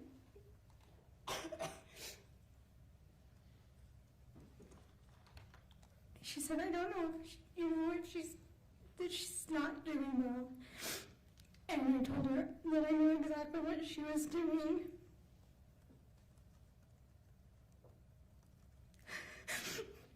And when I got Kacee to the hospital, the very first thing that I was going to have checked was her blood sugar level. And if it wasn't anything but normal, of a normal range, then I knew what she had done.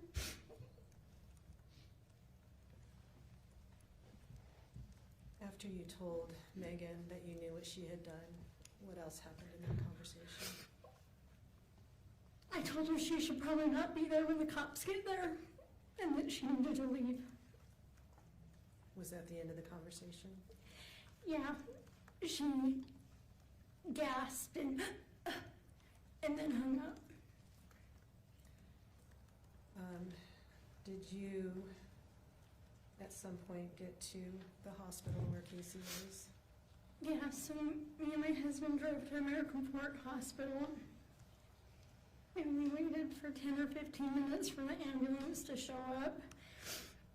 And then we got a phone call saying that her needs would be better taken care of if she was transferred to the one at the point of the mountain, Holy Cross. So we ended up driving up to that hospital. Okay. And was Kacee there when you got there? She was, but we weren't allowed back there. Were you able to see Kacee at some point? When she got more stable, they let me back there. Was she conscious? No. Were you ever able to talk to Kacee? No. How long was she in the hospital? 3 days. What happened at the end of those 3 days?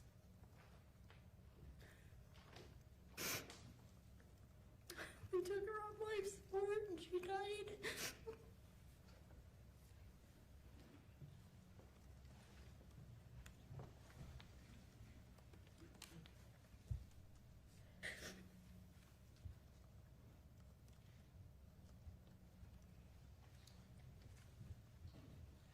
Kylie, had you ever spoken to Meggan before August 12th, 2024?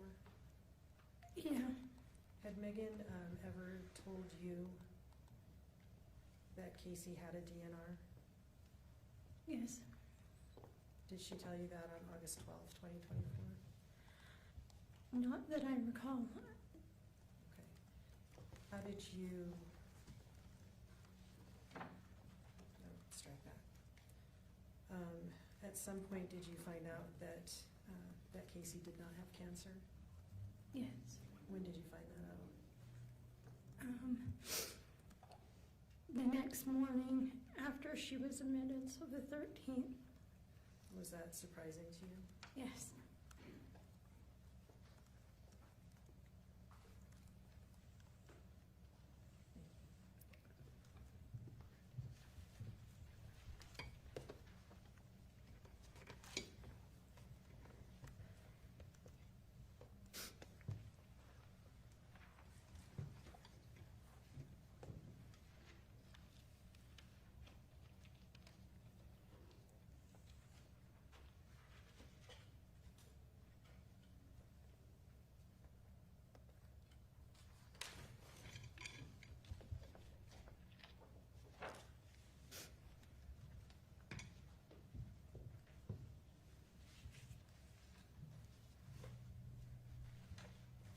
Good afternoon. Is it okay if I call you Kylie? Yes. Hi, Kylie.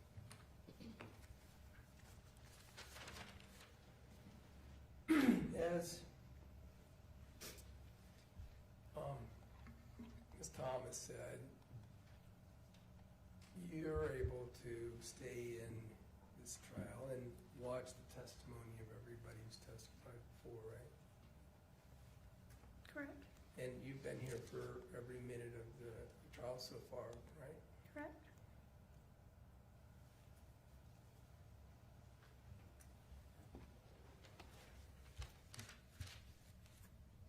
So you know, for instance, that your sister for years told people,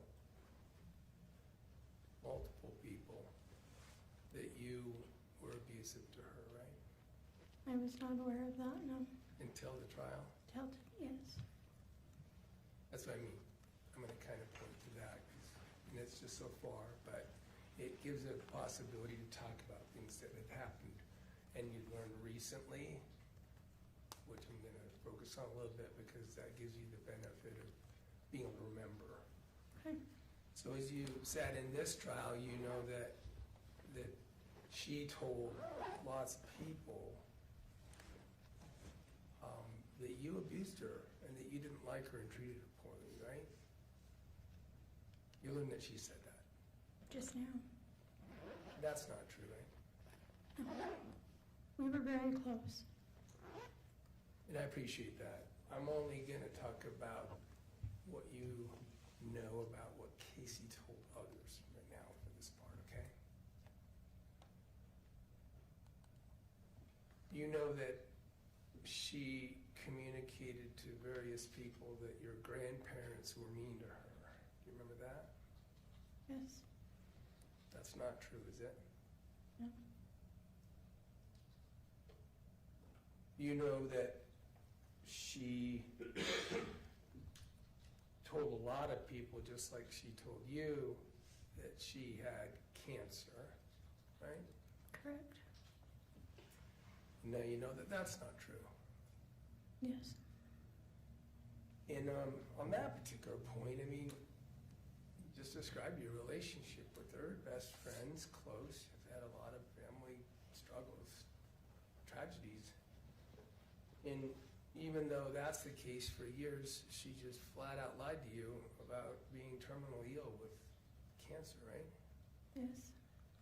But you're close with your sister, you believed her, right? Correct. Told you things about her treatments and even had you take her to treatments that you now know weren't real, right? The treatments I took her to were for whatever issue that she was having. But she told you the issue was cancer. There were other reasons I took her to the doctor. Sure. But some of them were cancer. You thought she was doing chemo, right? Correct. To be clear, I'm not asking you this to challenge you. Okay, I'm just asking what you were told and what you learned that was false. Because given the relationship you had with her, it's fair to say, don't you think, that she would think she could fool you by lying to you?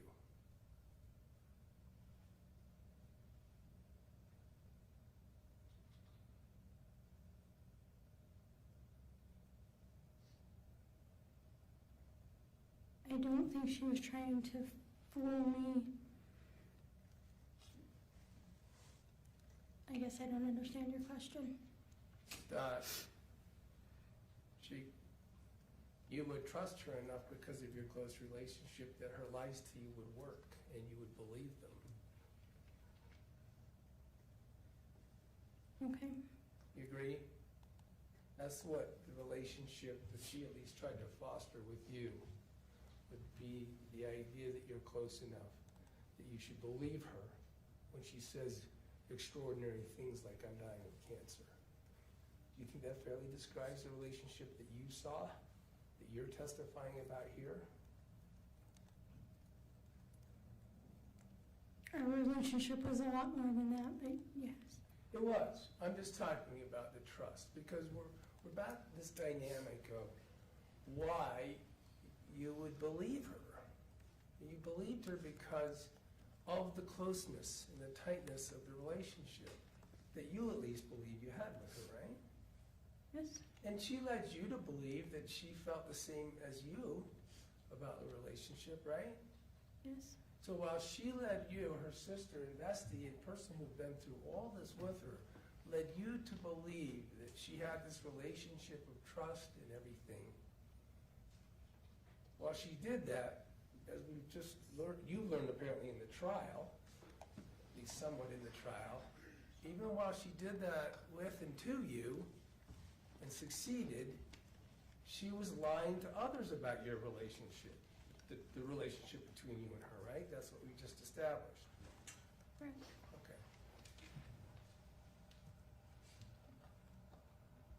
Okay. And that applied, strike that. So that lie, let's just focus on the cancer lie. That cancer lie persisted over years, right? Yes. And you heard Mark testify about how he believed it, right? Yes. And you as a family believed it when she did it to you, right? And she was able to use things like the fact that packaging was coming regularly, for instance, to the home to help perpetuate the lie that that was about cancer and things she didn't actually suffer from, right? Yes. I mean, you heard, she convinced you and Mark about having hospice in a house that Mark lived in, right? Yes. So can we agree, and I'm sorry for this, Kylie, by the way, I really am.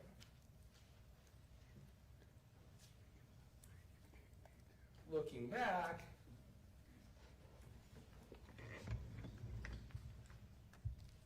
understanding that you believed them and believed her when she didn't say things. That when she told you that she'd like you to come over and move her out of Megan's house because Megan was trying to kill her, that somebody could be, that Kacee could be somebody lying to you to get what she wanted. I mean, isn't that fair? I'm not sure what the benefit of her moving out of that house would have been other than her fearing for her life. Let's talk a little bit about that. And that wasn't, I don't want to sort of veer off. I understand your answer, understanding why you made it. The question was more about, in hindsight, if you could agree with me that she very well could have been lying. She was the liar, and all you knew about what she wanted to get out of, that she wanted you to move away when you guys went over there. When Mitch and Megan were there, only reason you think it was because of Megan, her fear of Megan, is because Kacee told you it was her fear of Megan, right? I don't think Kacee would have moved out that day. And I'm gonna stop you. Okay. I'm not asking what you think about it. I just want to ask you, isn't your only source of knowledge, the only reason that you moved her out of Megan's house, the only reason you did what you did, you did it because to get her away from somebody that she feared, right? Correct. According to her, is all I'm saying. You never saw Megan act in any way against Kacee that was harmful. You never personally saw it, right? Physically, or what do you mean? Harmful that would cause her fear. Kacee told you, I fear her, right? I think that you said that. Do you agree that that's what Kacee told you? Yes. And that she was afraid of Megan, right? Mm-hmm. Yes? Yes. And that was I'm just talking about this incident of moving out. You acted on that because Kacee told you and you believed her, right? Yes, but I had reason to. Well, you talking about the bottle of insulin?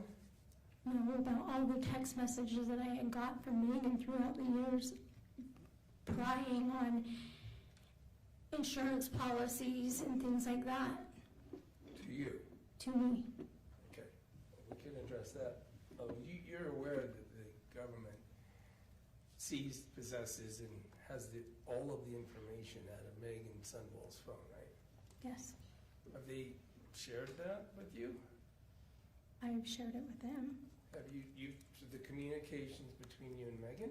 Yes. Okay, so certainly when you moved Kacee out of Megan's home, it could only be based on communications you'd gotten up until that point in 2020. Can we agree on that? Certainly couldn't have moved her out of that house on the basis of text that you received after 2020.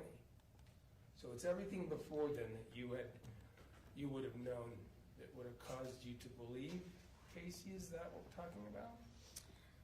Throughout the years, even after 2020, I would receive text messages or messages on Facebook from Megan asking about. We're going to just focus on the moving out. I'm sorry to interrupt you, but The only reason I felt justified of moving Kacee out was because of the constant checking that justified the fear that Kacee had. the Kacee claimed to you of fear of being poisoned once, right? She once told you that she thought Megan had poisoned her. Yes. She told you once that she said, she thinks she's trying to kill me. You said, I feel like I have a stroke or something. Yes. Right? Now, with all these things, no one ever, you especially, ever suggested she call the police, right? No. She didn't want us to.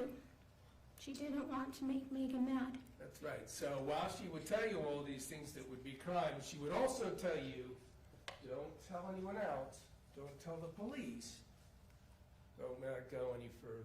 That's how Kacee dealt with you, right? Yes, getting Kacee out of that house was enough comfort for her. That was her issue. She didn't feel that she needed to get police involved. So you didn't know until this trial, I take it, that she just constantly and continuously still talked to Meggan, talked about her health issues, talked to her about wanting Meggan to be with her, talked about suicide, all these things. You didn't know that until after Kacee had passed, fair? They talked all the time about Kacee being sick and passing.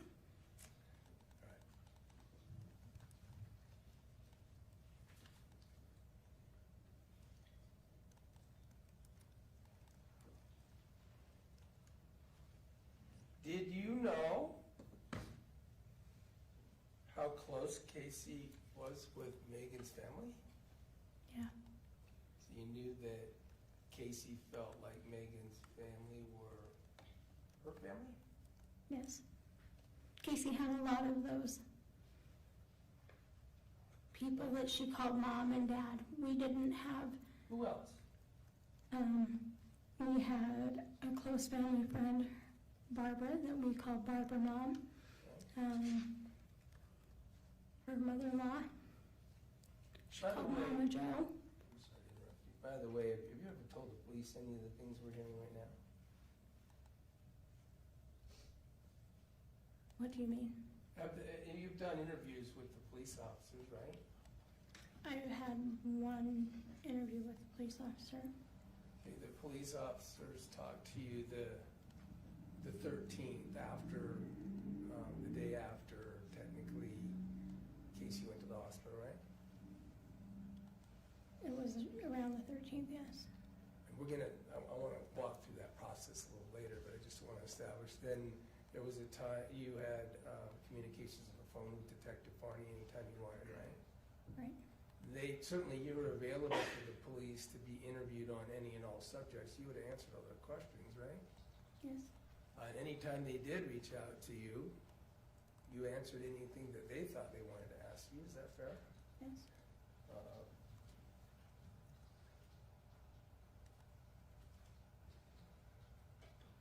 Were you in court, for instance, when, I think you said you were here the whole time, so you heard what she said and how she talked in the Mother's Day text she sent to Meggan's mother, right?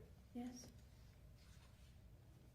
Is that all stuff she told you too? Did she tell you all those things about how alone she felt and how abused she felt by your family and no one would come downstairs and help her, even when she was dying and the hospice nurses were coming in and out, but they were stealing her pills? All that stuff, a long text, I agree was laborious to read. No.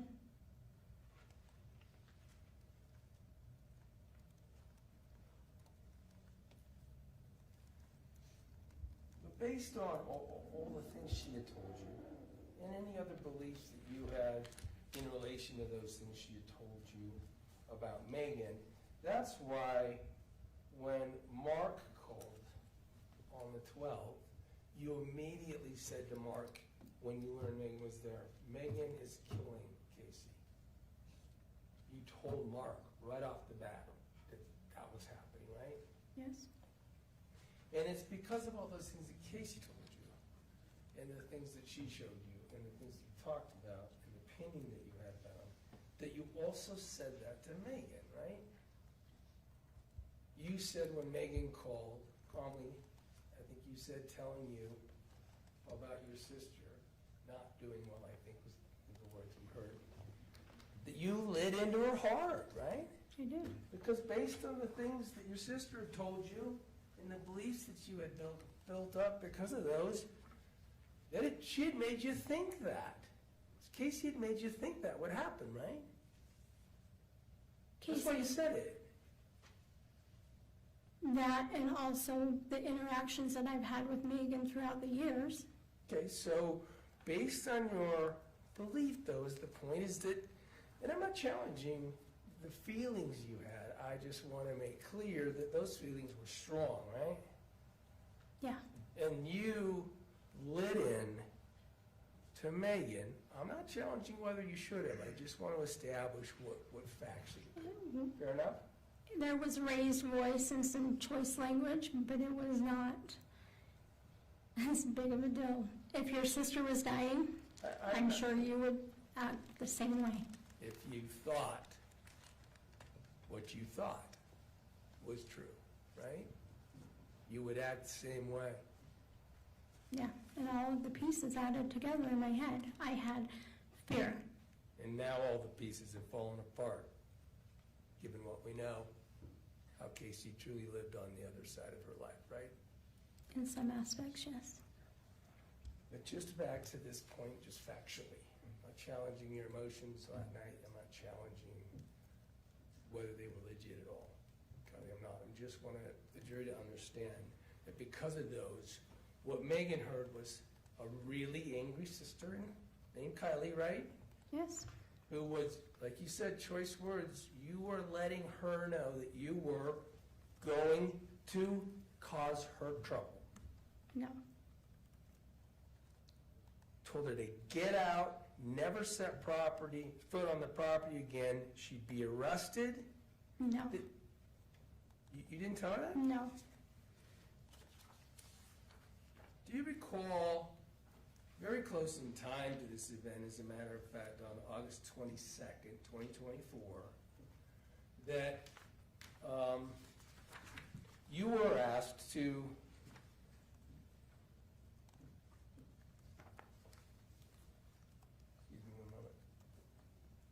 you were asked to fill out and type up a witness statement form that would be essentially under oath, Yes, trying to say what you remembered then. Agreed? yes, And you did that, right? yes, And submitted it. And that was very close in time to the events, right?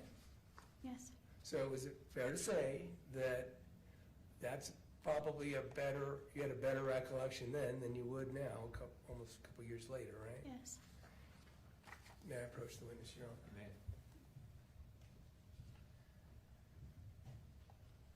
I'm going to show you a document. It's just a document about, I just want you to look at it, and I'm just going to ask you if you recognize it.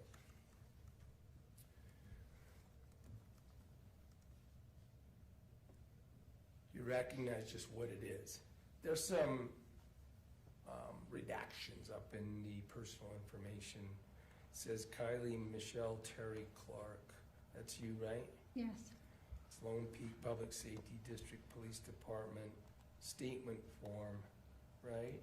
yes, And then there's this, what I was referring to as a warning in italics that you can't make a false statement or that would be a crime, right? yes, All right. I want you to look at that. Does that look like the statement that you submitted back days after your sister died? yes, Okay.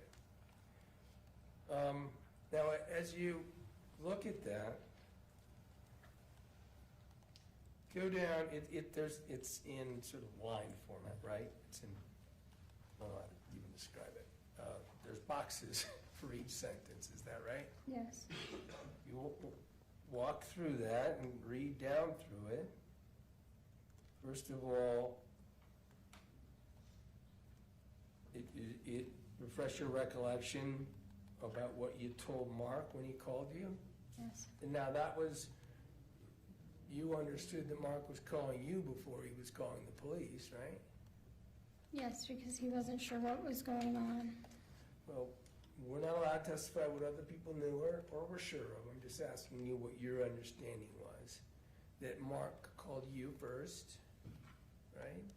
Yes, And then you told him to call 911 because you told him Meggan is killing Kacee, right? yes, So Mark is there, present in that house, and then he hears you say the accusation that Meggan is killing Kacee, right? yes, Okay. And then you characterize him as confused about, sounding confused apparently, and then he hung up, right? What do you mean?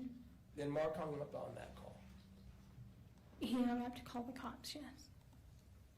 Again, we can't testify why other people did things, but you knew that he sounded confused in response to your statement about Meggan killing Kacee, but he hung up the phone after he sounded confused, right? He didn't sound confused. He didn't question anything. He hung up the phone and called the cops. Okay, in fairness, I don't want anyone to think I'm being misleading or anything. Look at your statement where it says, he said, what? Confused, and I said, hang up now and call. That's what you wrote in your statement, right? Yes. Okay, I just want to make sure no one thinks I'm putting words in your mouth. I'm just reading off of your statement. And it's here to refresh your recollection. Because we want to move to the next section, your statement, which is about, like you said, you're describing how you were going to the bathroom, getting dressed, and getting ready to go to the hospital, right? Mm-hmm. As you said, that's consistent. And then you described in your statement, turning the bottom of that and on to the next page, you made a description in your statement about what you did and said to Meggan. Right? Yes. So I just want to be fair, I want to let you read through that, because we were on that subject before I handed you this document. Subject of what and how you said to Meggan and how you thought she responded, right? Right. And tell me when you've read through that part, Okay. and then I will ask you, or just tell me when you're finished, I'm sorry. Go ahead. Okay. Then does that help refresh your recollection about what really and actually occurred on that night? Yes. Okay, and then what happened was you were very, very angry in your expression towards Meggan, right? I wasn't very angry. I said a word that I don't care to say out of anger. And still, I don't want to say it in court. I'm not asking you to say the words. I really And so don't. I wrote colorful language. I don't want you to say anything you don't want to say. I just want to establish that, and we understand why you were, I think. I think your testimony, you've explained your emotions at the time. Just trying to factually get the jury to know what Meggan heard. And what Meggan heard was you being angry, agreed? Yes. Including with, as you say, colorful language. I think we all know what No it means. choice word. Telling her to get out, I told her she needed to leave, yes. never set foot in again, That she was not welcome at the house, yes. never set foot on the property again or you'd have her arrested, right? Addressed to her that you thought you knew what she had tried to do in the past, right? Yes. Specifically about Insulin and Kacee, right? Yes. You addressed to Meggan that you knew everything, including you told Meggan, I know you tried to kill my sister. Yes. Okay, so I'm just establishing what Meggan heard. And then what you heard, and again, further, the expression that you were giving to her, your own characterization of what you were expressing to Meggan was expressing things that would cause her fear. Okay. Right? That's what you said in the statement. Is that fair? I only want to be fair with what this helps you remember. That's what you wrote, right? Fear, the word fear. Yes, and I don't think I meant put fear into Meggan. It was out of fear. A lot was going on. There was a lot of uncertainty and just a lot going on right then. And all I wanted was for her to get away from my sister. I appreciate what you felt. Just establishing what she heard and what your own words in describing what she would hear was fear and choice words were also included. That's what you remembered, right? That's the one.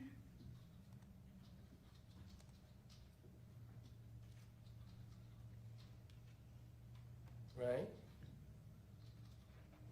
Yes. And you also remember how you recall Meggan, you characterized how you felt she responded, right? Yes. That she was gasping like she was stunned.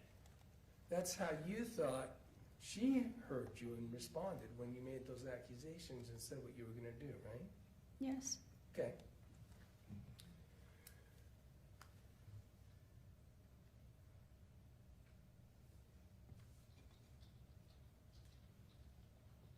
You specifically were referring to that insulin situation and the use of insulin when you were exclaiming these things to her, right? Yes. Specifically talking about getting things tested at the hospital and going back to the notion that you knew she'd killed her, right?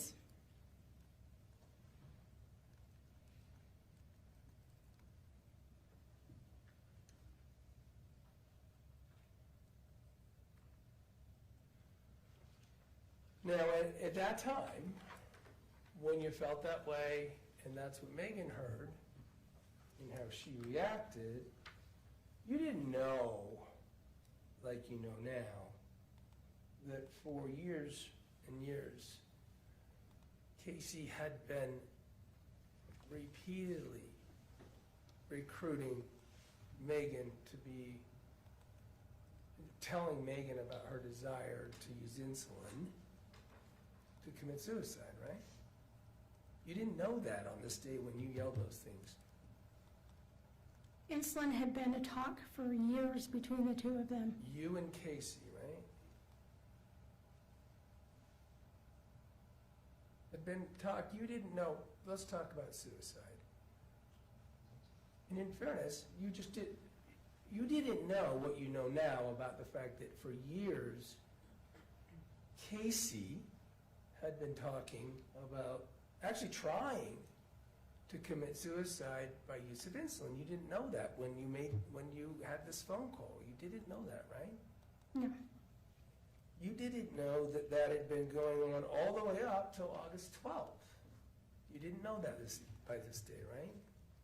The only thing I knew of was the one instance where she thought Meggan had given her insulin. According to her, and that was in 2020, 4 years before, right? I'm not aware of the time. It was when she lived at Megan's house in Lehigh, When you moved her out.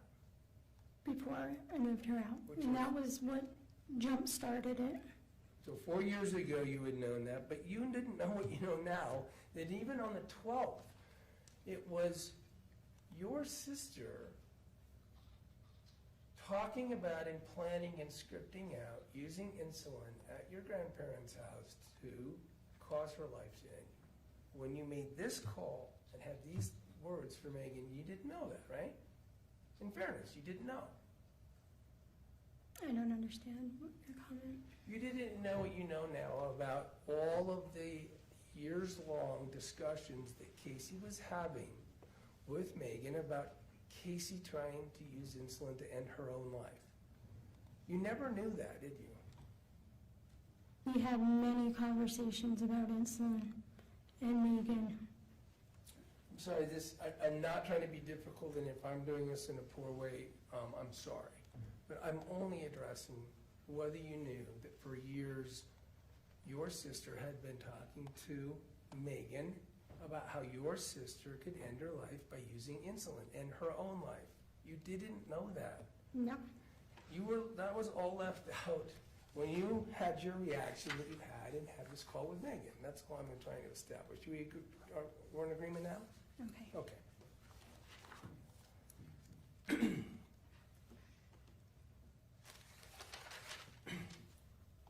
sorry.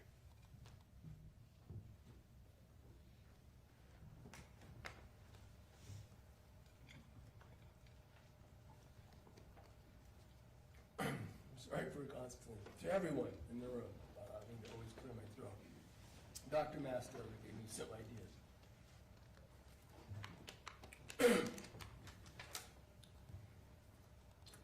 In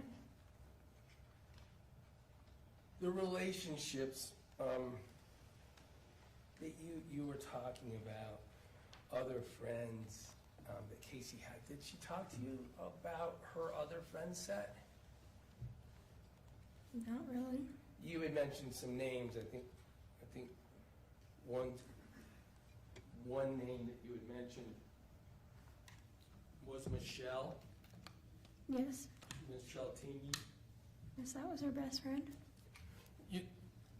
You said you thought that was her best friend? That was her best friend. Well, you know what you know by sources, right? Is that what she told you, that was her best friend? No. So she never told you, I'm just trying to understand how you came, Michelle and Kacee had been best friends since 6th grade. okay. So that's why you say that she was her best friend? Other than she proved it, yes. Other than what? Then she proved it, yes. She was always there for Kacee. Now, did you know about, I think that you knew about Kacee's opiate addiction problem? I didn't know the extent of it. Oh, you didn't know until this case started? Yes. Wasn't there a time that she addressed that in therapy? That she went to treatment? It was a long, long time ago. So what you mean is you didn't know that she had relapsed and you didn't know how bad it had gotten, right? Yes.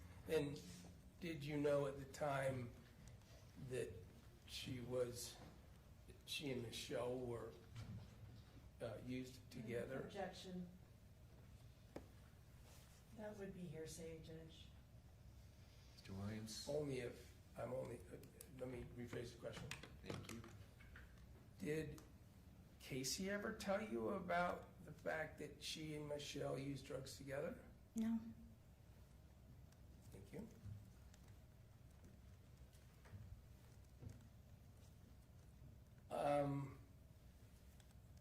I think there's been a subject that came up that you're aware of that had to do with your sister stealing money from your grandparents. You learned that, right? Yes.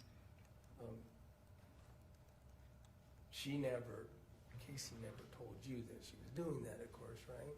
No. And the subject of having to trade drugs that she had for Xanax from other people so she could use drugs that she wasn't prescribed. She didn't tell you that, right? No.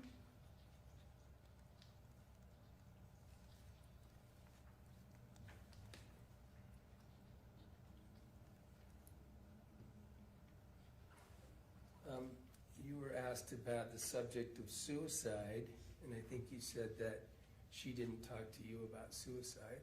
No. But now you know that she talked to others about it, right? If you need a break, or if this is tiring, Kylie, that is absolutely okay. And you'll get it from the court and from me, and there's, I think, tissues and things, and water. I'm okay. Ms. Clark, we can break for a few minutes if that would be easier for you. I don't think it's a problem at all. Not at all. Let's go and take a few minute break.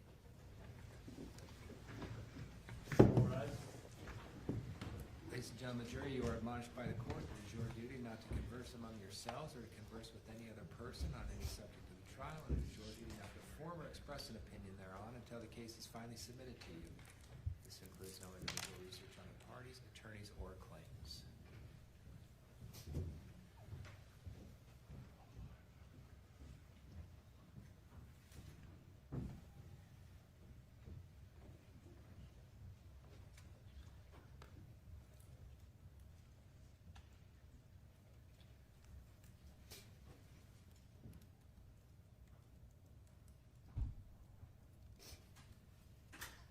Please be seated. Ms. we had about, I know we're getting close to 5, but if we had about 10 minutes, I would endeavor to streamline, That's about, and we might say more than 10. we're gonna be able to finish this witness tonight? Yes. Okay. Absolutely, I'm I- committed to that, Well, no, I think it's been a long week for the jury, and for and I everyone think here. that goes without saying. I think they're getting tired too, so let's work through this witness and then we'll I'm going to talk spend the about what next, we're gonna do. whatever time you give me now, making that time reduce the rest of my examination by equal measure. That's okay, and then we'll have redirect from the state, and, that may be it for this week then. I'll get to work. Depending where we're at. I know we're under the gun. Let's reconvene in 10, 15 minutes. Thank you.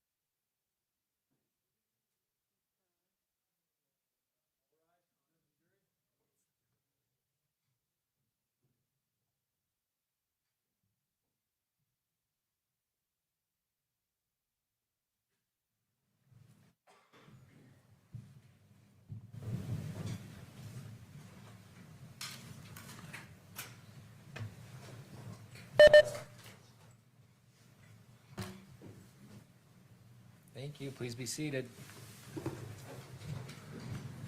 We're going to go back on the record on case 251-401-132, State of Utah versus Sundwall. We are in the middle of cross-examination with Mr. Williams. Ms. Clark, hopefully that was a good break for you. Thank you. for coming back up. Let's get finished with this witness, and I think then we're going to be done for the week. Go ahead, counsel. I don't have any further questions. No, okay. Thank you. Thank you, Ms. Redirect. Okay, Yes. all right. Mr. Williams, when your sister was alive and you were interacting, you didn't have any reason to disbelieve her, did you? No. All right, but you have since learned that some of what she told you about herself was not true, Correct. right? She told you that she had cancer, and that's not true, right? Correct. Did you have reason to believe that supported what she was telling you? Yeah, I mean, I took her to doctors, I picked up prescriptions, I watched her body deteriorate. She went, I watched her violently throw up when I would go to visit. And there was no reason that what she was telling me would not be the truth. You didn't have any reason to question her. No. And there were things that you knew that were accurate, right, about her health condition? Correct.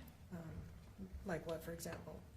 Her endometriosis, her knee replacement, Her kidney? her kidney, yes. Even when you believed her to be suffering from terminal cancer, had she ever expressed to you a plan to end her life? Not to me, no. And you talked with Mr. Williams some about why you feared on August 12th that Meggan had done something to Kacee. Correct. Do you recall those questions? Yes, And your fear was specifically that Meggan was killing Kacee with insulin, correct. right? And as far as you know, what did Kacee die from? An insulin overdose. That's all I have. Thank you. Any other questions, Mr. Williams? No, thank you, Your Honor. Ms. Clark, you can step down. Or you can leave that there. Counsel, please approach.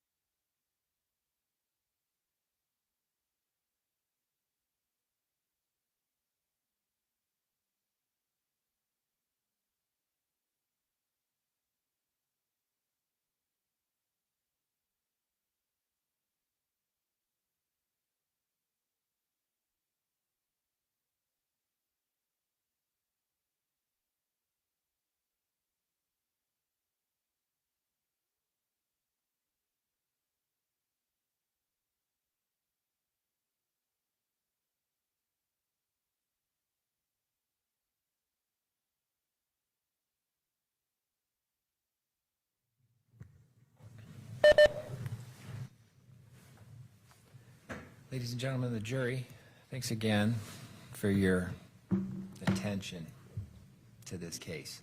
We're going to break for the day. That means we're breaking for the weekend. Just to go over the schedule, you're going to have 3 days off. So you're going to have Saturday, Sunday, and Monday off. We're going to start back up on Tuesday, the 17th, if you can be here at 8:30. We will go from Tuesday through Friday of next week, and then we'll break for the weekend, and then we're going to come back on Monday, the 23rd. It's my understanding that everybody's okay to come back that Monday, the 23rd. And the clerk will get you any letter that you need for any employer or any other issue you need to deal with. So next week, Tuesday through Friday, and then the following week, Monday and Tuesday. We're gonna have this done on Tuesday either way. Your summons only calls for up until that time. So we appreciate your efforts. I'm gonna read the admonishment in just a second, but I need to tell you, you are going to have a lot of people who know you're on a jury and know what the trial is about. You're gonna have family, friends, maybe coworkers pepper you with questions. Hey, tell me a little bit about it. What's it like? What are the facts? What are this? What about this? What about that? The answer is, I cannot talk about it. You each took an oath. I know how important, we all know how important you're taking that oath. So when people want to talk to you about it, the simple answer is, I'm sorry, I can't talk about it. Once this case is over and a verdict has been reached, you can talk to anybody and everybody about anything you want to.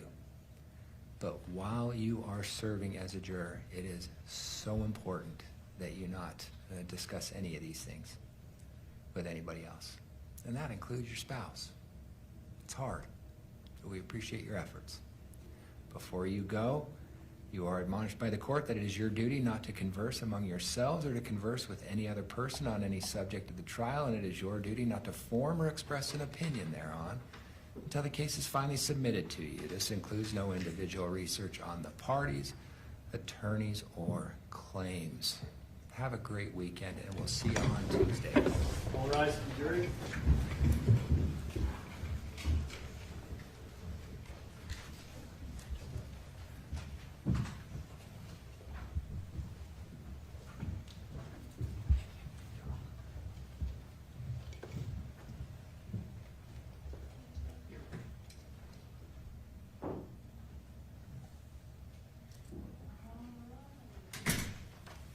Please be seated. Council, thanks for your efforts this week. Anything we need to talk about before we break and you guys spend the rest of the weekend working? So I know how it is.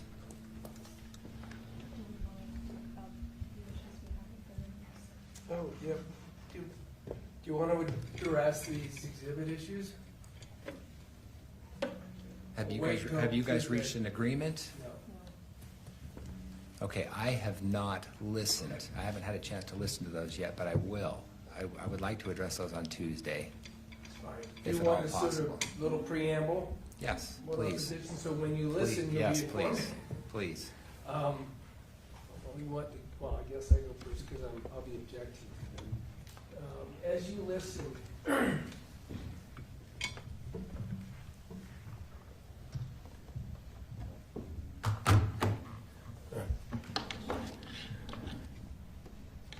are they marked? Yes. Yes. 22 is the audio, and 126 is the text message.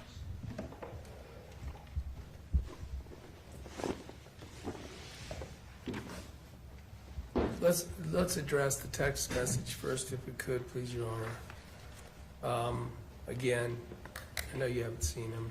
I've seen the text messages. I haven't heard the audio. Okay, but then we can address the text, and I can address my concerns.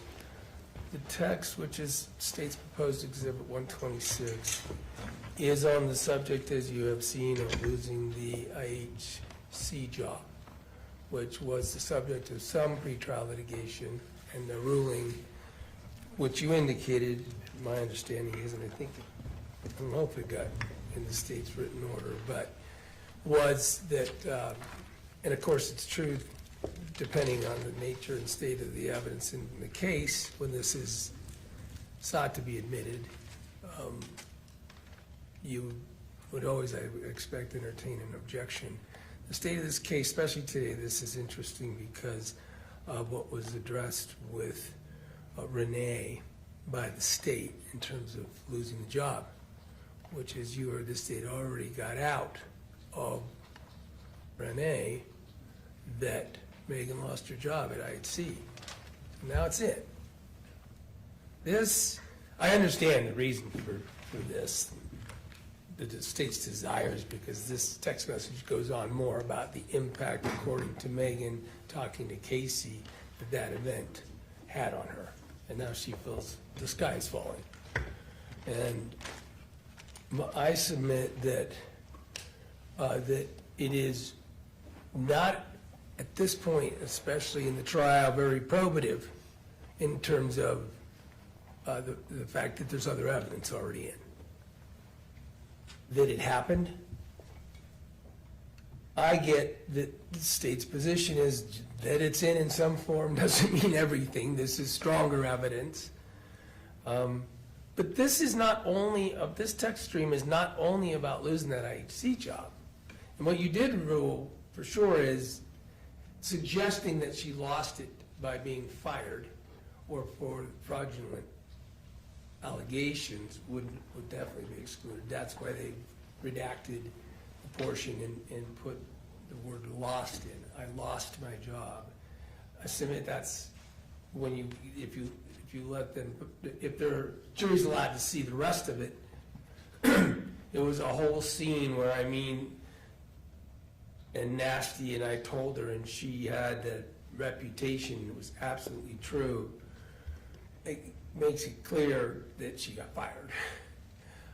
Now, So let's just back up a little bit. I don't, and I'm not making a ruling right now. I get it. I don't have a problem necessarily with I lost my job this Okay. morning. I do have somewhat of a problem with the next sentence. that, It was a whole scene where my blank is mean and nasty, and I told her she had that reputation. It was absolutely true. I'm sick about it. I don't have a problem with the term I'm sick about it. I do have a problem with the next sentence. I think that could be a problem. I'll never be able to get hired on at IHC again. I'm not ruling on it, but those are the issues I have with that. and then further in that very text, it gets real bad. I understand why the state would argue, and you would see some probative value in the next sentence. We're going to lose everything. Case, our house, Mitch's stupid truck, our lives here are feeling so hopeless and so discouraged. I understand why they would say that would state of mind, right? Which they have a motive aggravator of money. I guess the inference could be made, even though now there's been testimony that she continued to work full time. Then it gets just personal and outside of the IHC job, in my opinion, or at least possibly. It gets general. I'm so tired of giving my heart and soul and always being hurt so deeply I can't keep doing it. I submit that is just too possibly a generalized statement that does not have to do with being fired, even though it's in the same run-on text. I know you'll think about it. That's my position on that. The next paragraph is brutal. It is about her self-reflection and being extraordinarily hard on herself, including, I'm so ashamed I keep losing jobs, which actually turns out we would be forced to try to put on evidence that that's not the case. I don't know why she said it. And people keep hurting me. Wow, that's getting pretty character-ish. There must be something terribly wrong with me. We're going to let the jury say she said that about herself. I just can't keep doing it. I don't want to help people anymore. To let this frustrated outburst in, and it's just in one text, right? It has gone way beyond the fact that she lost a job, the fact that the state wants in. I say it's under 403. I ask Your Honor to consider these sentences and redaction potentials under what probative value they have here. There's no evidence the defense is proposing to the contrary yet, and I will tell you there never will be, that she somehow had other means. Then, and of course, that she lost her job could be entered into evidence in 100 ways, including just asking the officer in the course of your investigation, you learned she lost a job at IHC, yes, what date was that? So that fact can get in. Then, talking about being blackballed from working at IHC goes back to a clear inference that there was wrongdoing involved in her firing. In my opinion, that's my position to the court and to the state. And I know the state doesn't agree. We worked hard on seeing where our positions are, Judge. I'm gonna lose everything. Well, I'm gonna be cause of us losing everything is more prejudicial than probative in terms of the evidence that is already available to the state. Then there's the response from Kacee. I don't know that we have any objection. As a matter of fact, if this is coming in and even in the amended form, that was probably necessary for the jury to know. And maybe the rest isn't. So the rest is triggered by what I submitted, some pretty troubling 403 analysis, and I'll just leave it at that. Your Honor knows the case, and I ask you to apply a 403 analysis to these various sentences in terms of editing. Ms. Hunt, as to this text message, or this text chain? Yes, Judge, we've already, Your Honor has what the state proposed as the redacted version. This issue has already been, well, partially argued. Originally, the defense moved to exclude the issue, or maybe, sorry, it was probably the state that moved to include it under 404B, the issue that she was fired from IHC for time card fraud. So the original issue was whether the reason that she was fired, which was for time card fraud, could be included. The court did exclude that and said, and now I'm reading from the order that the court signed, evidence that defendant lost her employment with IHC on or about February 1st, 24 is admissible as relevant to defendant's financial circumstances and alleged motive. Evidence that defendant was terminated for time card fraud or for intentional misrepresentation of time worked is excluded pursuant to 403. And then the court engages in an analysis of why that is the case, because the jury might improperly infer propensity that she would do anything for money. But that the court would provide a limiting instruction regarding the permissible use. This text, Mr. Williams, I believe, just asserted that the state just needs it to show that she lost her job. That is far from true.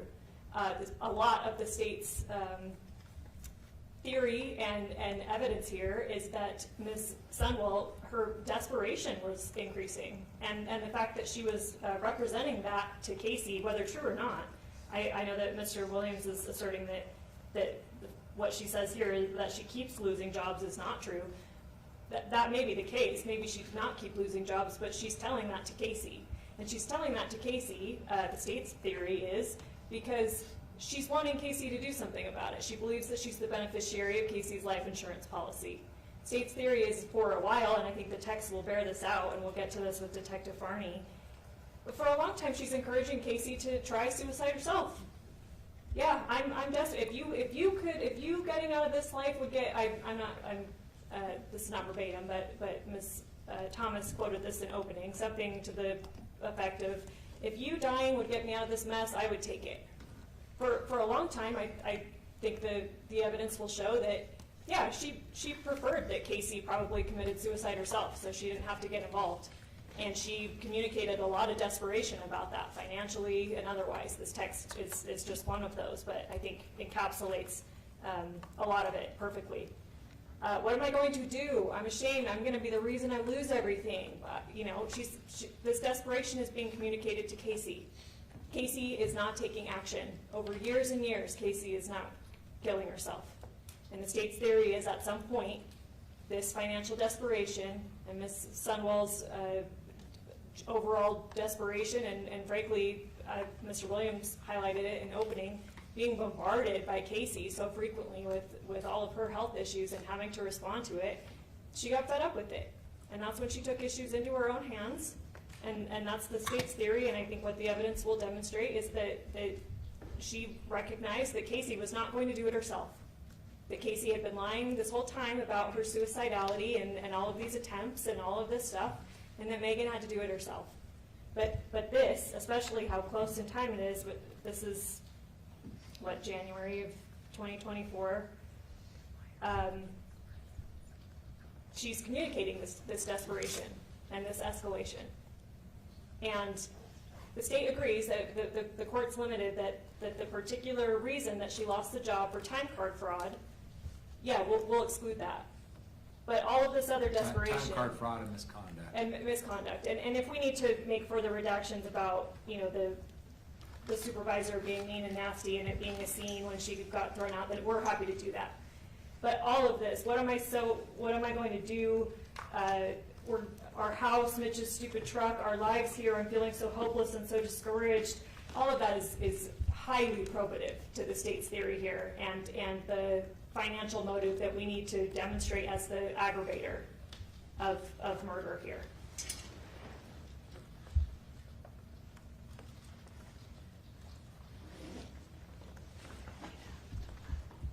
And sorry, the blackballed comment, I didn't include it in my proposed order that the court ended up signing, but I believe that in our previous discussion on this issue, I thought that the court had allowed the notion that her finding work again might be difficult, that the state could present that. So that's why we included that. And if I misunderstood the court's ruling on that, then I apologize, and we can make further redactions, but her not being able to find, or her asserting, at least to Kacee, that she would not be able to find a meaningful replacement for that job is highly probative of her financial desperation and what she's going to do about it at that time. Let me tell you about the will be blackballed comment. I think that goes to misconduct. At least that portion does. I'll come back with a ruling on that. Ms. Hunt, sorry, I probably cut you off. No, unless you have further questions, we're happy to. We didn't want to make, obviously, too many edits or changes to what otherwise the text thread. We tried to keep it in line with what the court ordered or what we understood the court to order. But yeah, I just have to very fervently argue that this is not just about getting in that Meggan lost her job in early 2024. That her mental state, her desperation, and what she was trying to do, at least in the state's theory and what we believe the evidence will show with Kacee, this all goes directly to that. Thank you. I think I know I think I have a pretty good understanding where both parties are coming from. I'll have something on, I want to say Monday, but it's not Monday. I'll have something on Tuesday for you. As to the audio, do we have a stipulation on that? No. And I haven't listened to it yet, so briefly, what would you like me to know? Judge, when you listen to it, well, we do have an agreement in part that the state would add a portion of it to their clip. The clip right now that you have is 7 seconds long. In it, I think this is verbatim, but she's speaking on the phone with her husband Mitch at the jail. I think that's relevant even to what I'm going to say about asking you to consider as you listen. And then there's a follow-up, a couple 10 seconds later, where she repeats essentially the same thing. I was there, but I didn't help. So the clip you have now is, I should have told Scott, except for the name Scott's clipped out. I should have told that I was there but didn't do anything. And then they'll add the piece that came a few seconds later that says that I was there but I didn't help. Something along those lines. You'll hear them. Which part are you objecting to? The whole thing, and here's the problem with introducing this. First of all, there is, in my opinion, no way to cleanse it of the notion that it's a post-arrest jail call. Even if this is all that comes in about it. You can hear in the background, timing-wise, we'll know that there was an arrest on March 20th. The date of the call is 5 days later. There's just nothing about this that is going to be able to be cleansed. Here's more importantly, this is about telling something. Should I have told, and now getting rid of my name doesn't do any good. Now it makes it worse. Who was she saying she should have told something to? It was Scott, it was me. We're gonna put the notion of talking to an attorney and all the things that are fraught with that notion into evidence for the singular probative value that isn't really contested? I submit that that is extraordinarily fraught. What are we supposed to do with it? It's worse to have no name there. Who was she supposed to? And it fully suggests that maybe the jury's gonna think, well, it sounds like she's saying, I talked to someone and told them something, and now I should have told them something else. In other words, changing her story. That's what it sounds like, right? Well, that inference would be terrible for a jury to make, let alone if it was a lawyer. And it's not true. What are we supposed to do? I can't testify. I had never met her yet. I had never talked to her. The call itself says that. Says that's why she's talking to her husband about what, if anything, she should be communicating to me. She just suddenly got arrested after 8 months and is in jail and has had a sudden hearing because, as you know, in this court, the first appearance calendar happens at 3 o'clock, and oftentimes, you know, the charging document and the attorney aren't really aware of. I was in trial in somewhere, but I was in trial when she was arrested, and she's talking to Mitch about in the general area of that call. Scott wasn't there.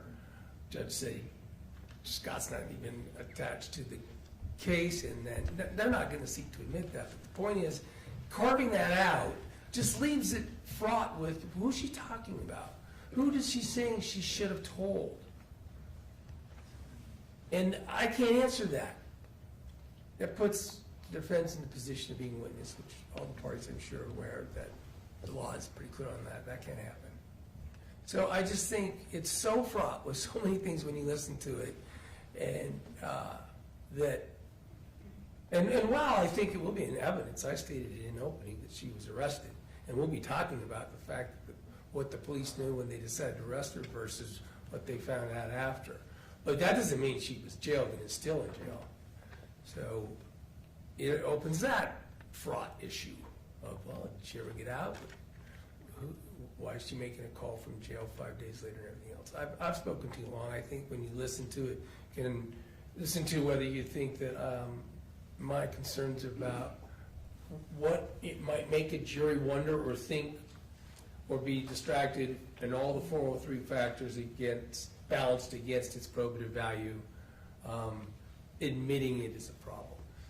Otherwise, I don't know that the nature of the edited portion is, if you think it is otherwise admissible, then I don't have a problem with the edit. Ms. Hunt? Yeah, importantly, and again, we listened to it over lunch, but, and so this might not be quite verbatim, but what she says is, I think I should tell Scott that I knew what she was doing and I didn't help. The I knew what she was doing is very important here, and I don't think he did it purposefully, but I think Scott did include that in what he represented the call to say. This is probative and highly probative and important for the state because Meggan's story evolves. We've heard from both of her parents testify today that what she told them initially was going for movie day. I just hadn't seen her in a while, just doing a girls' day, coming to watch movies all day, and we watch movies, and at some point, or at least her dad testified, I don't believe that her mom testified to this, but at some point, Kacee went to the bathroom, didn't come out. Meggan had to knock on the door. She may have taken something for nausea. She doesn't know, and has to go. And then suddenly Kacee's getting loopy, and she had to help her to the bed. And then she slowly, deteriorated to the state where she's now unconscious and hasn't woken up. And her parents believed that up until a few weeks ago. I believe they testified. In Meggan's one of her interviews with the police. I forget which one, I think she gave 3, but it's one of them. They asked her what did Kacee take, did she tell you about what she took or anything to cause her condition that day? Meggan says she doesn't know what Kacee took or what happened to her. So this is her story to both her parents and the police initially. She gets arrested, and we're not intending on, we cut out the fact that it's at the jail and all of that. We are intending on asking to get around the jail issue, even though Mr. Williams obviously will bring up the fact that she was arrested. Obviously, it's important that she knew the call was being recorded, and so we'll just ask Detective Farney to lay that foundation. Is this under a situation that Meggan knew the call was being recorded, so we don't get into marital privilege issues or anything like that? But she then tells, because her story has to evolve now, because now she's aware that the police actually know more. They've seen her texts. They know about all of the suicide talk. So her story has to evolve. She's being backed into a corner here. And she said, I think I should tell Scott that I knew what she was doing and I didn't help her. Knew what she was doing in context. She knew that suicide was the goal here, or what they talked about the goal to be. So now it's changed from I have no idea what happened to I knew what she was doing and I didn't help her. And, you know, whether that remains her story, we don't know. Scott originally approached us with an issue at which we agreed to edit his name out, because obviously what she told her attorney, or what she plans to tell her attorney, that obviously might make Scott a witness, so we agreed to redact the name there. So the version that I believe the court has does not have Scott's name in it, and it just is, I think I should tell, bleeped out, that I was there, I knew what she was doing, and I didn't help her. We thought that would get around the issues of attorney-client privilege, or Scott having to be a witness.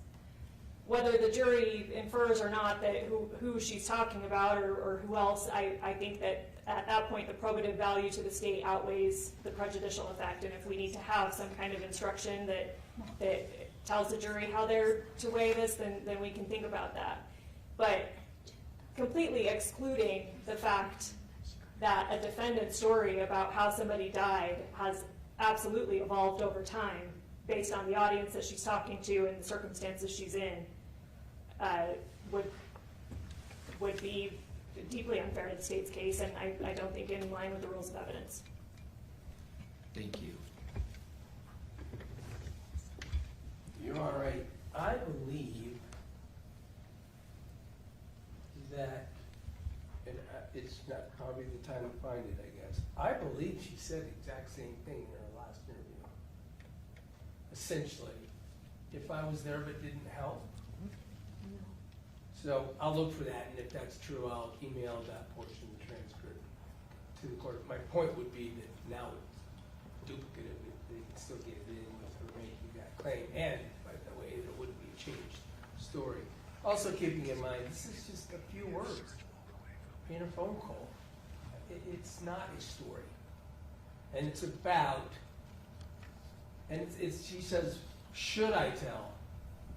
That's a big problem. It doesn't say I did tell.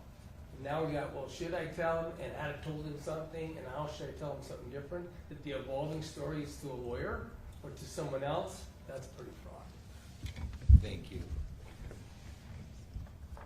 Counsel, I appreciate your arguments on this. I'll have a ruling on Tuesday of where we're gonna go with this. What's the plan for Tuesday? Are we gonna start with Detective Farney?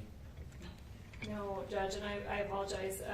The pacing is just not what we predicted, so we're having to pivot. I think we're planning on trying to cut down or cut out entirely a number of witnesses. We're working with Mr. Williams on that. So That's all right. we're hoping to start with Officer Robinson, and then Special Agent Sightsinger. We're hoping those are quick witnesses, but again, our pacing is just not what we originally thought. So we're hoping that we'll get to Farney by 1 p.m. after lunch is our ideal plan, but we've been miscalculating that kind of this whole time, and I apologize. We'll get there. And Judge, I think we talked, just so you know, I expect that this bulk of text messages that the state provided us Tuesday, or maybe it was Monday, I don't know, but I haven't had time to go through their proposed exhibits. We can preview them with no need to lay foundation. Let me show you what they already admitted as. That'll be helpful. I appreciate the communication between council. Anything else we need to cover? I don't believe so. All right, appreciate everybody's efforts this week. Ms. Sundwall, stay in contact with your attorney. We'll see everybody on Tuesday morning. Thank you. Have a good weekend. Horizon.